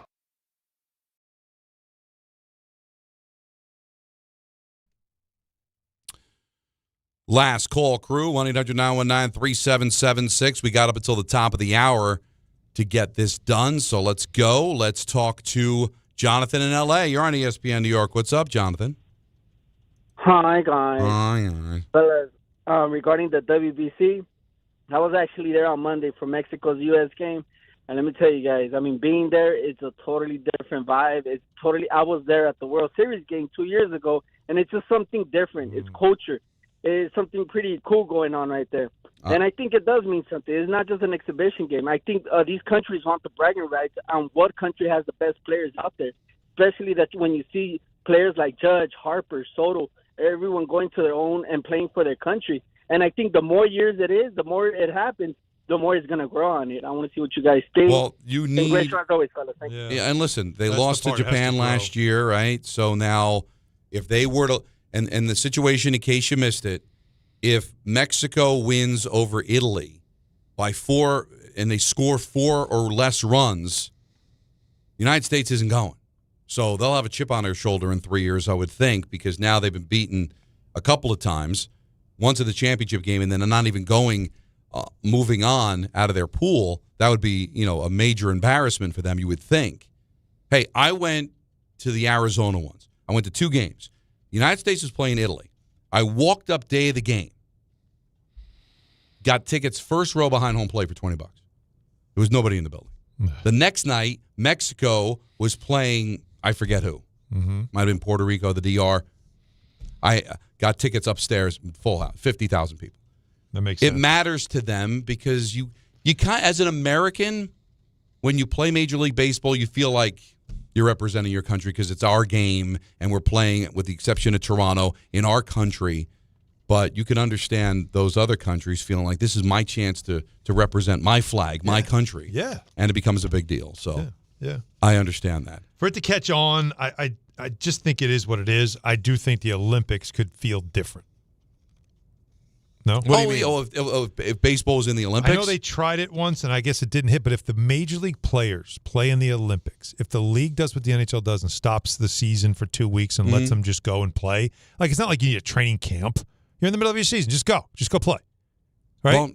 Well, would it be 2 weeks or would it be 3 weeks? The NHL was 3 weeks. What would you need? What would you need all that time for?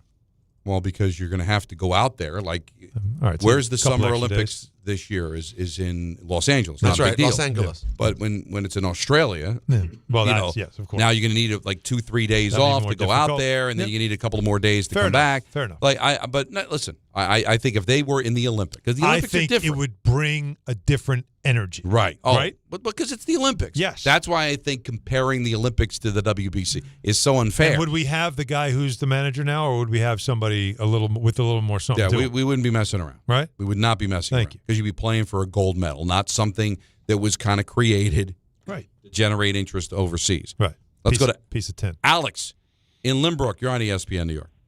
Oh, hi, Donnie. How you doing? I got one quick thing for each of you guys. I'm sure you heard Tommy DiCarlo passed away, the former lead singer of Boston. I did not know that. Yeah, he was only 60 years old and died of brain cancer. Oh, that's awful. I saw him with Boston. He was great. And I saw him. He went on a tour with Jason Sheff, the lead singer of Chicago.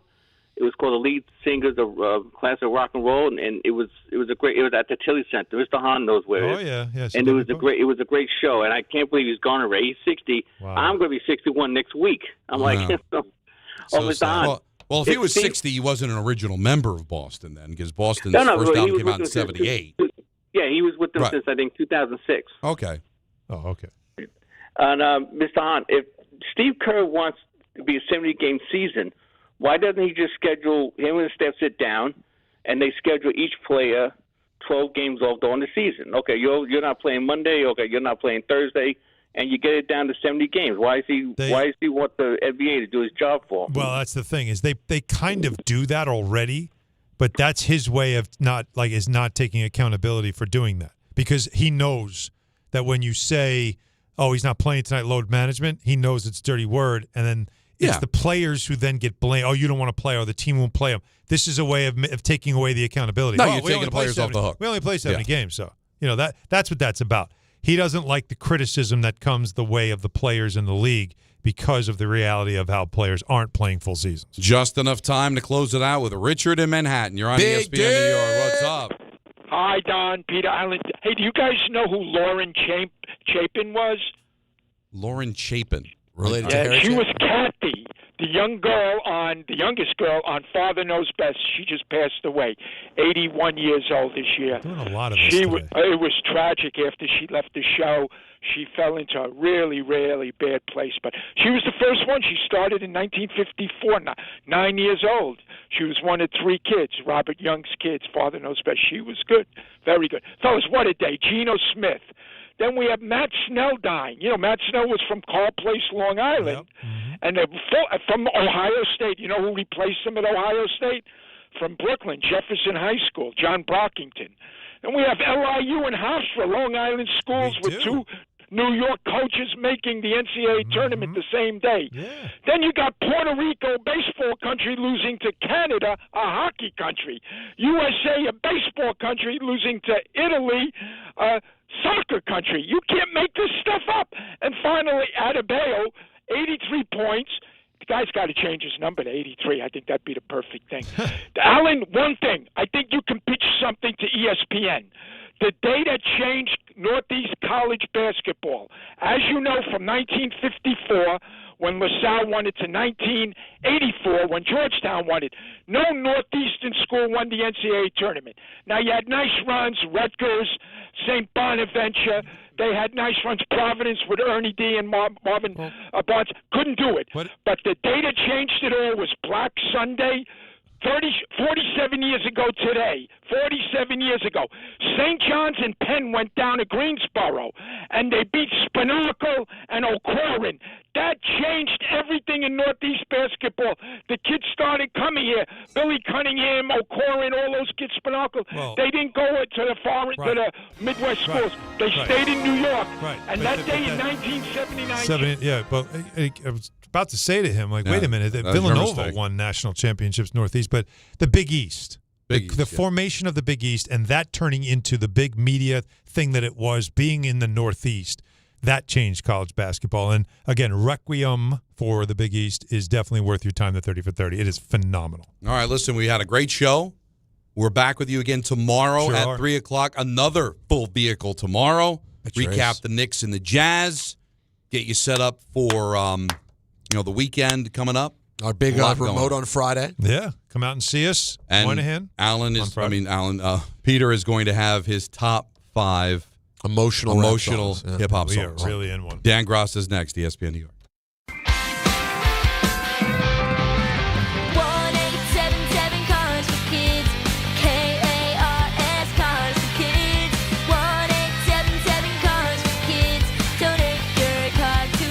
Call 877-CARS-FOR-KIDS to reach a friendly live agent. Donation is super easy, and your car can be picked up as soon as tomorrow. Call us now or go to carsforkids.org.